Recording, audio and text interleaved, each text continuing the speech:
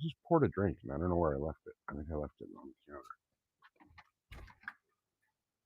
All right. Where'd I leave it? Right there. I knew I poured it, but I couldn't find it. I put it on the other counter. Dude, no. Don't even come near me with that ball.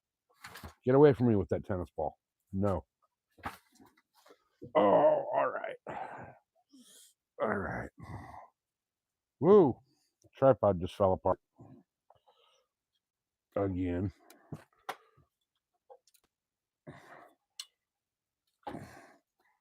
I can't believe this thing keeps falling apart. Hey, you got this notification? Awesome. Okay, good. No, because there's nowhere to put a safety pin. I got to drill all the way through and put something that'll actually be permanent. All right. Josie's here.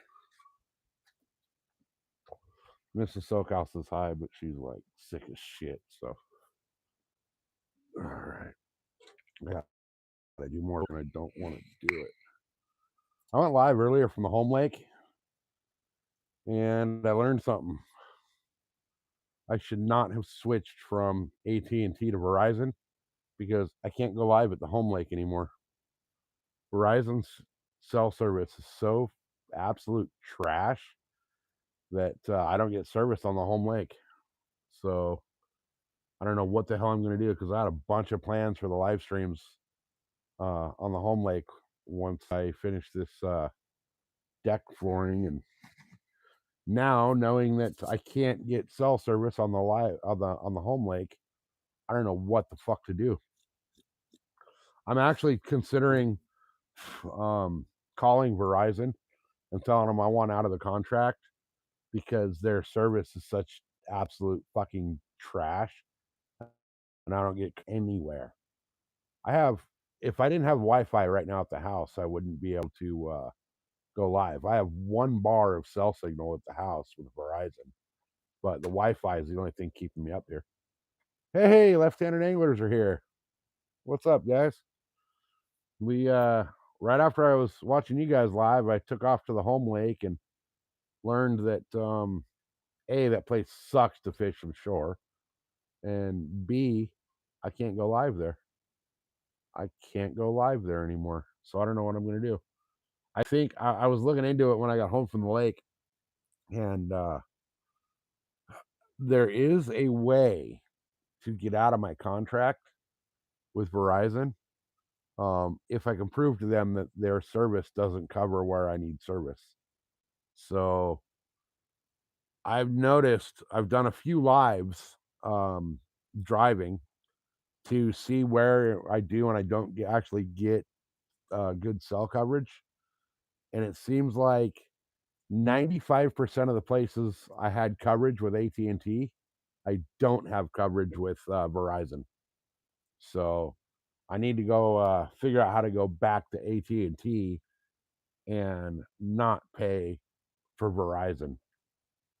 That or just get the Starlink, because a lot of places I want to go live, even AT&T won't work. So I really need Starlink is what I need. But that's $170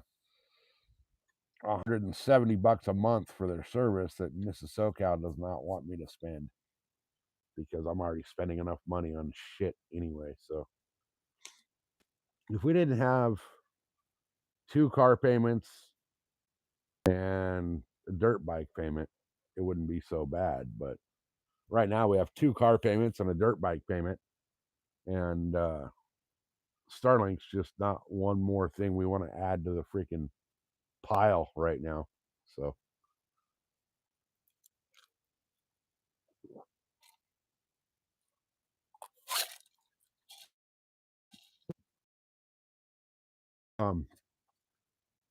I just switched from AT&T to Verizon less than a month ago.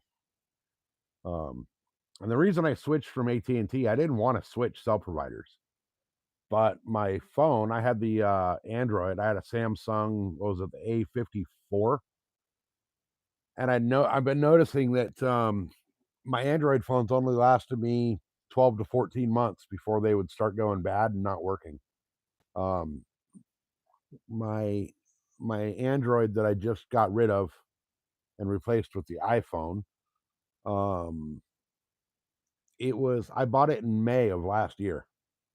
So I got a little over a year and a half out of it, and then all of a sudden it won't hold a charge. So, and the phone I had before that, same thing. Had it for a little over a year, and it quit holding a charge.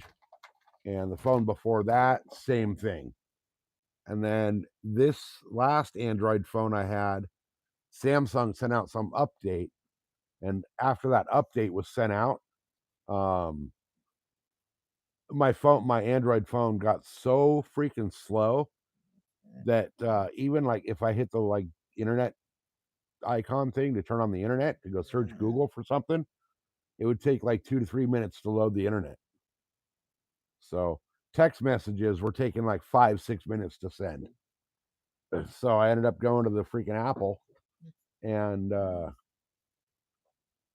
you know, the phone itself performs better, but the coverage is absolute dog shit. Absolute dog shit. So anyway, though, a left hand, I was telling you guys earlier, type the word tuna in my chat anytime you want, and it'll drop your link so that people that are here can find you that have never heard of you guys as well. So, I mean, right now there's only 4 people here, but usually there's a decent amount of people, and it helps build the channel up. People that have never heard of you or whatever, see, people that have never heard of you actually hear you that way, and they get a link to your channel.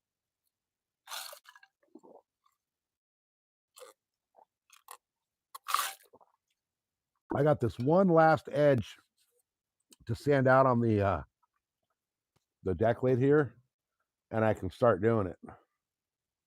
Hey, Trumpaholic, welcome in. We're about to sand out the last edge of the deck lid here, and then we're going to wrap it with some EVA foam and make this thing look good so that I can you already subbed, Josie? Awesome. Okay. Yeah, they were live this morning. Got some Macy got herself a nice little flathead that I saw. And then a few channels. They were up to like 5 channel cat, 2 flathead, 1 blue cat, and a couple of drum when I took off this morning for the lake. So they killed it this morning. All right, I'm gonna go shut the window in the bathroom real quick so that the grinder noise doesn't transfer through the house and blast Mrs. SoCal's head, because she's had a migraine for like 3 or 4 days. So I'm gonna go shut that window real quick and take like 10 seconds, 20 seconds. I'm gonna come out here and we're gonna finish this thing up. We're gonna get this thing wrapped up tonight. I want it on the boat so I can go fish. Unfortunately, I can't fish on the live at the home lake, but I have a plan. Well, if I close this door to the bathroom, to the hallway bath, then it does, blocks out that noise because that window is open in the bathroom. So that's why it was rattling your brain yesterday. So anyway, I got a plan. I want to go. I hate it. I hate the plan, but I'm going to go down to one of the lakes in the city, and it's Lake Murray, which I'll tell anybody and everybody that lake because it's one of the city lakes, and everybody knows about it. But I'm going to go to Lake Murray, our Lake Murray, and go fish that lake with nothing but crappy man jigs. So I'll probably end up doing that next week on the live. So now that I know I can't fish my home lake on live, which really sucks. All right, are we charging? Oh no, because the thing's not on. Gotta have power to the power strip to. There we go. All right. Drew, what's happening? Who else is here? Yeah, the city. I gotta go to the city. That's gonna suck. I hate going to the city. All right, give me 1 second, guys. I'll be right back. Move, dog, move. God, I'm so sick of fucking running over you every time I.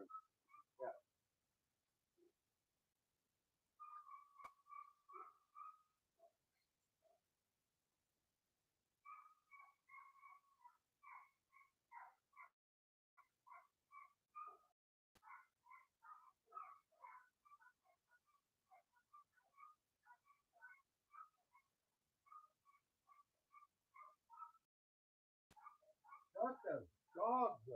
Jesus fucking Christ, man.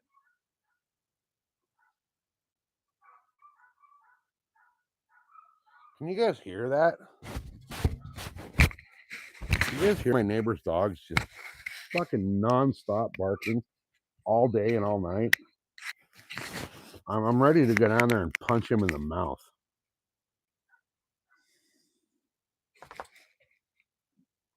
So I learned something today, guys. Other than I don't get service at my home lake anymore.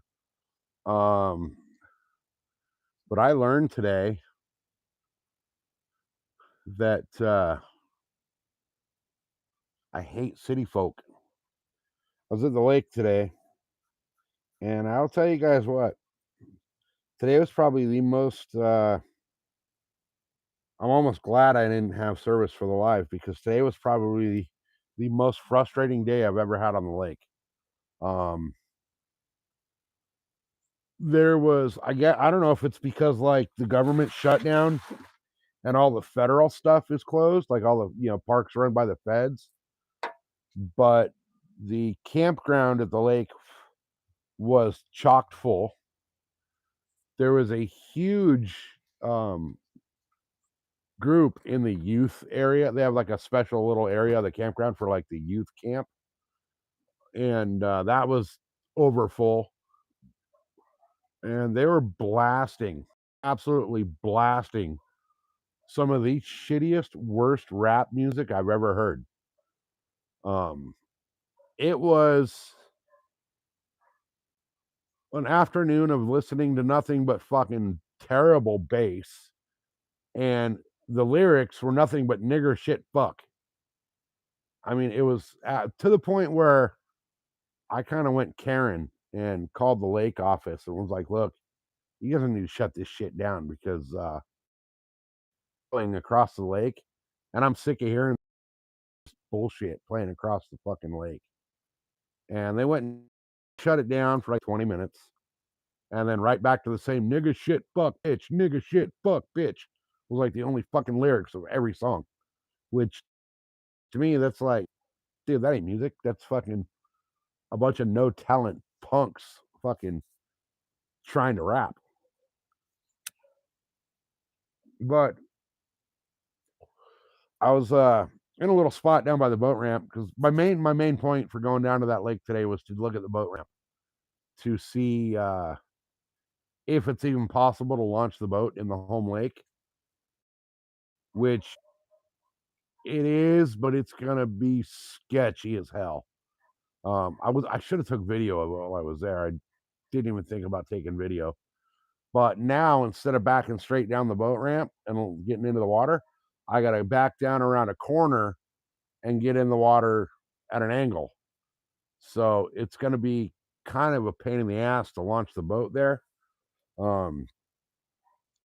I think if they were to redo there's enough space there that they could grade out some of the roadway. Hey, what's the space? Welcome in. I think if they were to kind of grade the sides of the roadway out a little bit, it'd do two things. A, it'd open up some boat trailer park, and B, it'd give you a nice clean shot to the boat ramp, where they could actually leave the boat ramp as is, even when the water comes up higher, and it'd be way better off than the way the ramp was. You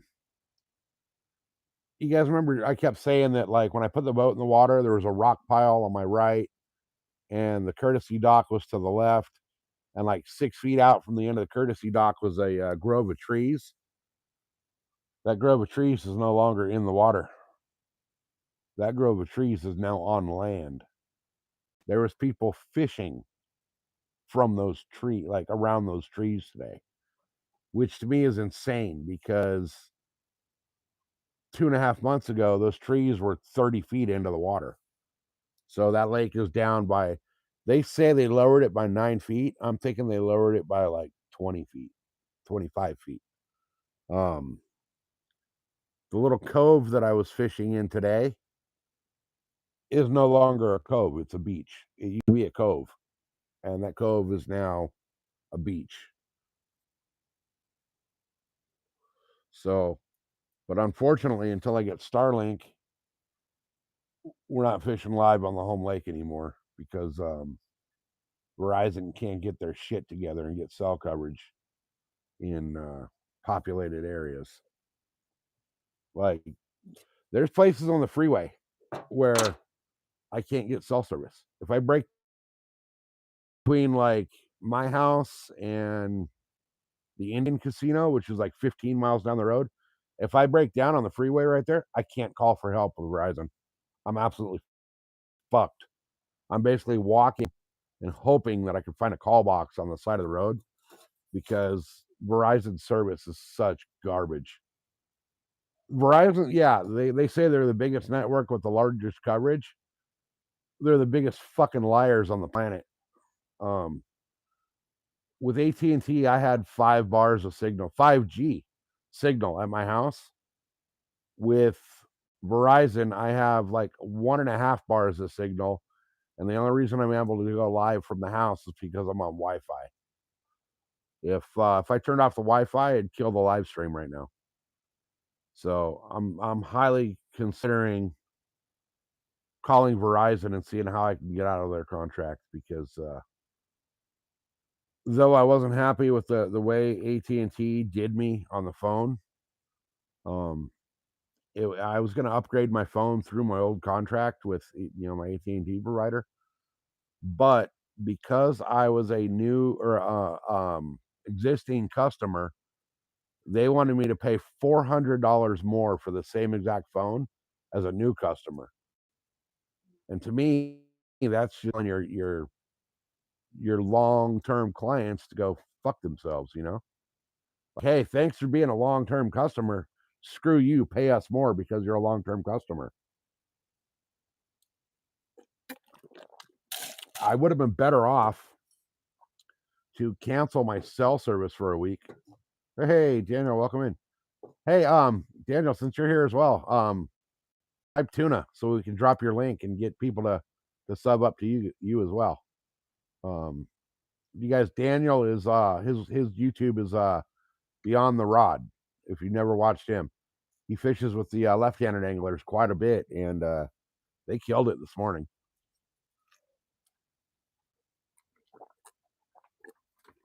So, all right, let me go refill my drink real quick, you guys.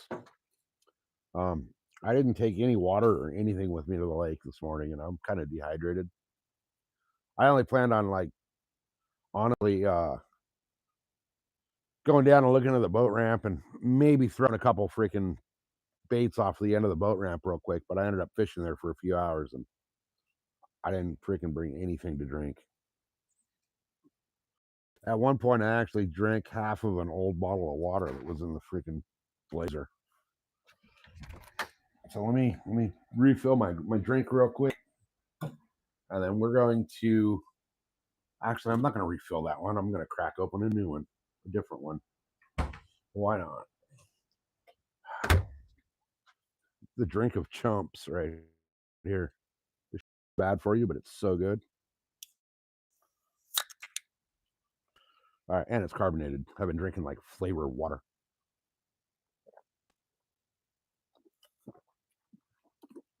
We get these little like no sugar Freaking, I I don't even call them juice mixes, but they're like you know, water flavoring stuff, like a new school Kool-Aid type stuff.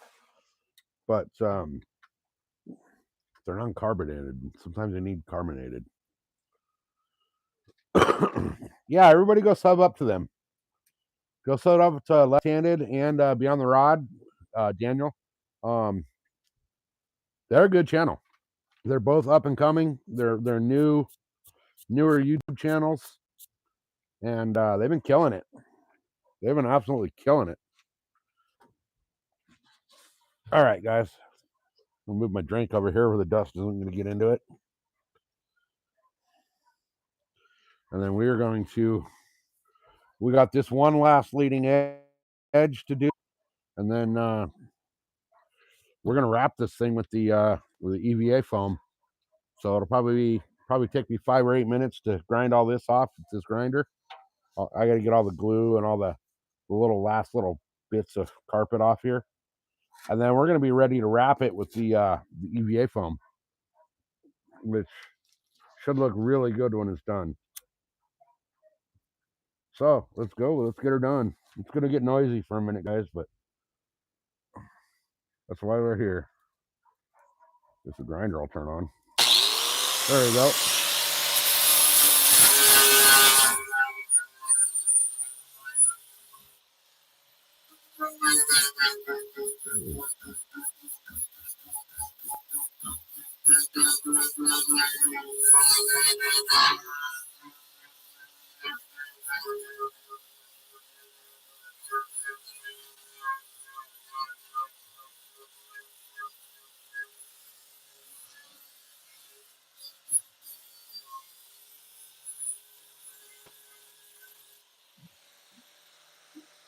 Oh.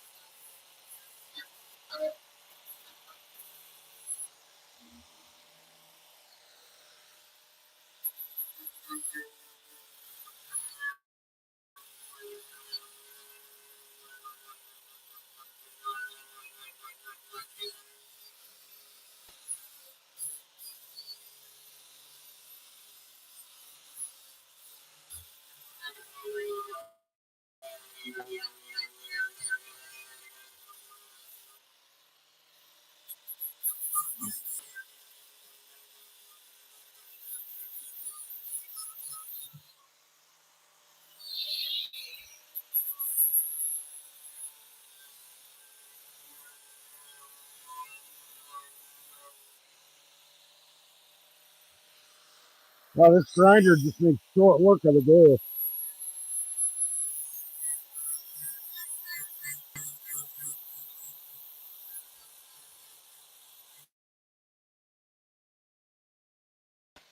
And my shoulder.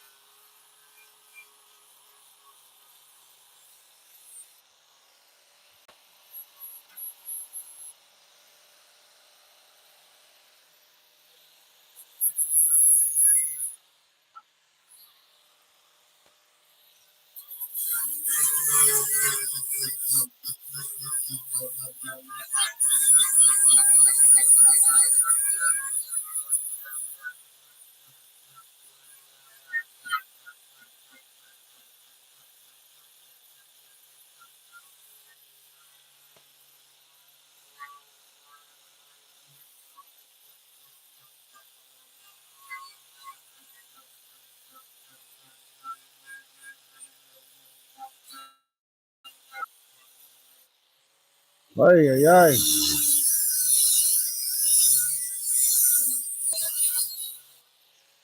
Almost done. Well, close.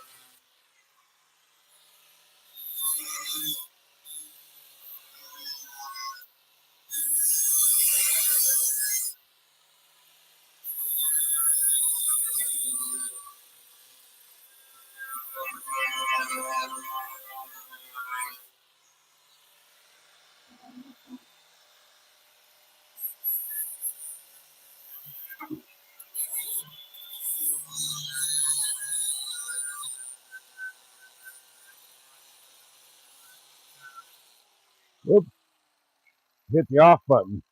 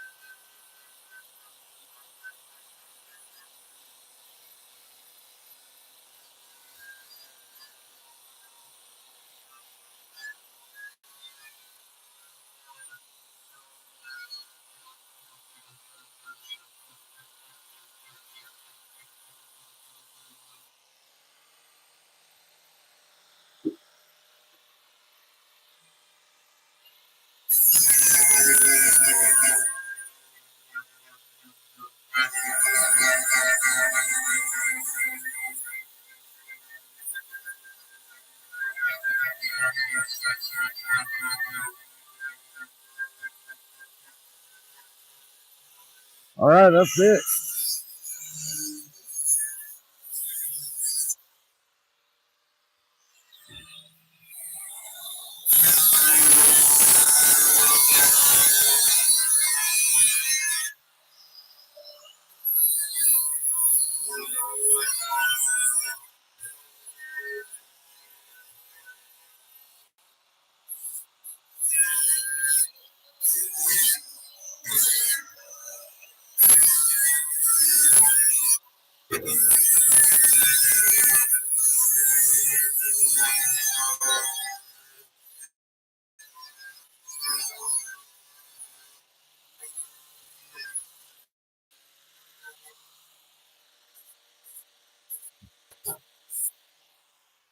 Okay, that's it. That whole thing's sanded out.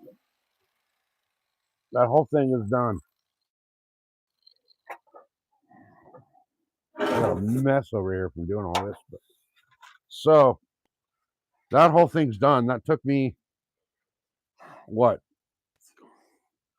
30 minutes total, like the whole project of sanding that. Whereas the other deck lids took me a day and a half when I tried to do it with the palm sander.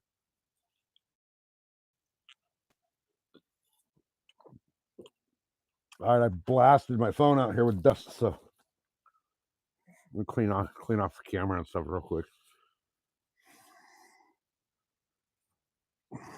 Okay. All right. Wait, what are you talking about? Somebody. Yeah, they landed. I saw them get 10. Was it 10 that I saw? I don't know. They got a couple channel cats, and then after Macy got that flathead, they got a couple channel cats, and I went to the lake after that.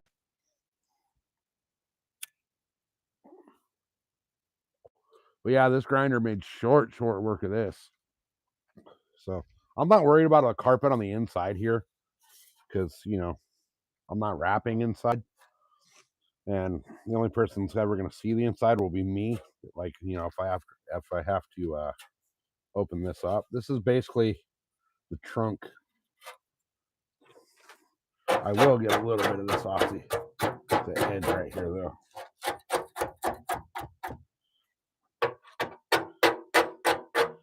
Just because. But yeah, this is basically the trunk. So this is where my batteries and all my equipment, basically. My batteries, my bilge pumps, all that are housed underneath this thing. So let me move this out of the way here real quick. And then actually I'm gonna take it over here because I gotta wash it, get all the dust off. So take it over here, throw it in what's left of the grass real quick. And then I need to clean off all this crap right here on the table. So that I can get this thing done. I got all the carpet and everything on the table still from when I scraped it all off. But got a trash bag right here on the corner, so I can just basically scoop all this into the bag and be done with it. Then I got to sweep off the table, get all the dust out of here. All right. Oh man, I'm a mess already. Yeah, look at my table, how just nasty and dirty my patio table got from doing this. It just like absolutely ruined it. The camera doesn't show much, but it's gnarly. Hey, Seth, welcome in. How you been, man? We're working on the boat deck. I got all the carpet and all that taken off. I mean, look at that. Look at how dirty my my ratchet is from being on there.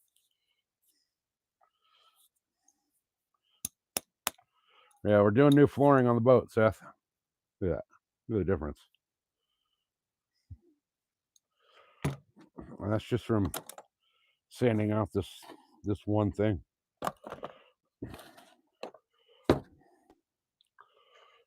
All right. I think pretty much this whole end is good because I'm not going to be doing anything over there. I need to get the dust off so that I can. What you doing, babe? Getting what? Butter. All right, you're sick and you're eating butter. Oh, okay. Okay. I think I just used the last of the butter that was in the house.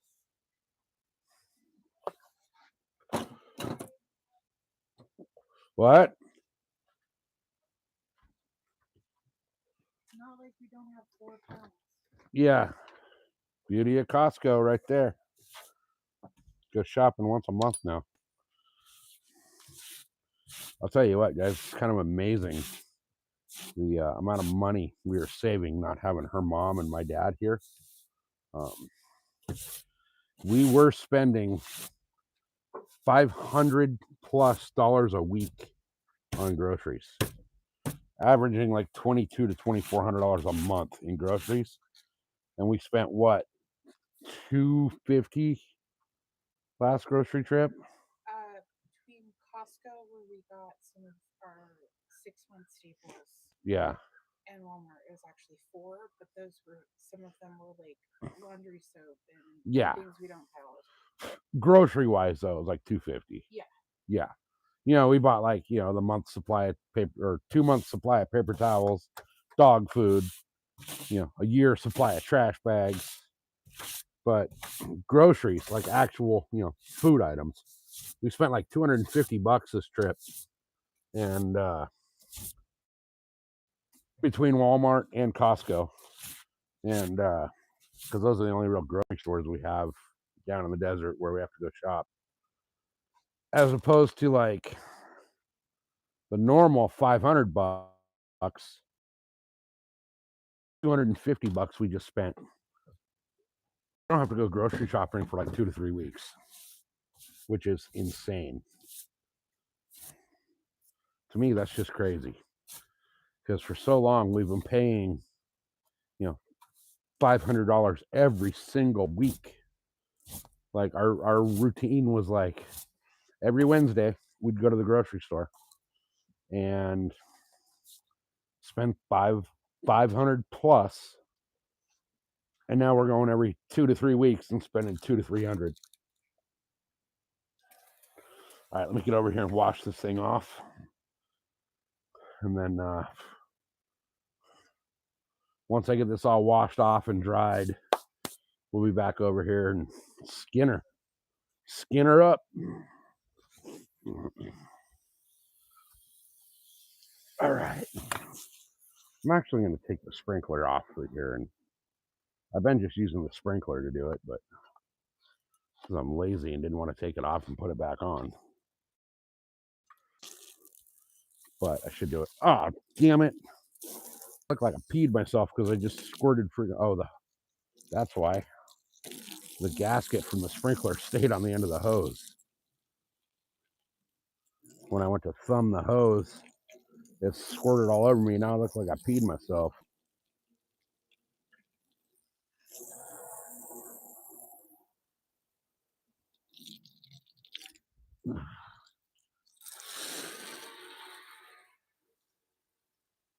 It's amazing how much this dust sticks to the metal.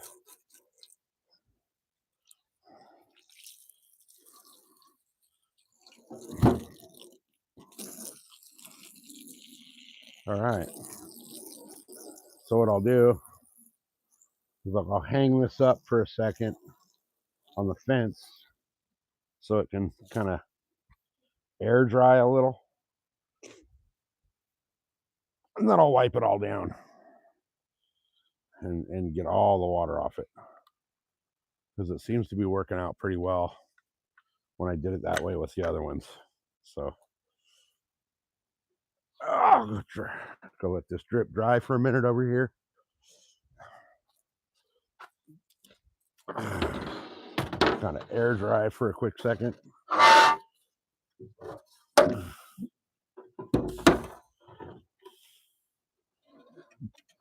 Come on, deer cart, dude. Block this thing. There we go. All right. So all the water off that real quick. And then I'll be able to dry it, lay her down, and go to town on the EVA foam. I don't know if it's pronounced EVA or EVA or how it's supposed to be pronounced, but I don't know. I just call it EVA because I don't know. That's the way it's spelled. So anyway, all right. Let me catch up with chat.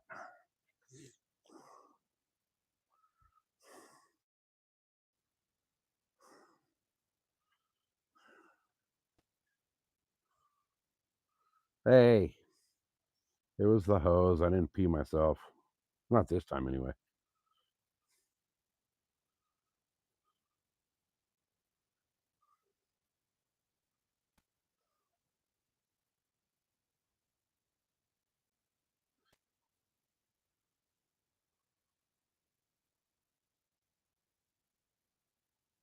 Who's going for the record striper? Wait, let me get caught up here, guys. Let me see. All right, the fish count.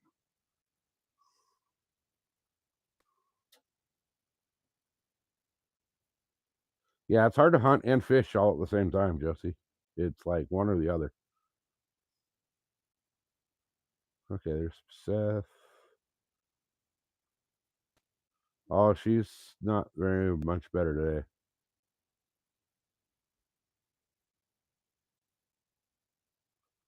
Snagging some Asian carp. That sounds fun, actually. Those things are like gnarly anyway. Yeah, I know. It looks like I'm a freaking sniffing the stuff.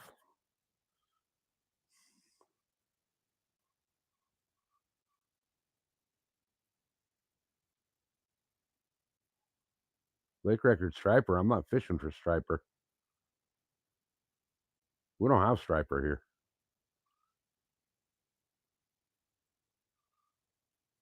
Yeah, carp are one of the hardest freshwater fighting fish there are. Yeah, if I catch a record striper, well, if I catch a striper in San Diego, it's going to be not only a lake record, but a freaking world anomaly because we don't have them here. Hope Dad doesn't come get the boat while I'm sleeping. He can't. He drives a Prius.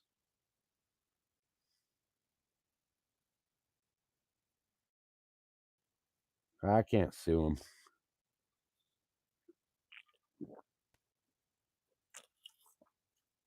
All right.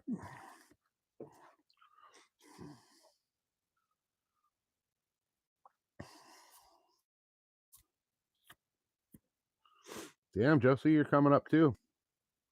Oh yeah, you guys, you can type .stats and period stats, no space, and it'll drop the channel stats for you as well. All right, there's okay, then we're caught up. Hey, Dorothy's here. Welcome in, Dorothy.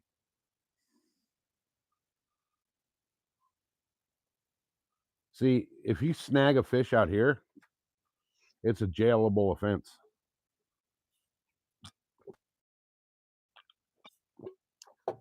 They're trying to make fishing illegal out here with the pricing they're doing with the licenses.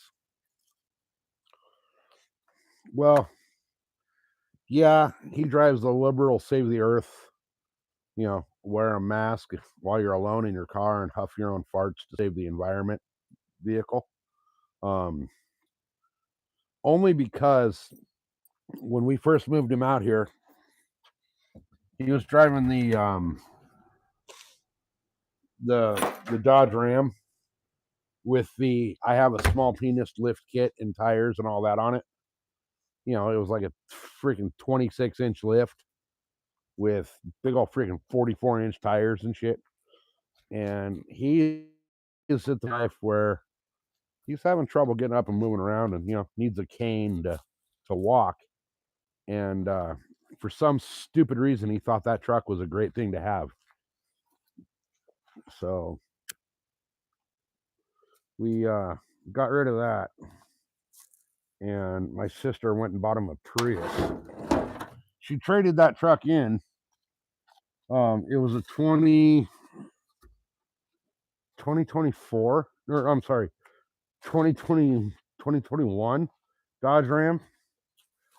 And my sister made him trade her in for a Prius. And he got fucked because he had paid cash for the truck, so it was paid off. But they did the trade in for that, and you know, traded it in for the Prius, and he's still paying like $300 a month for the Prius, which is to me absolutely ridiculous. He should have that should have been a straight up trade, and they should have been giving him some money. But the financial genius my dad and my sister are made, you know, such a great deal. All right, it's getting dark, so let me turn on the lights. And then I'm gonna dry this thing off and get the wrapping going.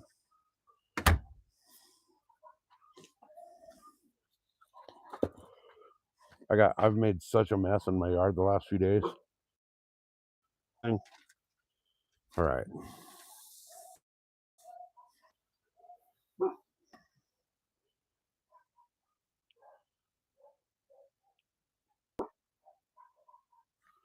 Going for bass.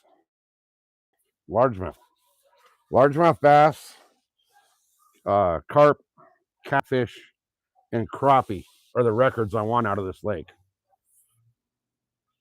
The bass is the one I want the most, and that currently stands at 19.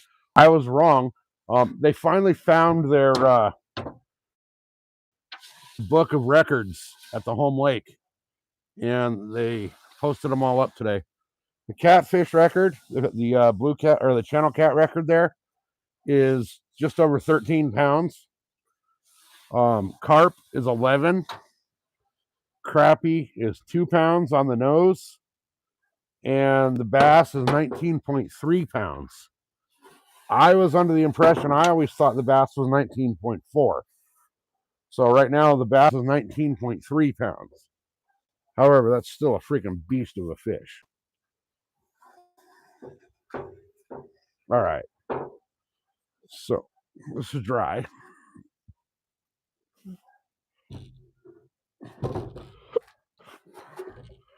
That and fake words. Let me grab a couple sheets of foam here and see how many this is going to take. I think 3.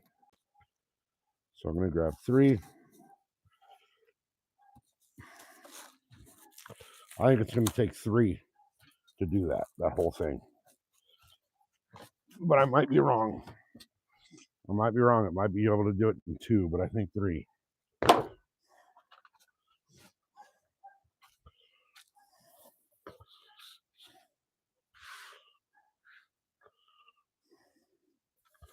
And it's going to be like 2.5.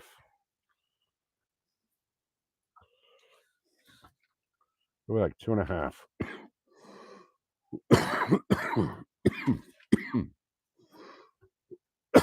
Now, what I got to figure out is these aren't wide enough to do a full wrap, like edge to edge, like I wanted to do. What I wanted to do originally was I wanted to wrap the full face right here on front all the way around and do the same thing on the back. But turns out these are just a little bit too small to do it the way I wanted to do it. So what I might have to do here, wrap the front all the way around and just do a little bit of a overage on the back. So I think I stand it up on end to start. You know what I'm going to do, guys? I'm going to go, give me 1 second. I'm going to go in the garage and grab some clamps and see if I can, oh, well, maybe not. Shit, that might not work. Might not work to clamp it.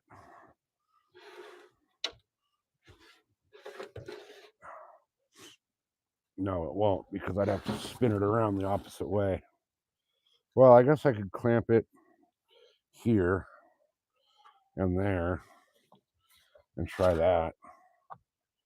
But I was kind of hoping you guys would be able to see what I'm doing. So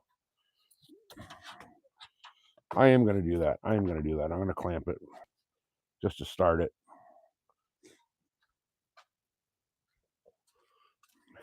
So let me find my clamps. And I guess what I could do is, don't tell me he took those 2.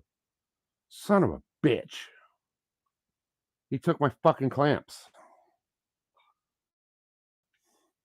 God damn it, old man. You've got to be shitting me. He took my fucking C-clamps. Well, shit, damn it. Son of a bitch.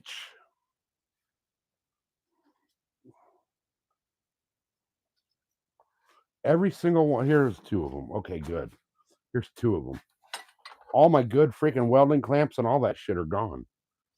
That son of a bitch.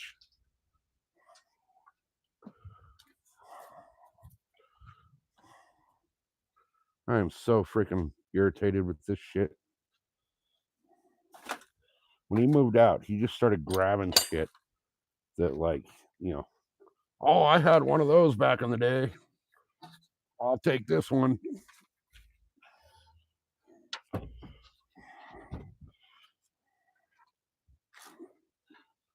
The guy can't even use tools anymore. Yeah, he's taking tools that aren't his.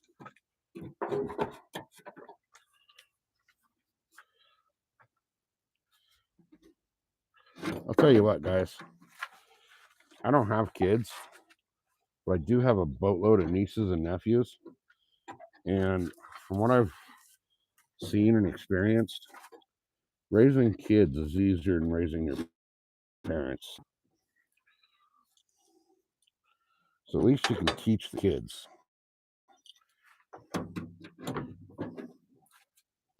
Parents, you can't tell them nothing.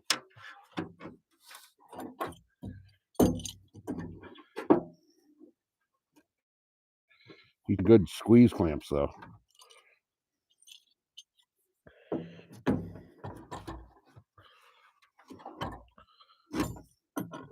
Now I'm having trouble holding this up while I clamp it. Here we go.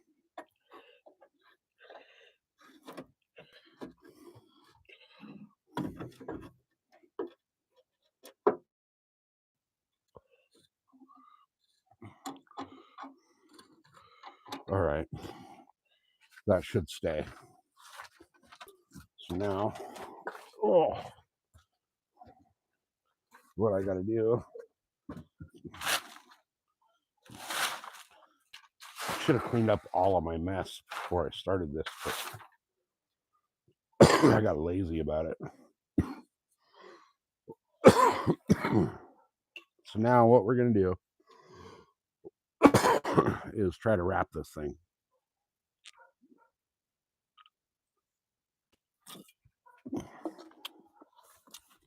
And this is going to go this way. So I need to come over here. It'll fold like that.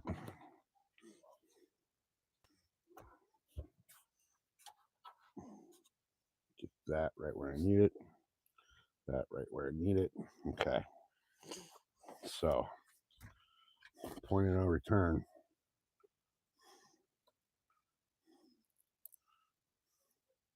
Hopefully the sticky will peel off in one. Nope. Gosh darn it. I was hoping it would peel off in one sheet so that I could do a little bit.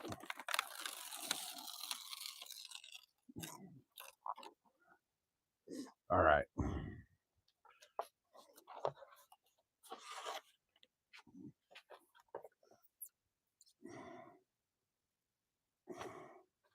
All right, let's make it or break it now. Because this is like my one chance. Okay.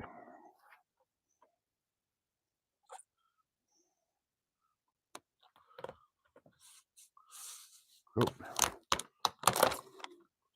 I was off.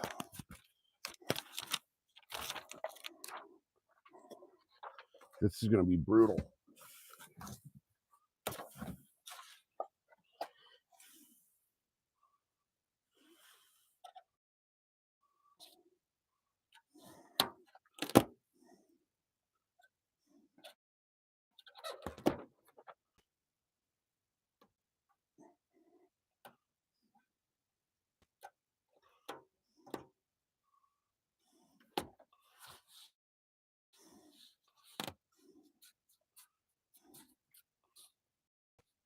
Oh, I didn't go far enough, did I?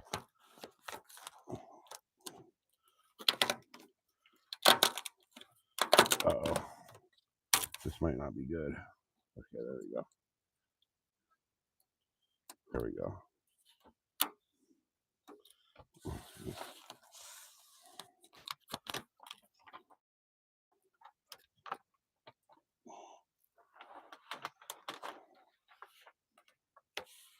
This rounded edge is going to be weird.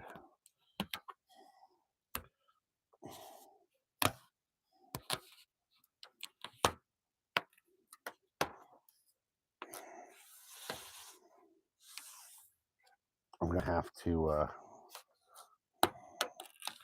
oh no, how's this gonna work out?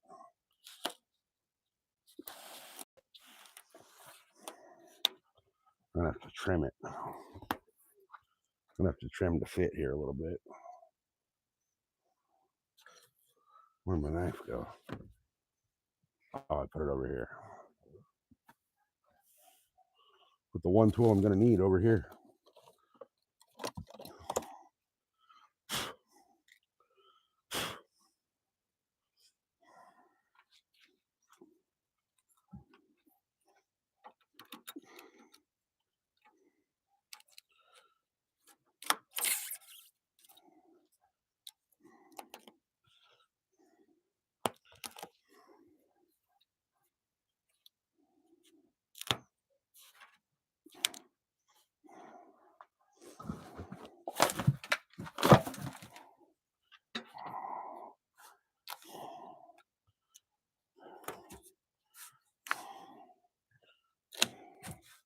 Okay.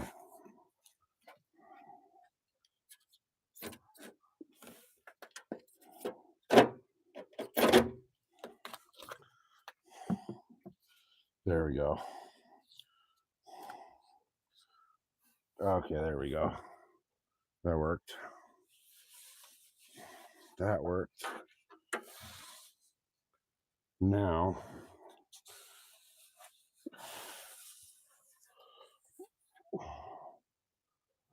okay. How's that look up there? That does not look bad up there. So now I can unclamp it.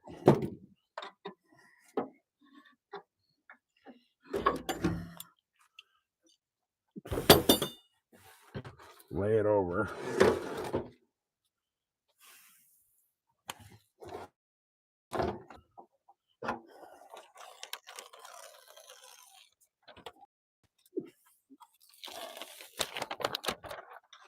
Peel the rest of the sticky back off.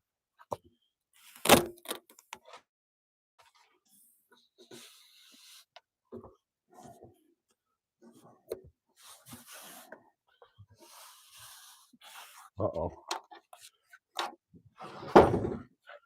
I knew this end piece was going to be a kind of a pain in the butt with the corner.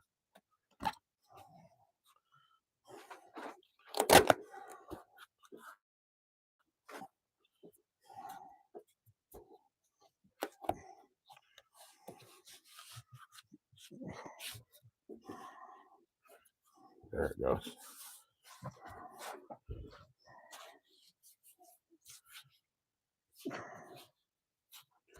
Okay.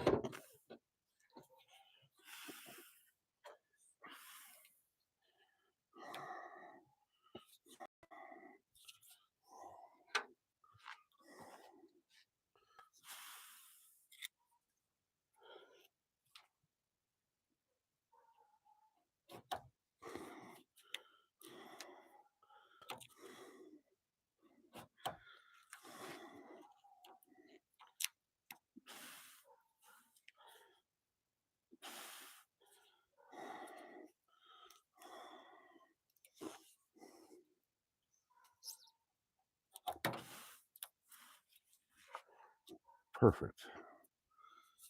All right.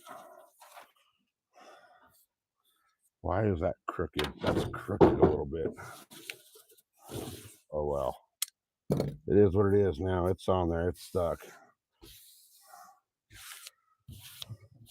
So now this next piece won't be so bad. This next piece will fit up. This pattern's not going to match up.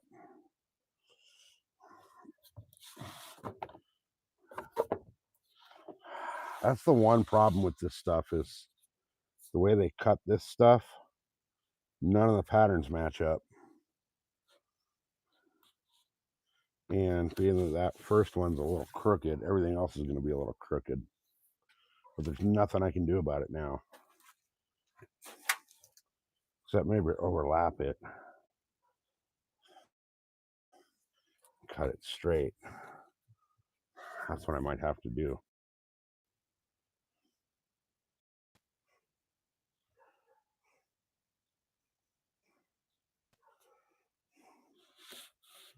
See, that one's a little crooked. So it's going to get worse as it goes.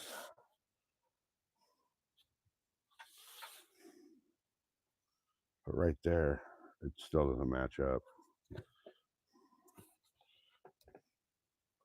So what I'll do, we'll just overlap. I'll overlap a little bit and I'll have to cut it. Cut both straight, which is going to be kind of brutal.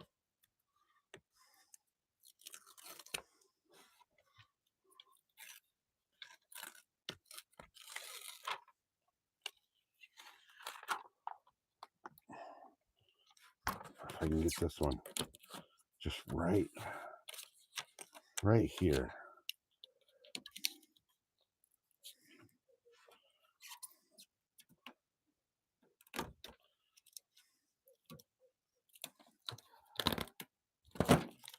Oh, this stupid backing.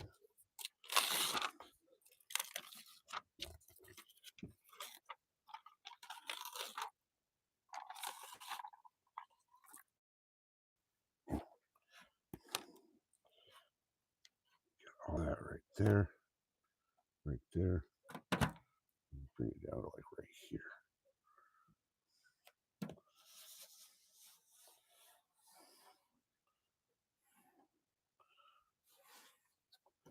Okay. Then what I can do is I can wrap it.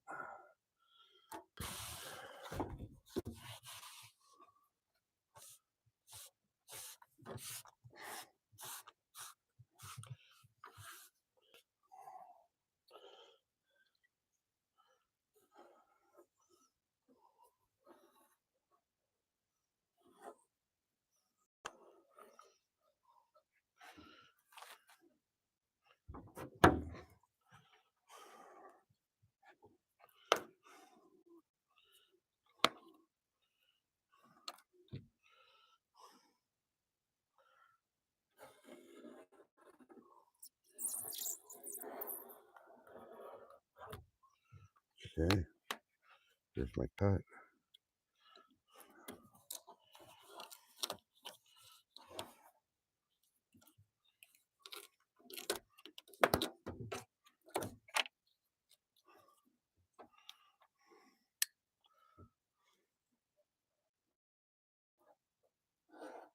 Ooh.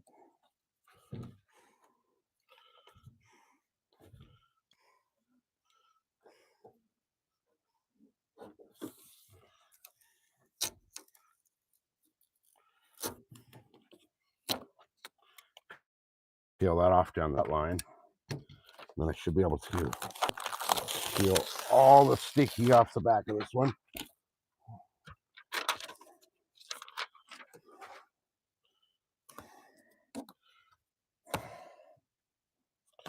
Uh-oh, this might look like shit. Nope, there we go.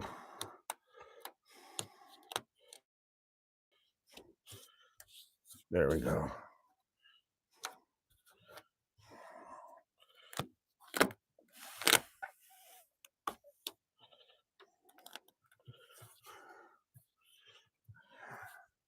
You're gonna see that seam, but you would have saw it anyway.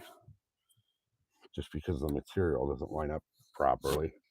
Because whoever cut these sheets cut them so that nothing lines up.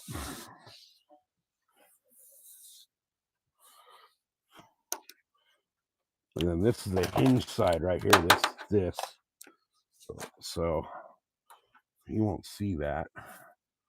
So I'm not worried about that one being a little short.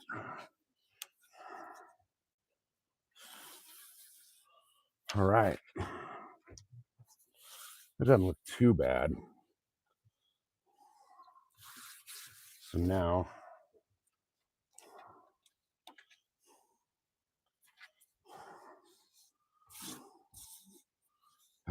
that'll work.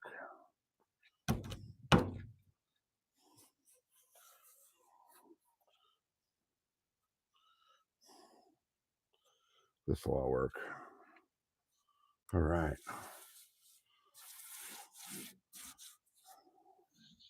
All right, looking all right so far, except for right here where the seam is, which you're going to see that anyway, because no matter which, if I would have had to cut that seam or not, you're going to see that because the patterns don't line up sheet to sheet.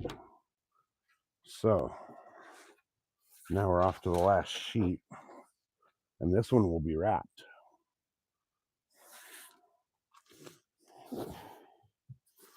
So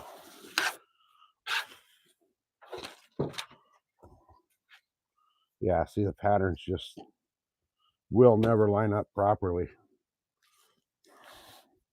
So you're always going to see it.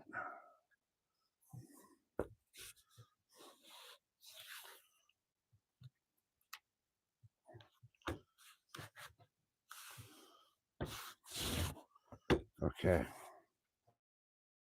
All right. There goes nothing, guys.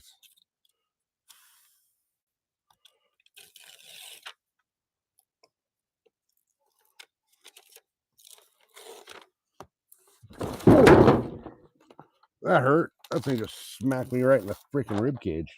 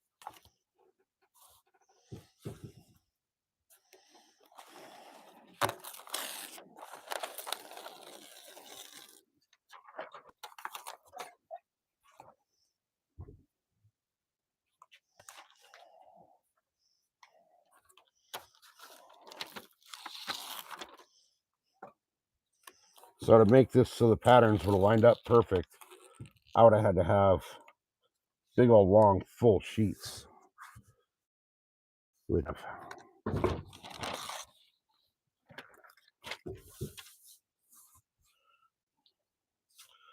But it is what it is. I'll make it work. I'll make do with what I got. I got all this material for free anyway, so. Okay.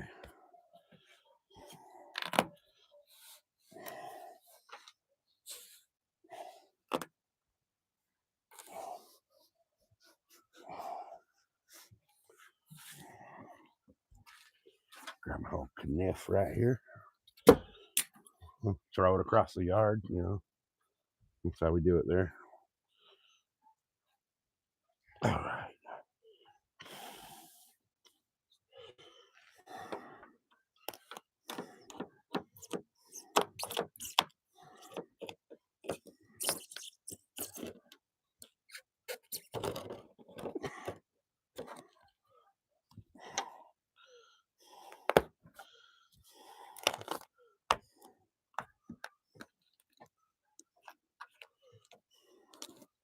All right. It's actually kind of going easier than I thought it was gonna.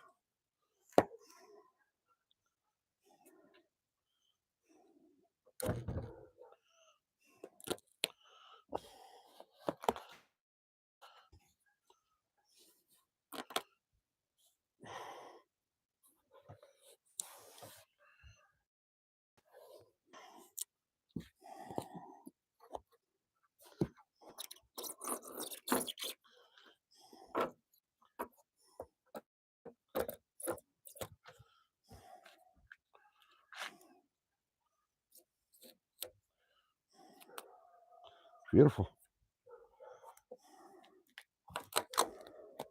There it is. A little trimming over here.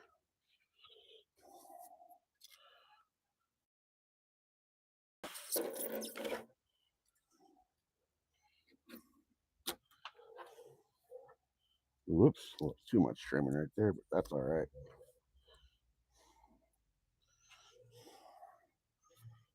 Heck yeah. That was not as bad as I was expecting. I really expected these corners to be a lot worse to wrap, but they went pretty good. So there she goes.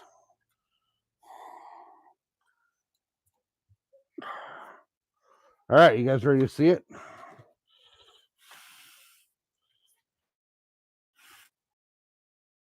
I'm ready to flip her over and see what the top looks like, because that's the only part that matters. The edges are. That doesn't look half bad. That one seam looks like crap, but that's my fault. I do have a couple more pieces of this color, so I could always go back and take this one end off and do it again, but I don't think I'm gonna. I think I'm gonna leave it, because the only people that are ever gonna really notice it are gonna be me. And yeah, well, I would like it to look professional, like I had it freaking done by an upholstery shop or whatever. You know, this is my first time ever doing this with this material, so all right, here she goes, guys. How's that look, you guys? Except for this one seam right here, you can completely see because of the double diamonds in the pattern. But if it wasn't for that, you wouldn't even see the seam. The one on the other end doesn't even really look too bad. I can see it in camera because I know where it's at. Right? It's right here. Right here's the seam. But if it wasn't for the material not lying, no matter which way you put it, you wouldn't see any of these seams. So I had the big long rolls of it. I could have just wrapped one piece all the way across, no seams. But I got this material for free. So what do I got to do? A few hours labor, a few hours of my time to get the deck and the flooring done. I think it works. Right, Dorothy? It looks good to me too. That's all I'm. Hey, Drama, welcome in. That's all I'm worried about is it looks good to me. So I can see my eye goes straight to the seams, but it's because I know where they were. If I were just to walk up and look at this, yeah, this one seam right here looks a little weird, but it's just because of the way the pattern laid out. I probably could have cut one of these sheets to like make the pattern perfect, but you know what? It's an old boat. I'm not worried about it. I'm not out there for a fashion show. I'm out there to fish. I'm function over fashion. So that's that one. That is that one. Oh, my drink's empty. Let me go in the house and grab my drink, you guys, my other drink. So we're just going to sit out and hang out for a minute. I'm going to put my other drink right here. Oh, I never refilled my other drink. Come on, water. Oh, yeah. Big old glass of nice cold water. Nothing beats it. Nothing beats it. All right. So now that I created a total catastrophe of a mess in my yard, she done and she's going to work.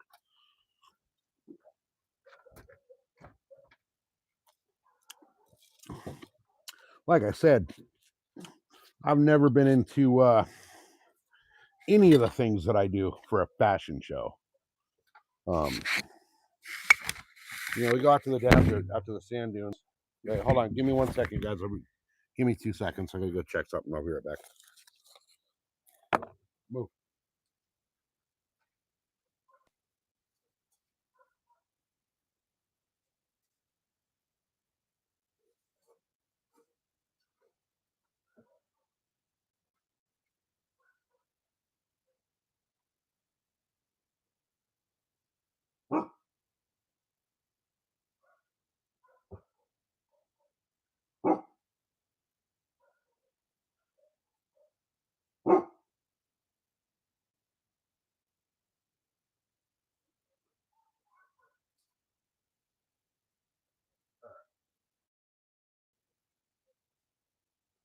All right, all right, all right. So what I was saying was,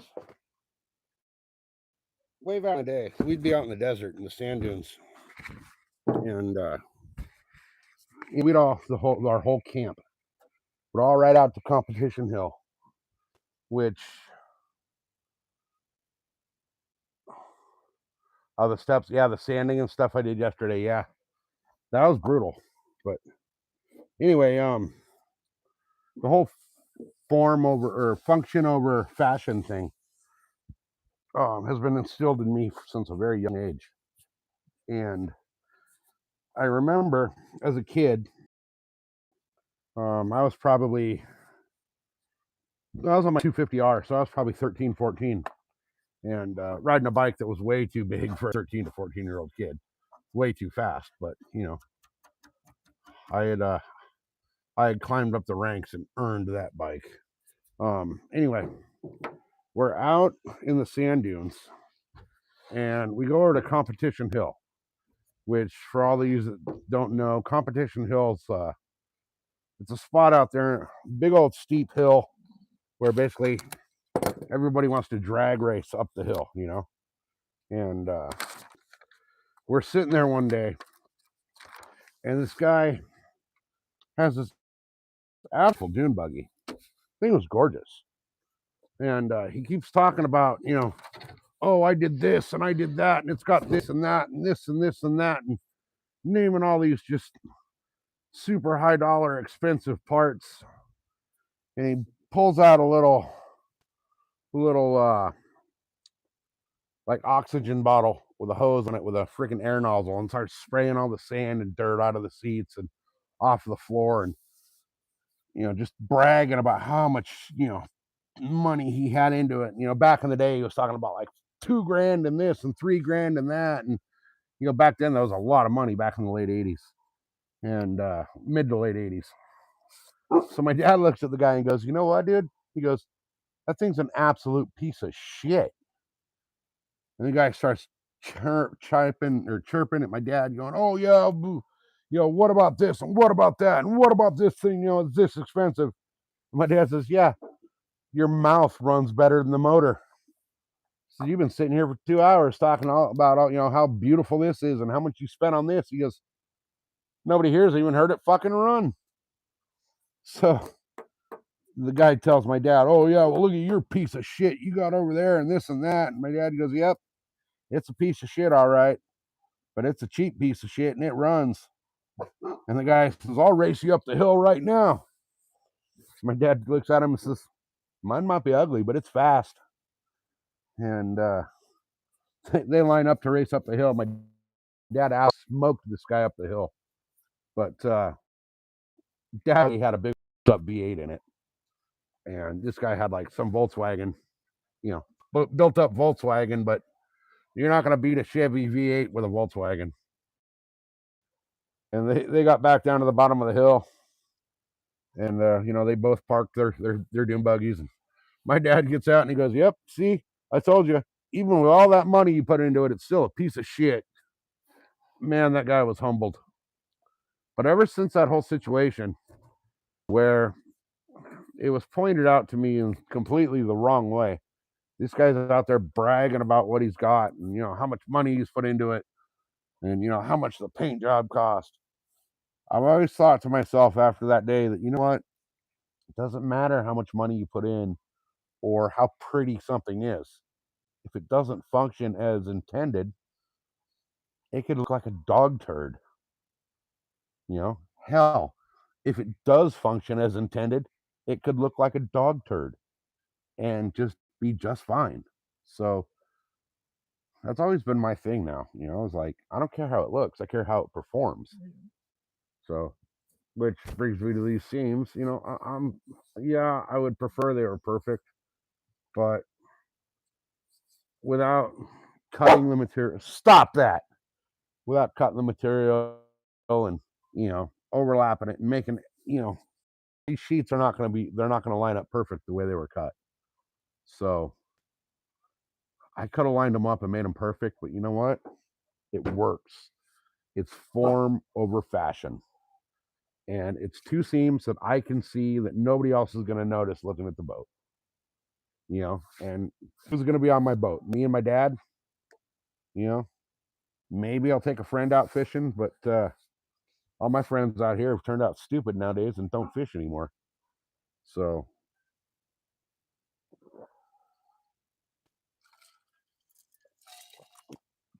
I'll be the one out there looking at it and dealing with it. Anyway, we got what? We're 82 minutes in. We got 17 thumbs up, 3 people still hanging out. Appreciate you guys. Definitely appreciate Dorothy for becoming a member of the channel. That's freaking awesome, Dorothy. Thank you. Pretty soon, I was planning on doing a bunch of members only lives starting next week at the home lake on the boat, but Verizon threw a big old wrench into that. Hey, hook 'em, welcome in. So I don't get cell service on the freaking home lake now. So I don't know what the heck I'm gonna do there. I guess we're waiting on Starlink. Guess we're gonna have to wait on some home lake. I am for sure 110 million% going to go down next week. I'm gonna yank the boat all the way down to the Flatlander City, folks, and we're gonna put her in the water at my Lake Murray, and we're gonna fish nothing but crappie man jigs. You guys have probably heard me in Crappie Man's lives a few times joking with him that I need to come out there and fish the real Lake Murray with him because our Lake Murray sucks. So I will go fish our Lake Murray with Crappie Man. I'll do that on the live. There's some big bass in our Lake Murray. There, don't get me wrong. There's some big bass on our Lake Murray. It's just one of those lakes that's very heavily fished. No, it's not a flat bottom. It's a V hole. It's the Stratus 282. It's a older bass boat, 96. The manufacturer is actually out of business now. But hey, fishy, welcome in. But we got the trunk lid done. So that whole trunk lid is done now. And I got basically 4 more to do in this material. And then that's it, except for the like the inside of the boat, like the cabin area, But I got all the material for it for free, so I can't complain too much. The material's a little bit janky, but it is what it is. It's function over fashion. So we'll I don't even think I'm gonna pop the hole right here in this one for the handle, for like the latch handle, because I don't need it. I don't need to have this, latch handle on there. This is for the trunk, basically. So, and I can just, I can just grab it and lift it. It's not a big deal. I don't need an actual handle in there. So that gives me basically one extra deck lid handle for one of the ones that's already broken. So, because I can't find the lid handles anymore that fit this boat. They're an oddball size and shape. So, hey, Sebastian's here too. Welcome in.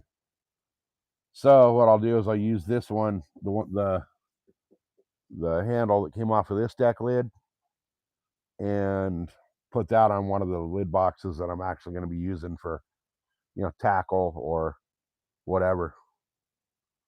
What motor am I running? I have the old Johnson 130 on it, 2-stroke. So that's the motor that's on there, is a 2-stroke Johnson 130 horse. I'd like to upgrade to 4-stroke, but here's the thing. If I'm going to upgrade and pay the money to do a freaking power swap, it's easier to just buy a freaking new boat that's got a 4-stroke on it. I can get a used bass boat for the same price I can get a freaking new motor on this thing. Hell, the was it the Yamaha? The Yamaha 150, I think it is. It was like 25 grand. I can go buy a freaking boat for that price that's already got one on it. And if I'm going to do a power swap on a boat, I'm going to do a boat that's going to be able to go in the saltwater. This thing's just a bass boat. I can't go out and tuna fish on this, which that's where my passion is tuna. So, yeah, the lakes are fun and they're nice and they're great. And, I can hook this boat up to the back of the truck and we can go travel into Lake Havasu or Lake Mojave or Lake Mead or, Powell or any of the other lakes, air all the way up and down, Clear Lake and Castaic and all those in California and fish all those lakes, which are all, trophy bass lakes. But I want a boat that I can go out and catch tuna. And this thing's just not going to do it. It's not big enough. The V-hole's not deep enough. So I'd be a total complete idiot to take this thing out in the ocean.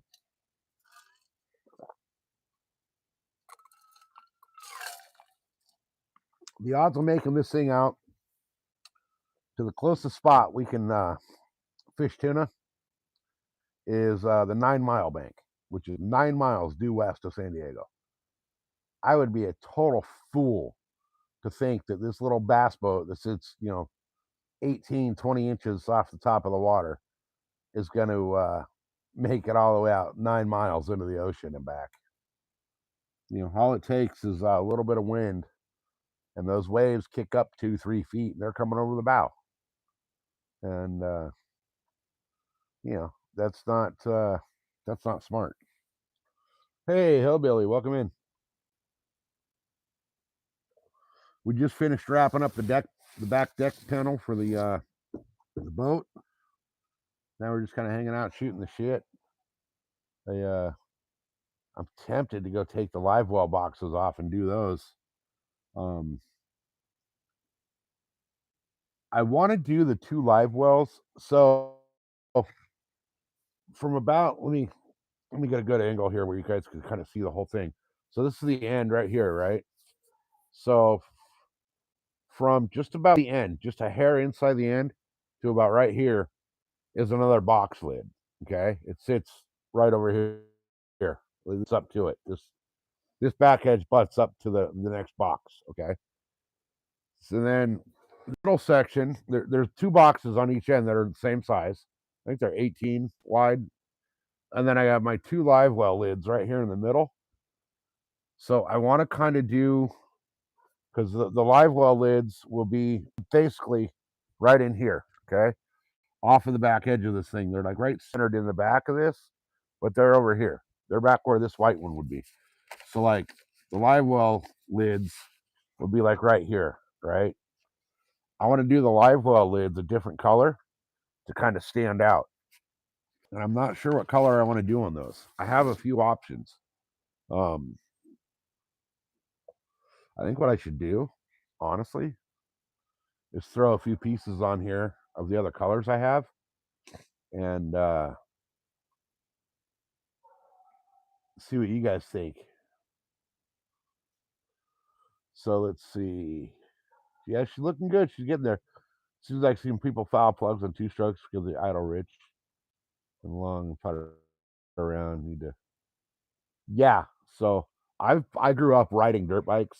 I've been riding dirt bikes since before I could have memories, and I grew up on two strokes. You gotta get on them once in a while, and you gotta have your oil mixture right, or you're gonna eat plugs like crazy.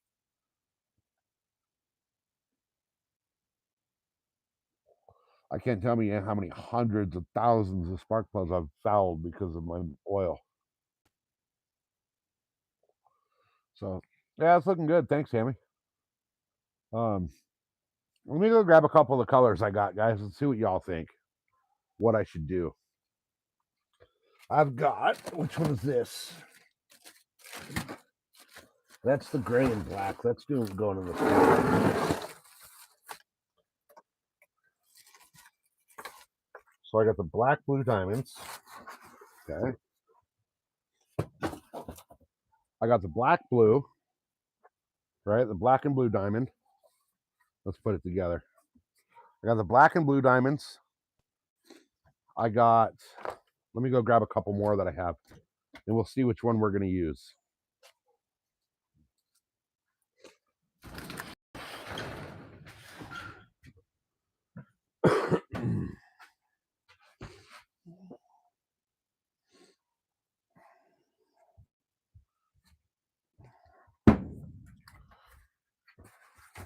Actually,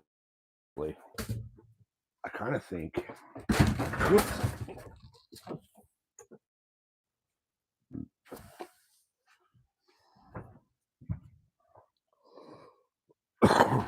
I also want to put, does that matter? More black blue diamond? Yeah, that's more black blue diamond. So I'm leaning towards a, whoa, ouch. I'm leaning towards a blue. Hey, perfect timing because you got a good eye too. I'm leaning towards a blue for the deck boxes, you know, because they're gonna stand out. But the boat's blue as well, so if the blue will tie into the whole theme. Now, the steps that go from the cabin up to the back are super dirty, but those are gonna look like this. So we're gonna have the diamond pattern with the black and gray and white camo. So the steps are gonna absolutely stand out. You're gonna I have another deck box that runs down the middle between the two seats in the boat. That has all my basically, you know, Coast Guard required life-saving equipment in there. Life jackets, throwable flotation device, flat. All the PFDs, all the life safety gear is going in that box, that big long one between the seats. So I'm kind of thinking that box as well, I'm going to use this other pattern that I have to make that one stand out as well. So that'll be this. It's same camo color, but instead of the little diamond pattern, it's, you know, got little like straight rows down it. But that's enough to fill that, you know, that one box. So that would basically tie in like this. So that whole section would be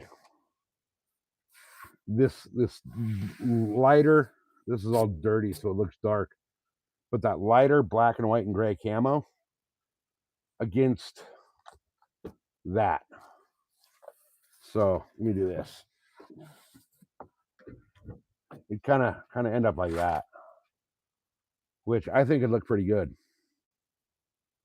So what do you, Mrs. SoCal, what do you think?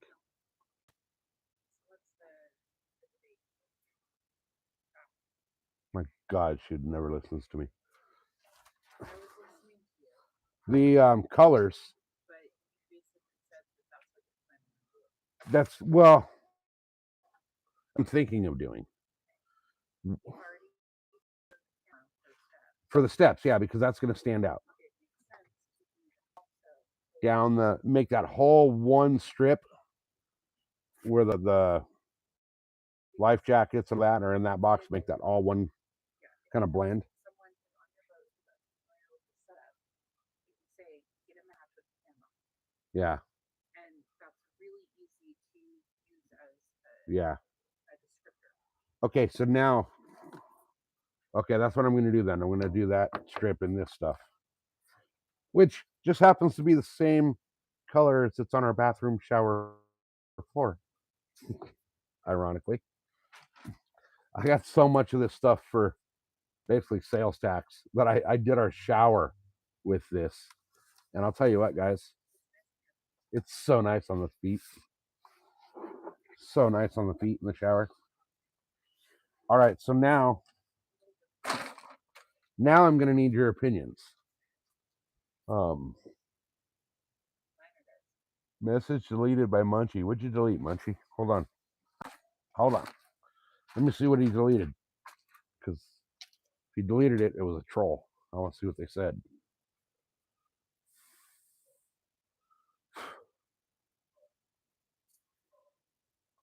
Munchie, why'd you delete that, dude? There was no reason to delete Hillbilly's comment, dude. Why'd you delete that?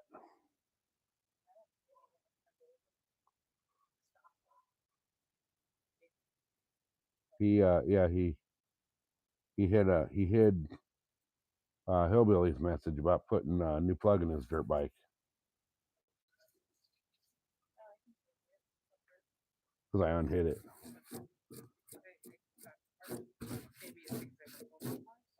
Yeah, you're managing mod, so you can see all of that.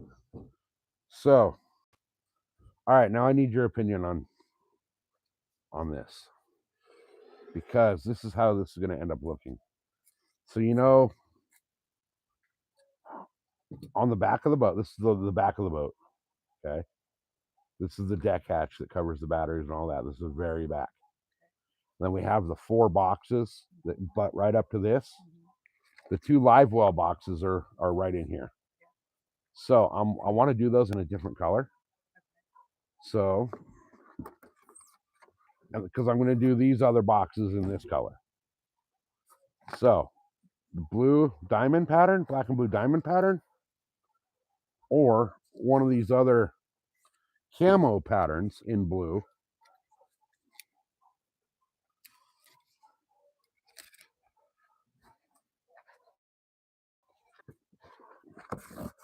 We have that. Okay.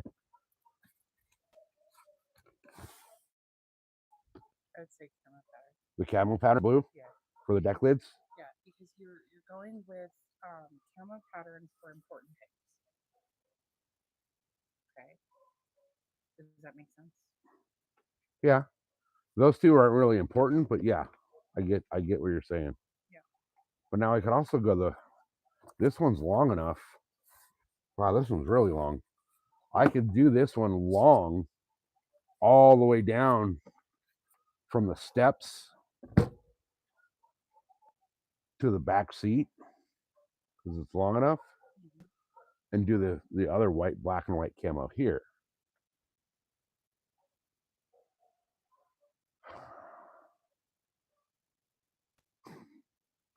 You're losing me, Smalls.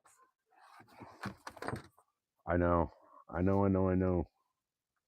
Or there's just the regular straight blue. This is just the blue diamonds. I don't think I like the blue diamonds as well.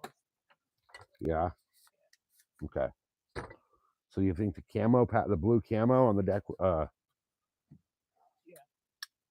on the boxes? Yeah. Okay. And then the black and gray and white camo all the way down the center of the boat?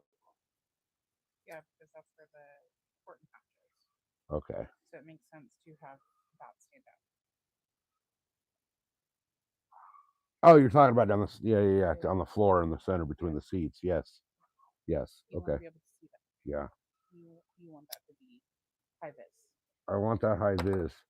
I do have a black and red that I almost did, but the boat's blue and the red and the blue, and I hate the color red anyway. Yeah. You look like a clown bird. You're the last guy to ask about color coordination. That's why I have been to SoCal out here because I'm I'm behind you in that line. Blue Jays are winning. Yeah, okay. I'm not a baseball fan, so I'm the only reason I know the Blue Jays and the Dodgers are in the World Series is because people have been talking about it in the live streams the last few days. I can't even tell you who the quarterback is for the oh wait, I almost called them the San Diego Chargers. I guess they're the LA Chargers now. I can't tell you who's the pitcher for the Padres anymore. Last pitcher I knew for the Padres was Kevin Correa. And that was only because Kevin Correa grew up in my neighborhood.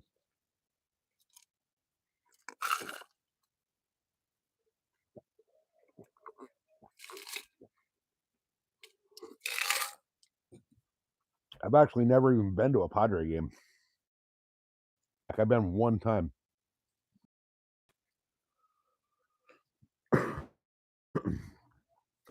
All right, I'm so tempted to. What time is it? 7 o'clock. I was so tempted to go grab those other deck lids off and start those, but it's 7 o'clock. My neighbors would probably be pissed off to hear me grinding on those for another 2 hours. But that's all right. I got this big one's done. That was the big one. That was the one that was gonna suck. So we'll tomorrow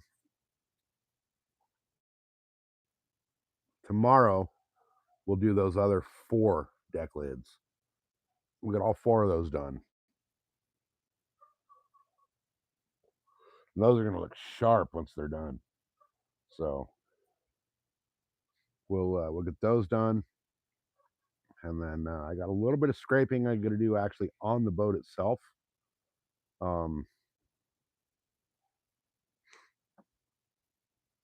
And then the bow and the stern will be done by tomorrow.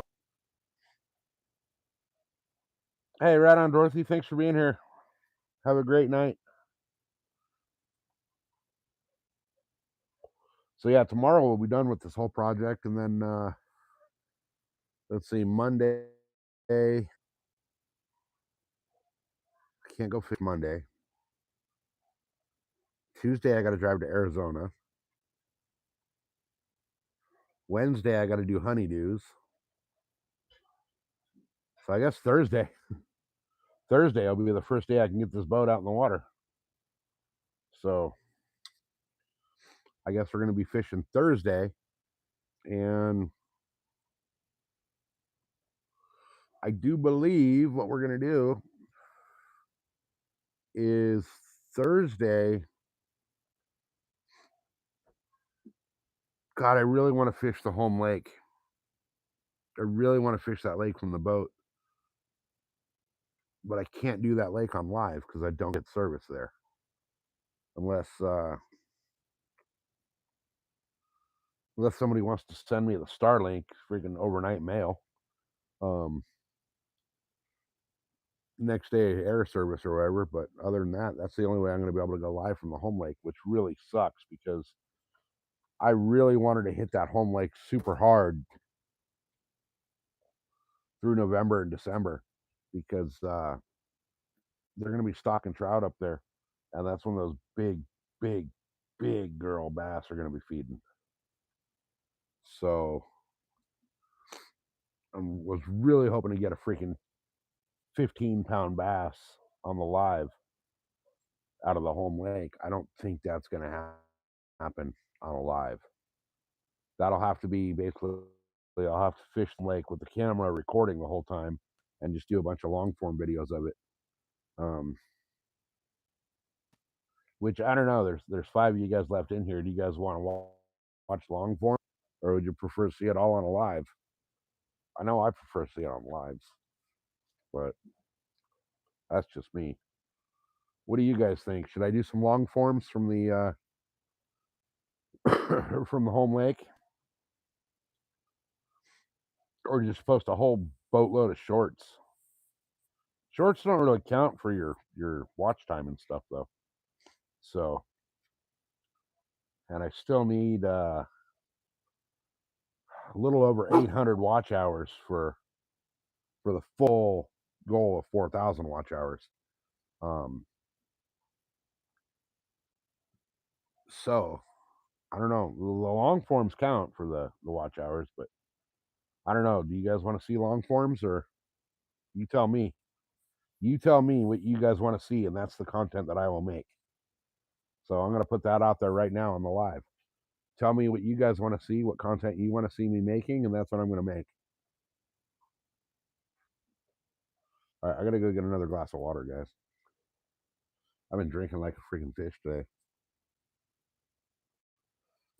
But that's good. I'm on water. So while I'm doing that, you guys let me know what you want to see. If you guys want to see long forms or not. Hey, don't do any of that. Let me do all that. No, I told you I would do it, and I haven't done it because I'm getting tracked. I know I'm doing other things that are not as important as doing that. Yes, but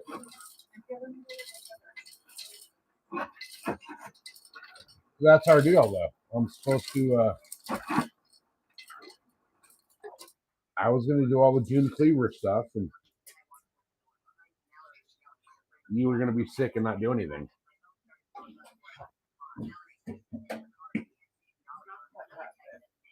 Huh?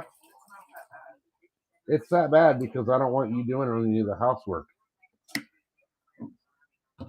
I'm the one supposed to be doing the housework. You're doing the real work. I should be doing the housework. Well, you've been sick as a freaking dog, so. And now you're in here doing dishes that you shouldn't be doing.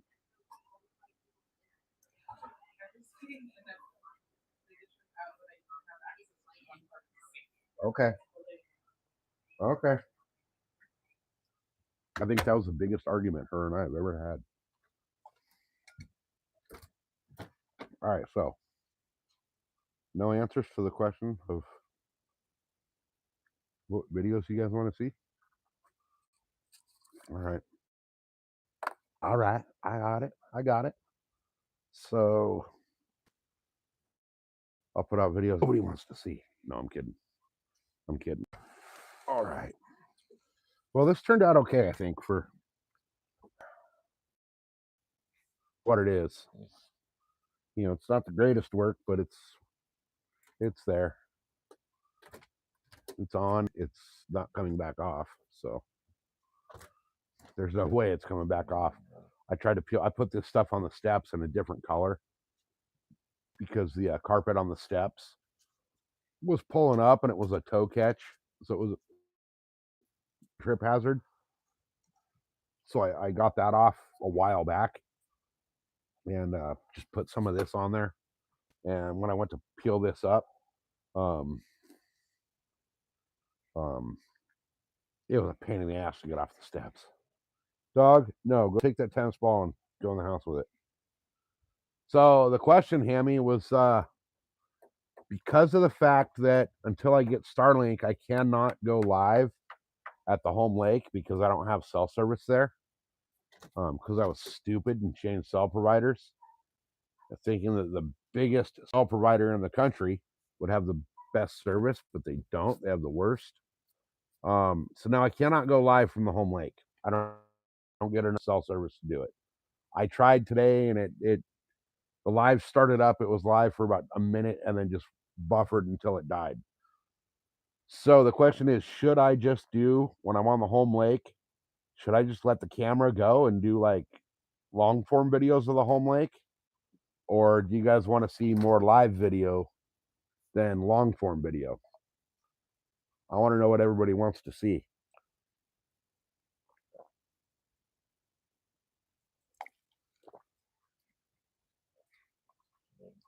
Or should I just let the video go the whole time I'm there, let it roll the whole time I'm there, and go back and just clip out all the catches and do shorts?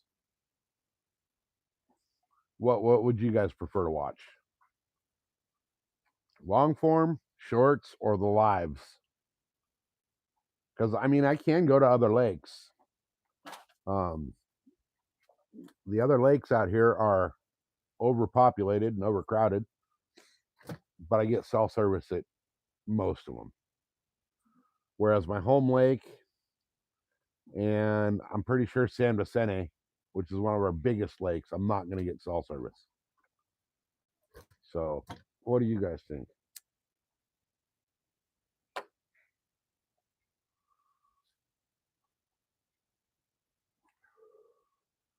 Live's cool, but it's not an option. The long form is better than nothing. Now, do you guys actually watch long forms?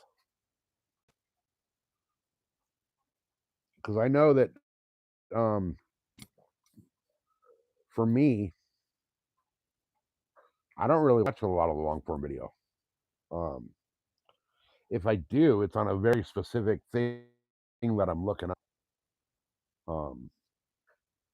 One of the only people that I watch predominantly long form video is Steve Rogers from, I believe his channel is called The Bass Fishing Life.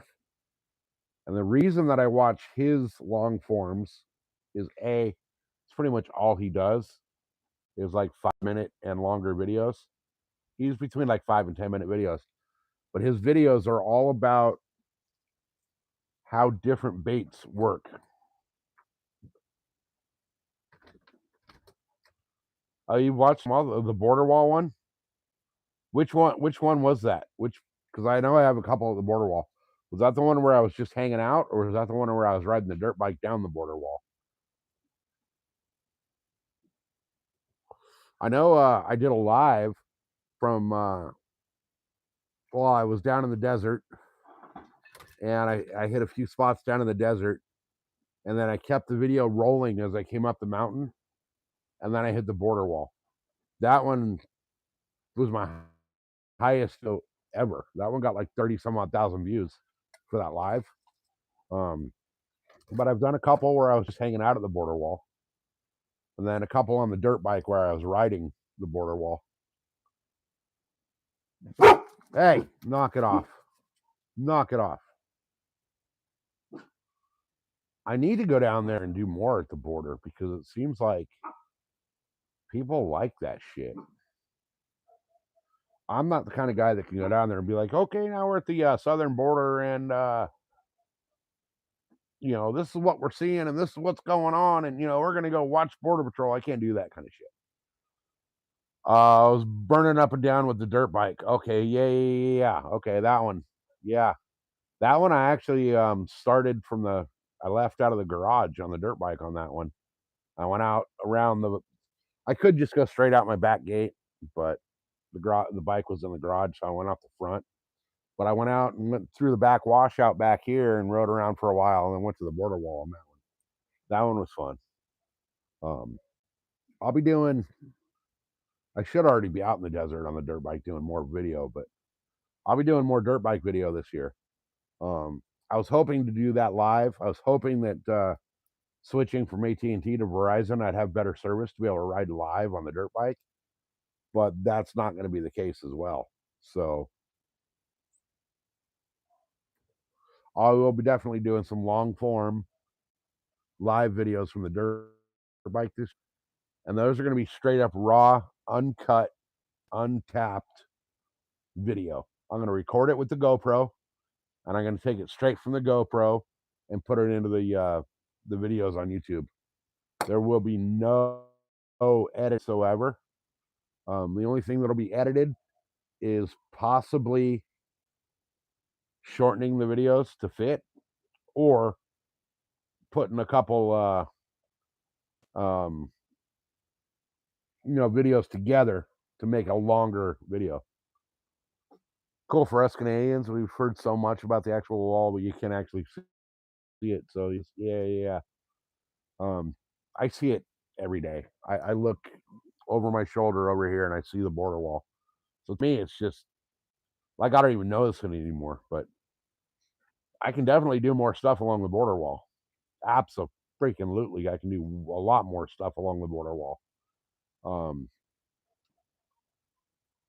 I could pretty much ride. So the road that parallels the border wall goes all the way to the ocean. I can pretty much ride the border wall from my house all the way to the ocean. I don't think I'd make it home on gas. But if I had a way to carry some extra gas, I could go all the way to the ocean and back along the border.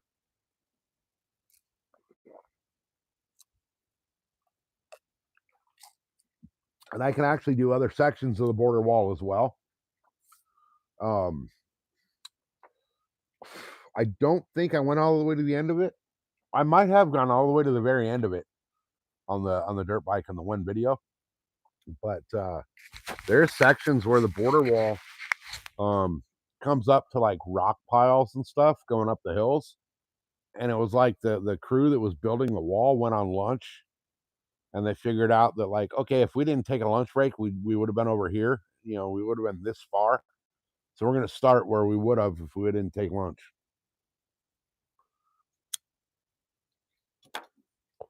So there's actually big gaps in the border wall.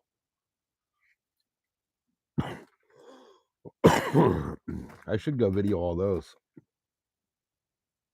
I think that'd be kind of cool.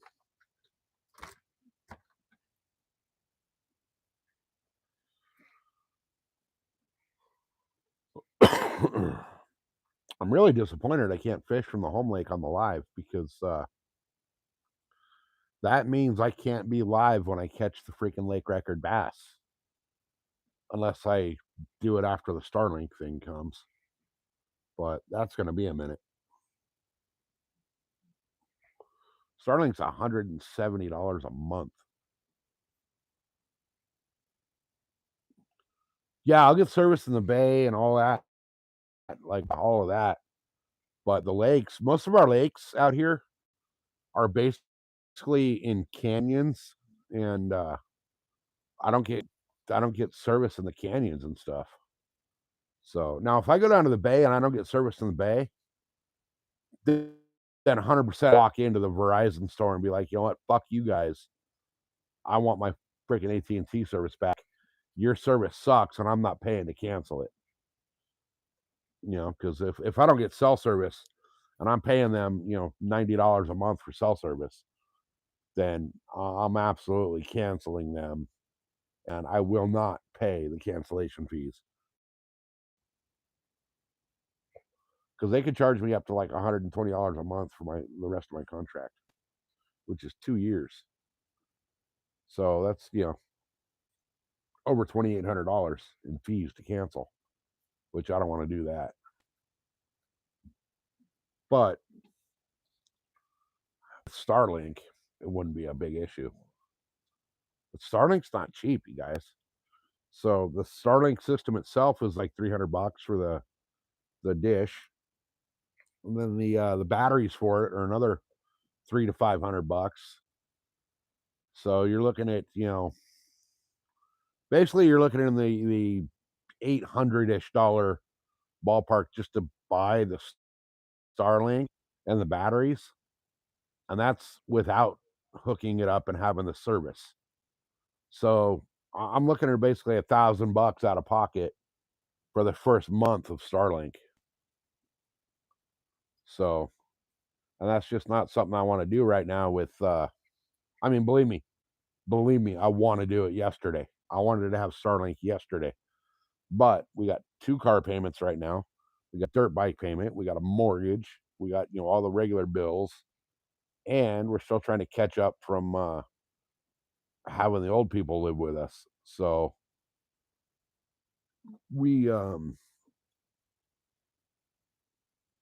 want to spend the extra money on it right yet.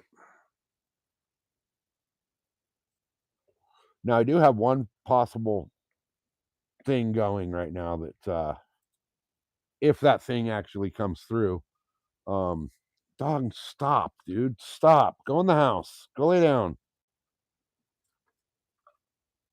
God dang, man, that dog. If this one deal that goes through, and it should, but once that's all said and done, that's basically pays off both cars, the dirt bike, all my credit cards, and puts 10, 12 grand in my pocket to either just stuff into the savings account or whatever else with. Hey, Anthony, welcome in. How you doing, man? So, but that's a legal matter that we're dealing with for that. And,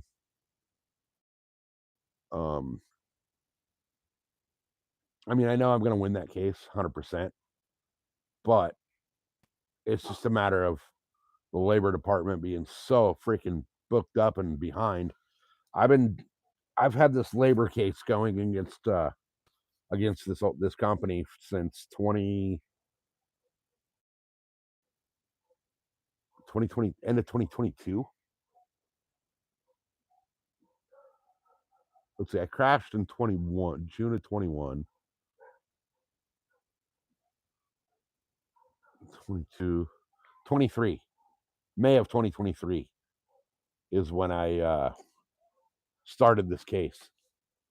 And what happened was, and I shouldn't be talking about this until the case is settled, but it is what it is. The company I was working for at the point in time,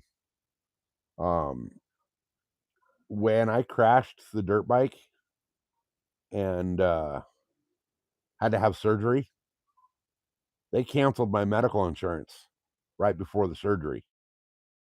Now, thank God, Blue Shield, when you cancel, you're paid in advance. You're paid for that month. So my surgery was on June 9th. They canceled my insurance on June 6th. Before that, they had been taking money out of your paycheck that was illegal. So, for example, if I went to a customer's business and serviced their equipment, and 2 weeks later something else happened with their equipment, and we had to go back and fix something different, they would dock your paycheck for all of the time that it took to go back to that job and do something else. So it'd basically be like, you take your car to the mechanic, right, to have your brakes done.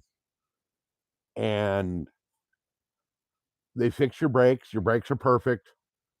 3 weeks later, your freaking fuel pump goes out. Well, if I had to go back and fix your fuel pump after I went and fixed your brakes, they would dock the amount of hours out of my paycheck that it's time to go replace your fuel pump. Now, if another person went out there to fix your fuel pump, but that person makes $5 an hour more than me or you or whoever, then they're docking your paycheck at that person's pay rate. So in some cases, there was guys that were making $30 an hour, and another guy that was making 15 an hour as an apprentice. The apprentice goes out to the job, fixes something. 2 weeks later, the journeyman has to go out there and fix something different. They were docking the apprentice at the journeyman's labor wage. So double the apprentice's wage. And not only that, they did a whole bunch of other shady shit as well. Paying sick days, all kinds of just super shady shit. So I went to the labor board on that, I mean, straight up, I quit that job because of that, because they were fucking over our payroll. And they told the labor board, they gave the labor board 3 different reasons why I quit the job. They first told them I quit because I didn't want to go to a specific job site, which was a fucking lie. And then they told them I quit because Mrs. SoCal got a new job and I didn't have to work anymore, which was a fucking lie. She's worked at the same place for 16 years. And then in the actual hearing, like the first hearing, they told the fucking labor department that I quit because they wouldn't sponsor me for my fucking dirt bike races. But they said that in the courtroom thing, and in their written testimony is a totally different fucking thing. So they've already perjured themselves. But when I brought up the whole fact about them freaking docking our pay at somebody else's pay rate, the dude doing the hearing, because it wasn't like an actual courtroom deal, it was like kind of like mediation. And the mediator looked at the business owner and he goes, did you really do that? And he goes, well, yeah, we did that. That's a fucking violation of state and federal labor law. So they admitted in the thing that you know, they were violating state and labor laws. So they my math that I did was that they owed me about $9,000. Okay. I was figuring 9 grand. And that was just basically off of the hours that, I had documented that I wasn't paid for. 9 grand. When the labor board did their math, it came up to 32 grand. And that was for a 6-month period. What I didn't realize, and this is very, very, very important if you ever need to file a labor law case against an employer, there's fines associated with the violations of these laws. It's going to vary by state, but for example, in California, if you don't get a lunch break, your employer has to pay you for 1 hour, whether it's you're supposed to get a 30-minute lunch break or an hour lunch break. Doesn't matter. They have to pay you 1 extra hour of regular pay. It's not overtime. It's your regular hourly rate per lunch break that you don't get.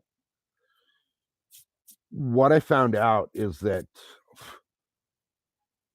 when they don't do that, when they basically don't pay you for your lunch break that you didn't take, or they don't make your payroll on time, that's another one.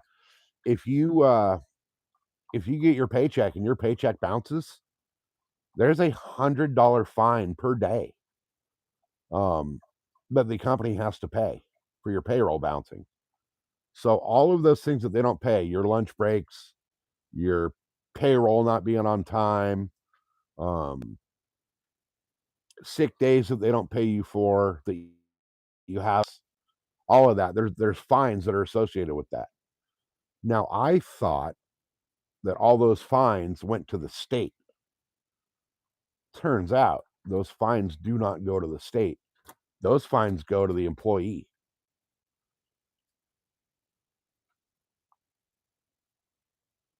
Oh yeah, the fines are definitely less on what they profit, but in certain cases, whereas me, I saw this coming. I saw this coming about 6 months before I actually crashed and went out for my medical leave for a minute. So here's the thing. You don't have to have a lawyer. All you gotta do is file with the labor department, and the labor department takes it all up on your behalf. And from all the research I've done, the labor department leans towards the employee and not the employer. Unless it's found to be total bullshit, like somebody just trying to get revenge. But when it comes to screwing with your payroll and your money that you earn from that company, the labor department highly, highly, highly leans towards the employee. But what was I saying? Oh, I had seen all this coming, and I had more than one conversation with the owner of the company about a bunch of this stuff, and he kept on doing it. So I started documenting things. Um, when I crashed and I was out for over a year post surgery, um, I went from being extremely active, working 8, 10, 12 hours a day to, Monday through Friday, I was working, 40 to 60 hours a week, Monday through Friday. And then come Saturday, Sunday, I was either out in the deer woods during deer season, or I was down on the dirt bike in the desert, or I was fishing, or I was hiking, or 7 days a week active. I crashed the dirt bike. I tore my shoulder up. I tore everything. So everything in my right shoulder, from the collarbone here all the way down to my elbow, every single piece of meat in that section of my freaking shoulder to my elbow came off the bone. Muscles, tendons, ligaments, they all came off the bone. My muscles and my ligaments and my tendons are all screwed back together. They're all screwed into the bone. So when that happened and I went out for the over a year and I wasn't able to do anything, it was 9 months before I could do this. I couldn't lift my arm that high for 9 months. And because of that, I couldn't get out and do anything. I couldn't drive. I couldn't do shit. So I was stuck in the house and I ended up freaking developing diabetes because here I am sitting in the house on my fat ass watching TV, bored out of my mind. So all I'm doing all day is eating snacks. Ended up diabetic. I go back to work and, after I was released from, the doctor said I could go back. I go back to work and I was on a job one day. I just finished the job and it was, I don't know, 11:30, 12 o'clock in the afternoon. I called into the office, says, "Hey, I'm done. This job's complete." Um, they tell me, "Okay, we have another job for you scheduled, um, but it's on the complete opposite end of the county, and you got to be there in 30 minutes." Well, from where I was, it's a 45-minute drive. I told him, I said, "Look, I need to eat. My blood sugar's low. I'm getting kind of weird. I'm shaky. I need to eat before I do anything." They straight up told me, "Fucking eat on the road on the way to the next job." You know how fucking dangerous that is? That's like basically telling me to go out there and fucking possibly freaking have a low blood sugar incident, crash the work truck into a busload of kids, and fucking kill 20 people. So that happened more than once, and I documented it every single time, and all of that went to the labor board.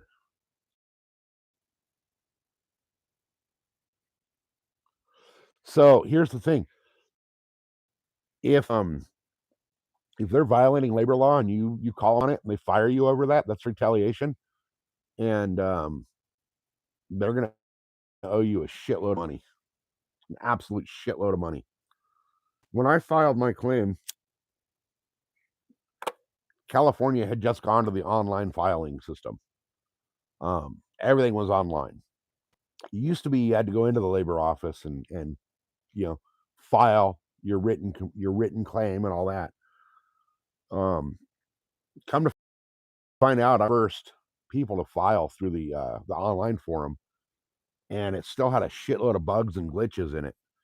So when I filed it, it only filed for the 6-month period, whereas it should have filed for a 4-year period. And the guy told me, the guy doing the mediation, basically, which is your first meeting at labor board, um, told me, he says, "Yeah, I don't understand why you only filed the 6 months, why you didn't go back to full time." And I told him, I said, I thought I did. That's what I put in. And he says, "Yeah, the system's still got bugs in it. We're still working it out." He says, he tried to file a claim as a test to see how up the program was, and he says it wouldn't even let him file the claim on California. Um, so they went back 6 months on the audit originally, came up with $32,000, which they asked us at the end of the first meeting if we were willing to settle the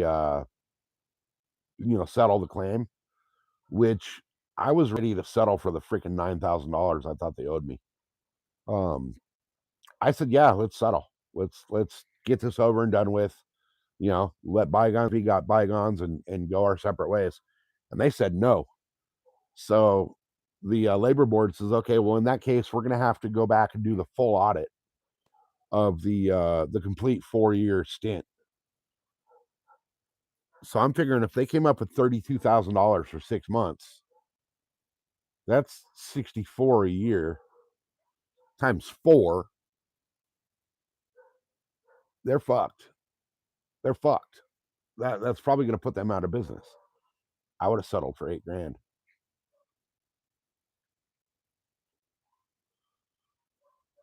Yeah, see, California, we're becoming an what do they call it? At will employee. Um, statewide, it's not at will yet, but businesses have the option of, being an at will employer. So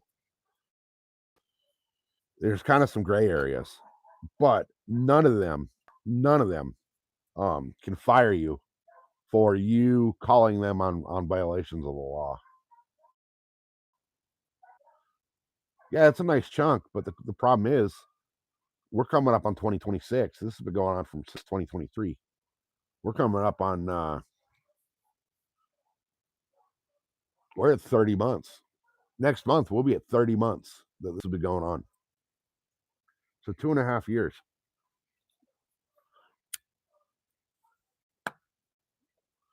But here's the thing. Those fines are still racking up because they're daily. They're daily fines. Now, I would settle for the 32. I was going to settle for 8. Now I'll settle for 32, you know? Um there's a very big chance they could come back with, 95 to 100, where if that's the case, um really, see, that's fucking crazy. That's crazy. That's absolutely crazy. Now, here's the funny thing too is when I crashed and got hurt, um they canceled my medical insurance right out of the gate. They canceled my medical insurance. Um I crashed on May 23rd, 2021 at 2:47 in the afternoon, going 19 miles an hour. Believe me, that's going to stick with me for life. But my surgery was on June 9th. And on June 31st, or I'm sorry, July 1st, my insurance was gone. I did my surgery. I went back 2 weeks later for the post op. And then when I went to pick up my prescriptions, is when I found out my insurance had been canceled. So thank God the insurance doesn't cancel the day they cancel it. It fills out that month. Now if they cancel on the 28th, then yeah, it's done as of, the first of the month. Your insurance is done. But they canceled on the first, so it carried my insurance all the way through June, which is good because that surgery, I got the bill for it. If you ever had a medical procedure, surgery, or doctor's, hospital or whatever, they send you a bill. And basically it's just an invoice of what was done and what was, and it says that, like your copay was, my copay was, I think, $50 for the surgery, you know, but it was like a $200,000 surgery. So insurance took up that, $199,950 of the surgery. But had they canceled it on the 25th, because I crashed on a Saturday, which was the 23rd, had they canceled it on the 25th um, of May, then my surgery wouldn't have been covered because it would have insurance would have canceled on the 1st of June. But I got lucky and I was able to kind of push out the doctor's visits a little bit for the surgery consult and all that, to the point where my actual surgery consult was on June 1st. And I went back in on the 2nd with the notice, the work note and all that for work, telling them, hey, yeah, I'm out. I'm having surgery. I'll be out for a little while after that. So I'm pretty sure it was the day after that, or even that day, that they canceled it. But thank God it pushed it out into the end of June. And then here's the crazy shit. So they told me when I told them, hey, I'm going out for surgery, they're like, okay, let us know how it goes and all that, keep us up to date on the surgery. I called them the day after the surgery, and I was like, hey, it went great. Hey, welcome in, Rod. I called them the day after the surgery, told them, hey, it went good, everything's good. We're looking good. And they said, okay, just make sure you keep in contact, give us an update, a weekly update. I had to call them every week. Every single Monday, I had to call in and give them an update on how the progress was going. And when I was finally released to go back to work from the hospital, or from the doctors post surgery, I walked into the office and I told the owner and the office manager, I'm like, all right, I'm back. Let's get my insurance going and all that, And he told me, oh, no, you got to wait 90 days. And I'm like, what are you fucking talking about? They said, well, you're now considered a new hire. Well, if I was a new hire, then why the fuck did I have to check in with the company every week?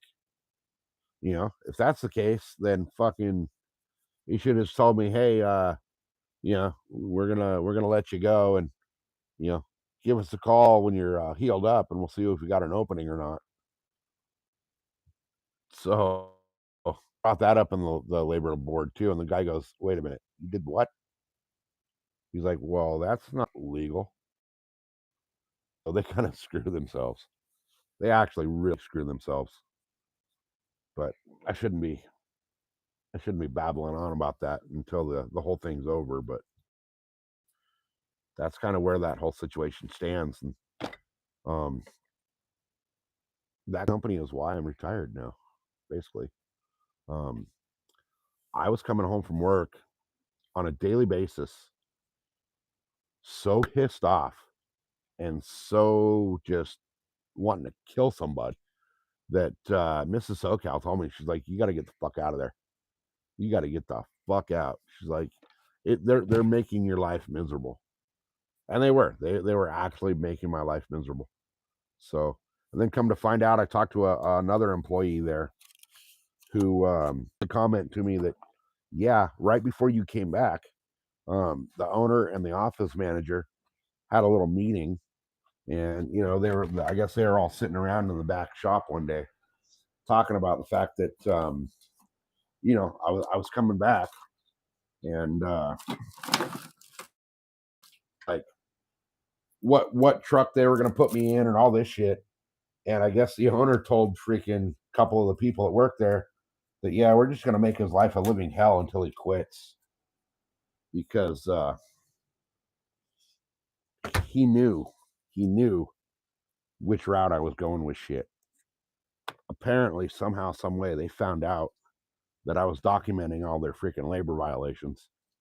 So they were hoping I would quit, and they did everything they could to make me quit. But I had it in my mind that I was going to give it at least 1 year of documenting everything on a daily basis. The funny thing is, when I quit there, I had every single pay stub from the day I started until the day I quit that all got turned into the labor department when I filed my claim. And I had copies of time sheets and all kinds of shit. So the labor department was able to go back and audit and cross-reference all of the time sheets and the pay stubs to see how many hours they had actually fucked me out of. The office manager lady was actually freaking changing people's time cards. Like, she would cross out She was an idiot. She would highlight and cross out hours on your time card and redo your fucking time card in her writing. So they had all of that shit on file. So anyway, enough of that shit. That's hopefully all settled. Other people can learn from the bullshit that I had to go through. But anyway, we got the back deck lid done, you guys. So this will go on the boat tomorrow. And then we got 4 more boxes to do, and the stern and the bow are done. So I'm thinking the boat's blue, right? It's blue and white is the color scheme of the actual glass on the boat. So I'm thinking I'm going to use this blue, the diamond, the black and the blue, that black and blue diamond pattern down inside the cabin, between the seats and the floor and all that down in there. And then on the I'm going to use this same black and gray. So this deck lid right here, if you guys were here earlier, you heard me explain it, but from right here at the rounded edge, okay, it's hard to see with the camera. Let me move the camera. So the rounded edge right here, right where the rounded edge starts to straighten out, about right here, there's a deck lid on each side that is like, I think it's 15 inches. So, got a deck lid. They'll be back here. They'll be on this back end. We got 2 deck lids right here that are just basically accessory hatches. And then the center section is 2 live wells. So what I'm going to do is I'm going to take the 2 deck lids on the outside edges, right? And these are going to be the same pattern. And then the live well is going to be kind of different, this blue camo. So I'll have it, the 2 live wells will kind of stand out. And then hey, thank you, Rod, appreciate that. It's getting there. So I'll have the 2 live wells will have the blue. It's like a blue and white and a couple different shades of blue camo pattern Eva foam. And then down the center of the boat, right down the middle of the cockpit of the boat, I have a hatch that has all my lifesaver, all my life-saving equipment, life jackets, throwable, oars, all that, all the shit that Coast Guard or Fish and Wildlife is going to look for if they do a water boat and a water inspection on the boat. So that's all going to match up with the steps, right? The step in this black and white and gray, so they would stand out. And then I have another strip of this that I'm going to do right down that center section of the boat, so that everything in the middle, okay, so the end of that deck box that runs down the middle of the boat stops just shy of the steps, okay? So from the steps all the way down the center of the boat is going to be this camo pattern, so that all stands out visually. I want the steps to stand out visually, just because they're steps, and I want them to be, I want them to catch eye so you don't trip and fall. But I figured if I kept it all that white and black and gray camo, that whole section is going to be extremely visible to somebody that's on the boat that's never been on the boat. So, if something happens, I can say, hey, open that camo hatch in the middle, and there's a life jacket or a throwable or whatever, throw the floating cushion, the freaking bob that just fell off the boat, and that's where it's at. So I think it'll all look really good once it's done. I really think it'll look good when it's done.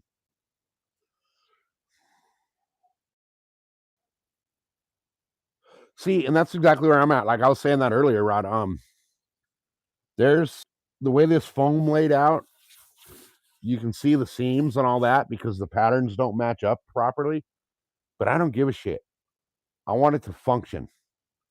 I'm not out there for a fashion show, you know. And the only reason I'm doing this foam on this is because the carpet is peeling up, and it's a safety hazard at this point. You know, I don't want to be on the boat and go to move from the helm to go up to the bow to fish and trip over a piece of carpet that's coming up and land on my tackle box and my arm goes into the freaking bag of hooks, or I trip over, I catch my freaking foot on a piece of carpet that's coming up on the steps and then I fall and into the water. So that's the only reason I'm doing this.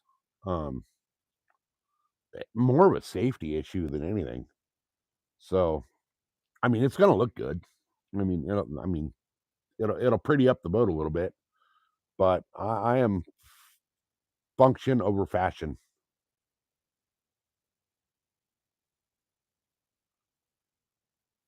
Yeah, pattern matching is a freaking art form. Um, Carpet, vinyl, tile, all of that. But the way these sheets are cut from the factory, not a single one of the ends, any which way or shape or form that I flipped the ends, did the pattern actually match up. So this is the little cutoff. You can see the corner. The cutoff from one of the corner up there. It would have been that corner up over there, right? The far corner. The way this pattern's matched up is, I mean, they cut like part of this diamond off, but the next sheet, the diamonds didn't match up. They didn't match up on the side, the top, any of the sides. So for this one right here in the middle, I actually had to kind of overlap them and cut the seam, and it still doesn't match up great. But I'm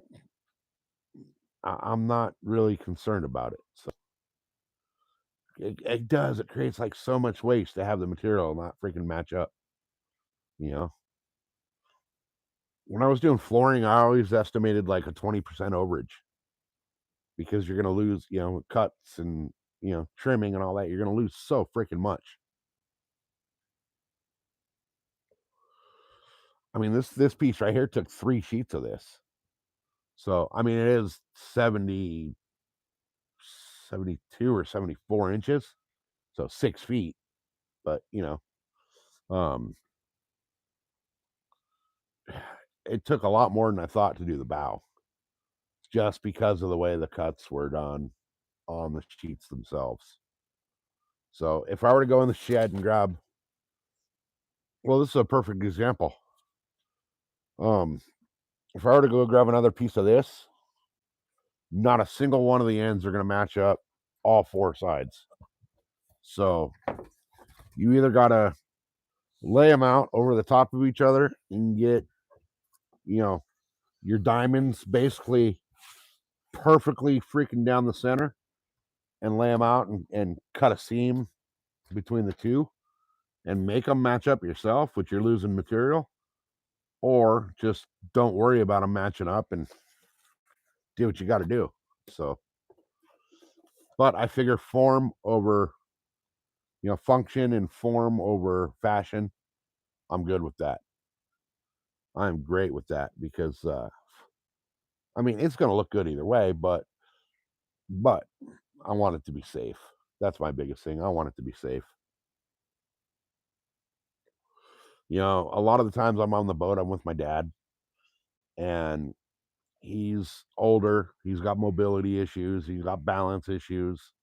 The last thing I need is for him to be on the boat and trip over a piece of the carpet that's pulling up and go ass over end off the side of the boat, or, freaking fall and hit his head on something and, knock him even more freaking senseless. So, but I've actually tripped on the carpet a couple times myself. So, and I don't have balance or mobility issues. So looking nice to me is like secondary. Function is first. And then so I Rod, you're gonna love this. I called a couple places.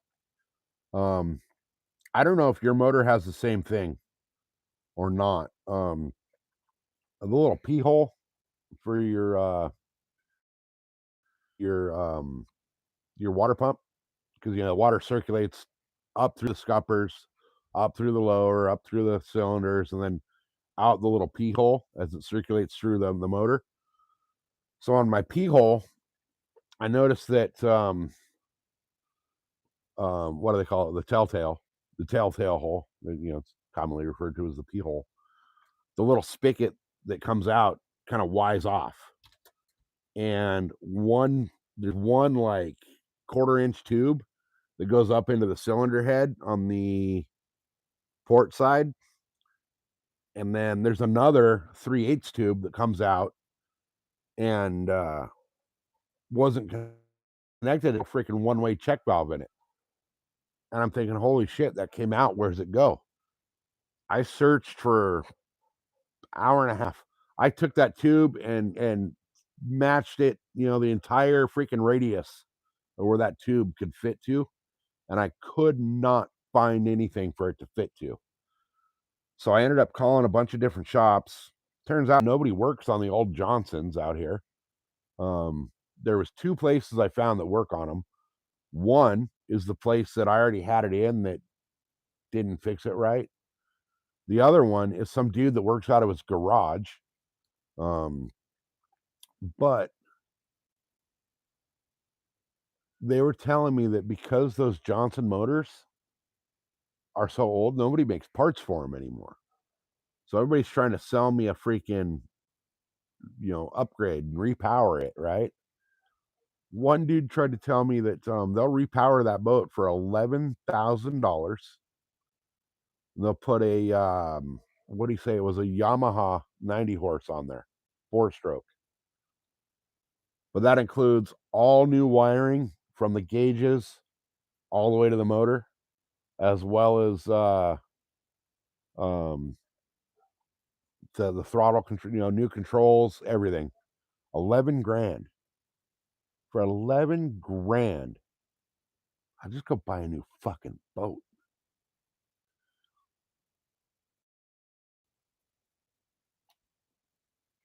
Yeah, that was the problem I had. It was like mine was working, and then it wouldn't, then it would, and then it wouldn't, then it would, then it wouldn't. So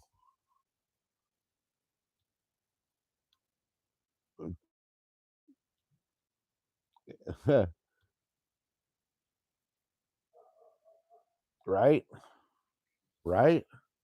That's exactly what mine was doing.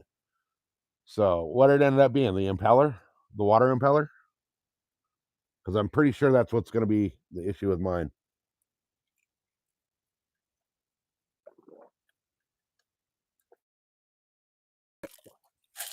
Oh, clogs. Okay. Okay. So I know that the impeller in the water pump, it's plastic, and after a while it goes bad.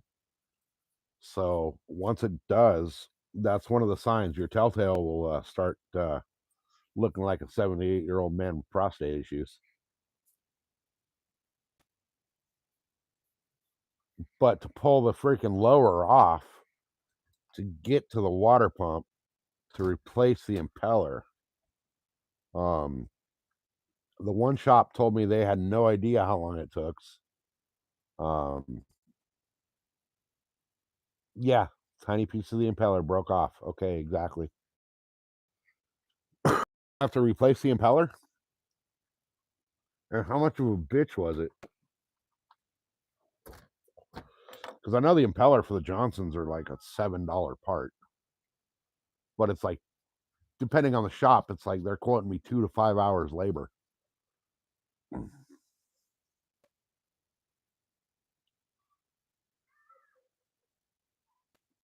Yeah, see, the guy I bought the boat from said he had just done it um in January of this year. Because I only bought the boat in February, I think. February, March, late February, early March.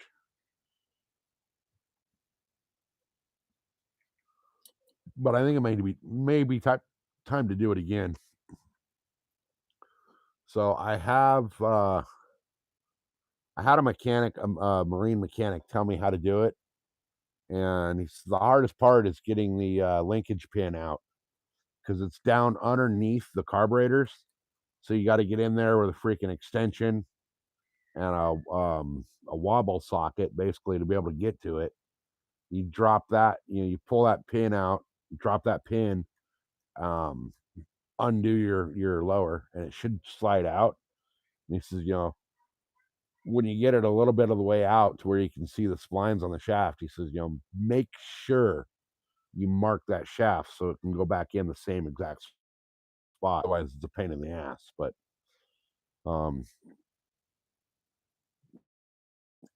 in that. Oh, that's right. You got the jet foot. Yeah, yeah. You have more shit in there to line up and grease, and you're exactly right. So I think what I might do is I might take it to this dude and have him do it. Because he said, "Hey, it's me. Welcome in." He said he could do it in like 2 hours. So I'd rather pay the $320 to have somebody do it right than me fuck it up trying to force it. But what I'd really like to do is find a shop that would let me sit there and watch them do the process, so that next time it needs to be done, I can I'll be familiar with everything. Because that, to me, if I sit there and watch somebody do it, it's easier for me to do it the next time. I'm not one of those people that can go like read the manual and be like, okay, take screw number 2 and remove that, and then take screw number 7 and remove that, and you know do this, do that. I'm a hands-on kind of a learner. So yeah, I mean, a lot of the smaller guys out here will have no problem with that. You know, so I mean, the bigger shops out here are like absolutely nobody in our freaking service bay. But you know, this one dude that he didn't tell me he works out of his house, but the way he described, how things go, um, he's like, yeah, we just back it into our driveway, and we don't have room to store it overnight, so we got to park the cars and all this, and so we have to do it in one day, in and out, all their work. So you know, I figure he's working out of his house, but I'm fine with that. If he knows what he's doing, he knows what he's doing. And that's probably why he charges a little less, because a little less overhead. Yeah, it doesn't look like it's difficult. It just looks like you got to kind of know exactly where everything's at, and then know how everything comes apart. And then when I do the impeller, I might as well replace all the tubing. I'm already there. I already got the lower off, so might as well replace all the tubing and shit while I'm in it. But as far as like the majority of the parts for that motor, I've been told they don't make the old uh, parts for the old Johnson motors. Now, I did find one place online, and I don't remember the name of it. Um, I have their website bookmarked, but it seems like they still have a bunch of stuff. Now, I could find the original um, lockout rod for the throttle, and mine broke. Actually, I broken 2 of the lock rods. The stupid little freaking thing you got to pull up, put it in forward or reverse. That stupid little thing is plastic, and for some reason, mine broke inside the housing twice. And all that does is it drops into a little slot. It's like a neutral safety. So unless you pick that thing up out of that slot, it won't the throttle engage. That's why you put your boat into neutral and you hear it click into neutral. It's that that rod dropping into that slot. So once I broke the second one, um, I figured, fuck it, I'm just gonna take it out. So right now, my boat doesn't have that lockout rod in it in the control, but I can't find the original parts. There's no OEM parts available to freaking um, replace that freaking throttle assembly. So added tubing. Yeah, yeah. I'm just gonna replace all the tubing. I figure, I figure it's if I'm in there, I might as well replace all of it.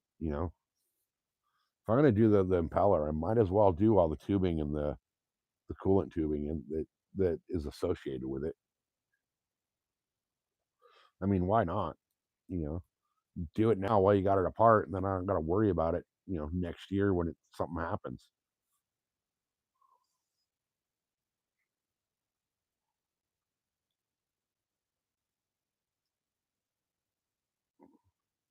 Yeah, you can find it. It's just these shops won't track it down.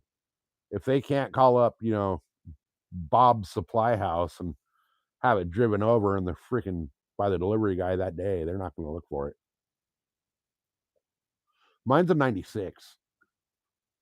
So I'm what, 12 years newer, but still it's getting to the point where it's getting hard to track down some of these parts. The I mean pistons and rods and all that stuff, if God forbid I got to replace one of those, that should be pretty simple to match up aftermarket. But some of these OEM parts are getting so, but it is what it is. I'm um hoping what I can do is once I get this thing all dialed in and looking pretty and running great, I might just put her up on Craigslist and let somebody else have this headache and get myself another headache that's worthy of going out and fishing for tuna. Yeah, I'm definitely gonna to. Well, I found out that I can. I've done a bunch of the legwork, um, where there is a place, and I don't remember the name of it. I have it bookmarked. Um, that has all the OEM parts that are available. Um, a lot of the stuff's discontinued, and they don't tell you. That place doesn't tell you what aftermarket place has it, but they have a lot of the old discontinued, Mercury motor and Johnson, because Johnson Mercury is pretty much one and the same. Um, God, I wish I could remember the name of it. But yeah, they have a whole catalog of available OEM parts. So right now, I don't need anything other than shit, a second battery and a spot lock trolling motor. Um, I'd like to redo the seats. I had a quote on the upholstery for the seats because it's got the original seats in it, which are in fairly decent shape for being, as old as it is. But I wanted to redo the upholstery in there, and I got a price on the upholstery. It's got the two seats at the helm, and then there's three seats in the back. Um, two kind of smaller, like kiddie seats, and then like a wider, like bench style seat in the back. And to do all five seats, the guy wanted like $3,500, which I thought was a little bit much. Um, so what I think I'm gonna do, if I replace the seating in there, I think what I'm actually gonna do is under the middle seat in the back. I didn't know this for like the first few months I had the boat. My dad actually stumbled on it, literally stepped on it, and the thing moved, and he stumbled. But the butt part of the seat, not the back, but the butt part that you sit on, actually folds up, and there's a freaking live well under it.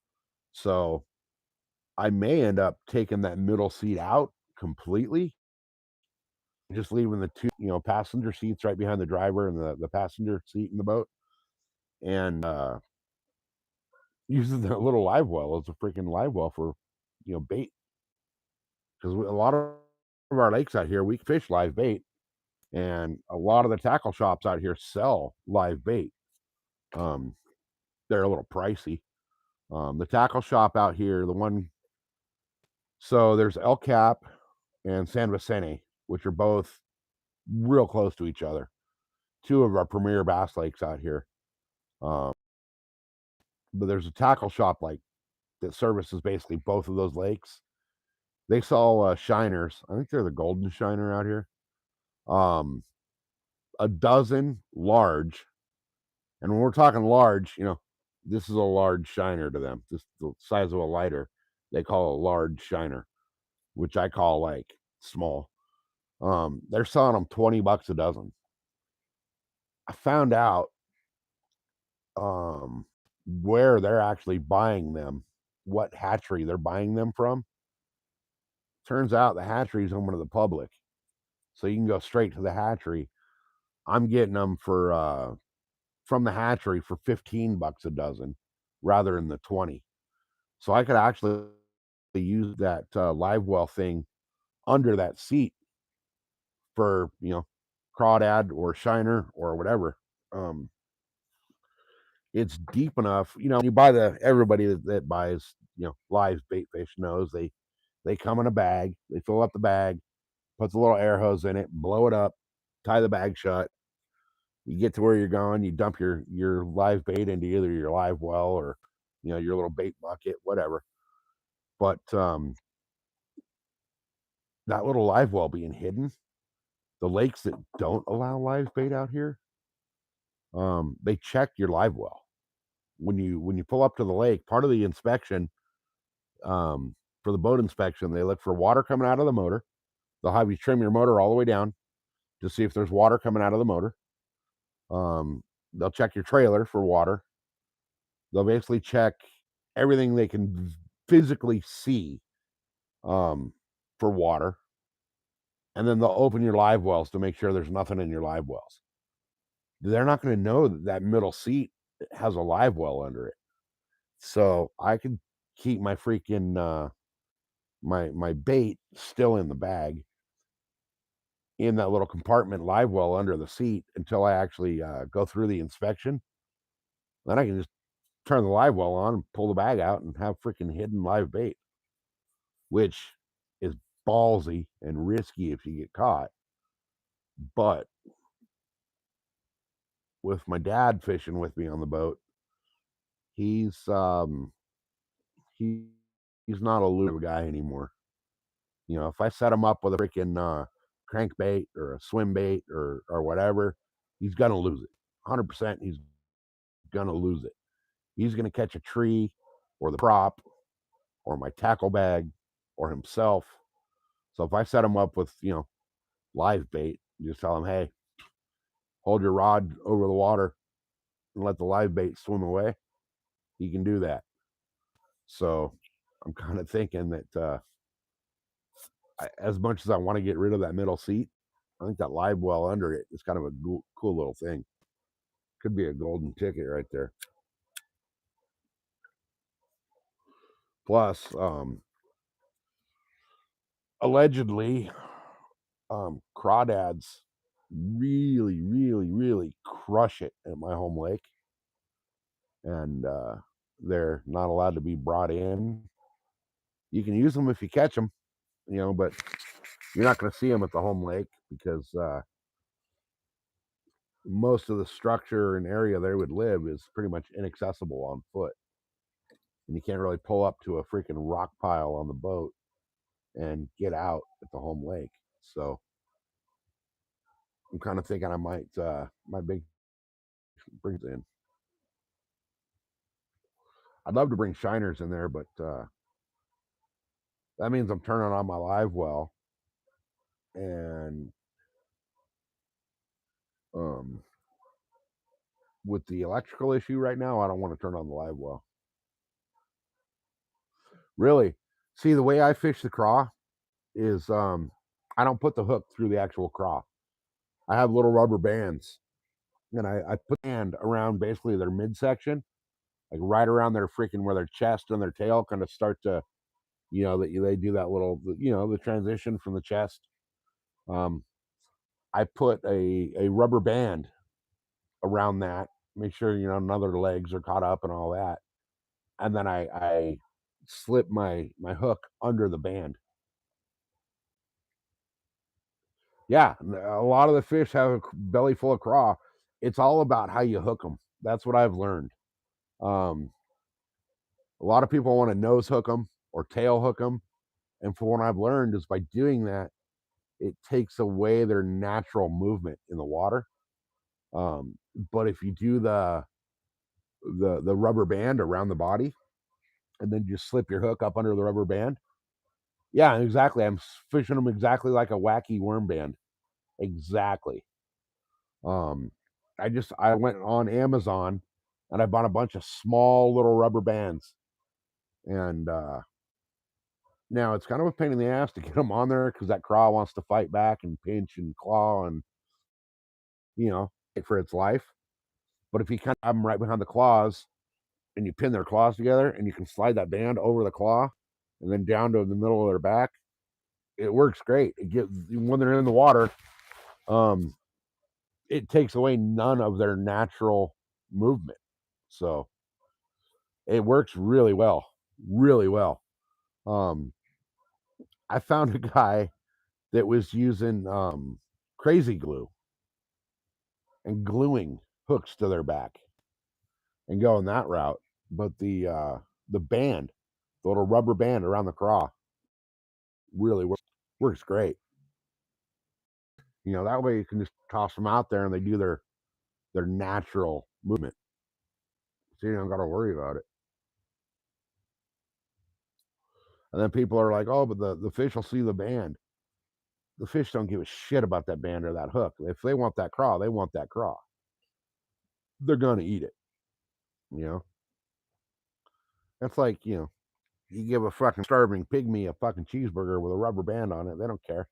They're gonna eat that fucking cheeseburger and the rubber band. So it works really well. Really does work well. And I've also figured out with the shiners, or minnows or whatever you want to call them. So say this is the head of your minnow, this is the tail of your minnow, right?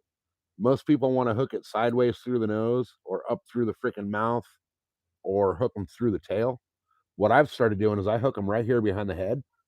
Um, like you see the guys that are hooking the bluegill, but they're going like through the dorsal, like almost under the spine. I'm skin hooking it, just basically going under that skin right there at the back of the head.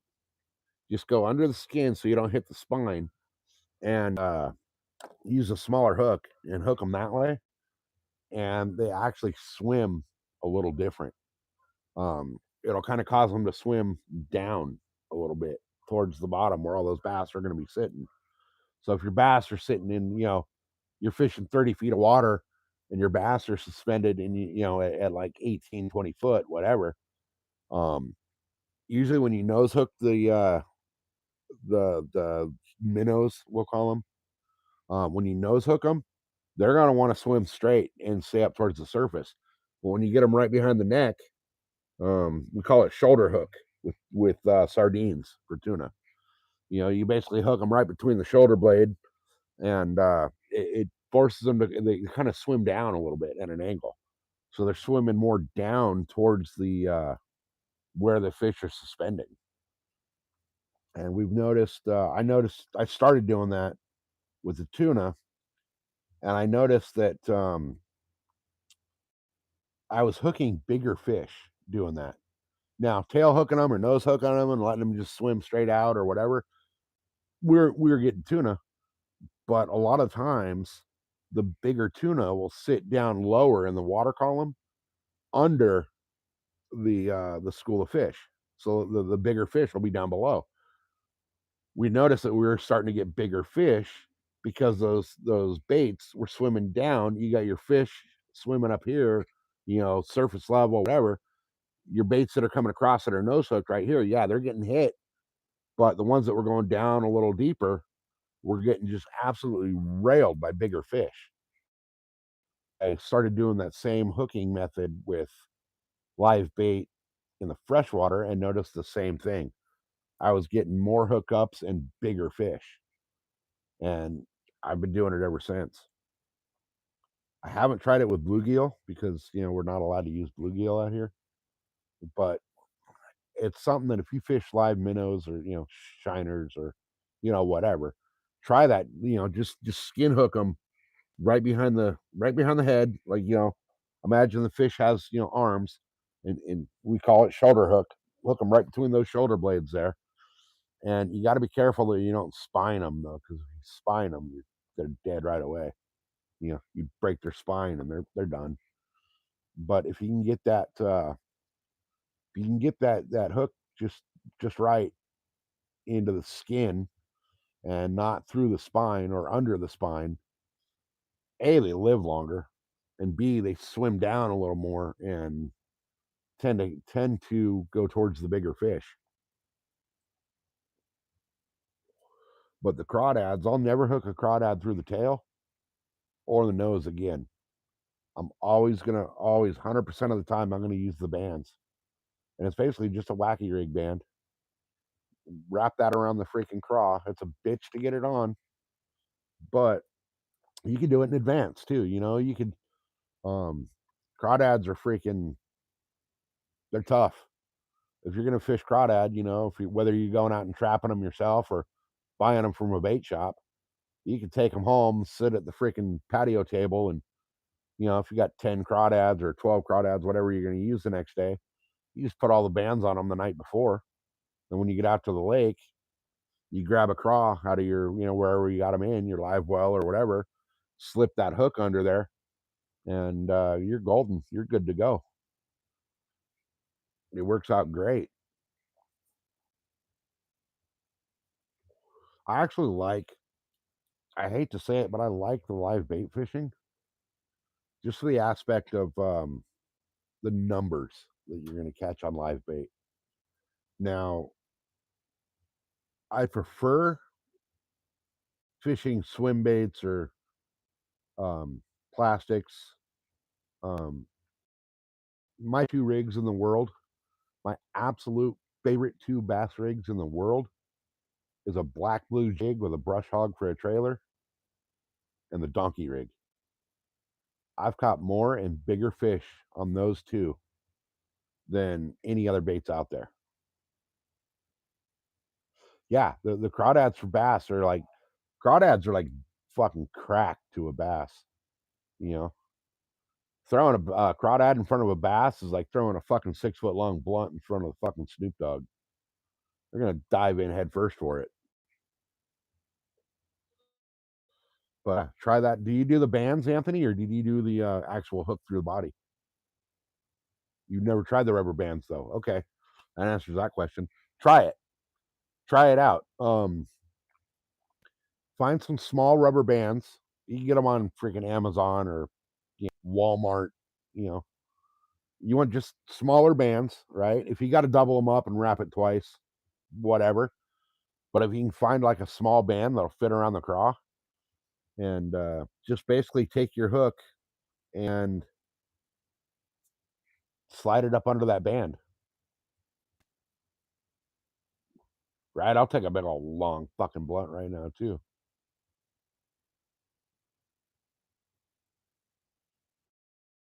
The hell are those?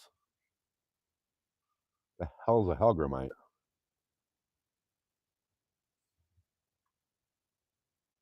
I don't know if I have any. I don't have any craws out here anywhere. I got a bunch of craw plastics. I was going to show you how I do it, but I don't know where they are. I don't know where my bands are right now either. Well, here, let me do this. Let me get just a different.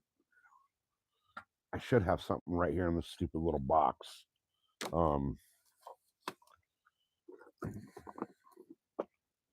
a fucking mess of stuff over here right now because let me see what I got in here. I got fishing gear. Oh, the fucking latch just fell off this. I got fishing gear spread everywhere. Hey, there's my freaking swim jig I've been looking for. Okay, this will work. This will work. So let me find a. This hook's not going to be the right size, but it'll give you guys the idea. So imagine this is the body of your craw, right? You got your head with your claws and all that shit up there. You put your band on around the middle of the body. You take your hook, and you just slide your hook up under the band so that when your hook is sitting on the craw's back, it's going to sit under that band. Basically, if I can get my fingers in there, it's going to sit just like that. I know that's hard. It's hard to hold it too, but that hook's just going to sit on that craw's back like that, and that bass is going to come in, and they're going to freaking. The bass normally snap up the craw from the head first.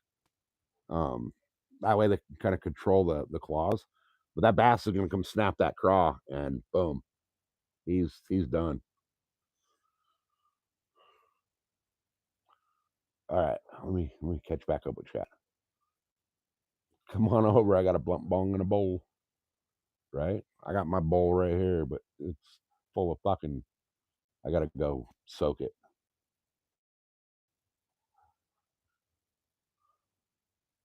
Oh no shit, they're those alien looking things. Okay.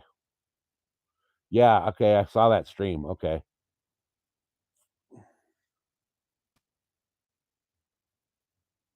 They're amazing bass bait. Really?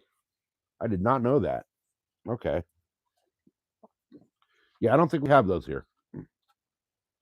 Then again, like our fisheries out here are weird. We have what the hell, man? There's a shitload of stuff in here I didn't know I had. We have monster bass out here in California.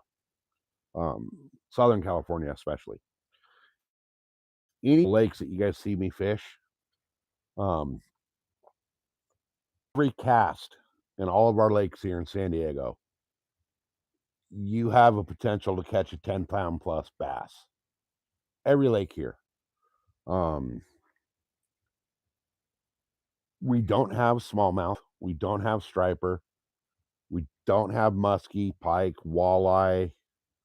Our lakes basically have channel cat. One lake has blue cat that I've actually seen caught. My home lake says they have blue cat. They don't have a record on the blue cat, which tells me that nobody's caught a blue cat out of there. Couple of the lakes here have crappie, bluegill, and that's really it in San Diego. That's really it. Carp. We got carp. Not a lot of people out here fish for carp.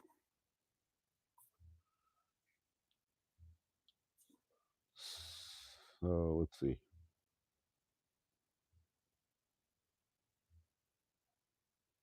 You have some form. They're in a stage of life cycle, mostly winged bugs, mayflies, stuff like that. Okay.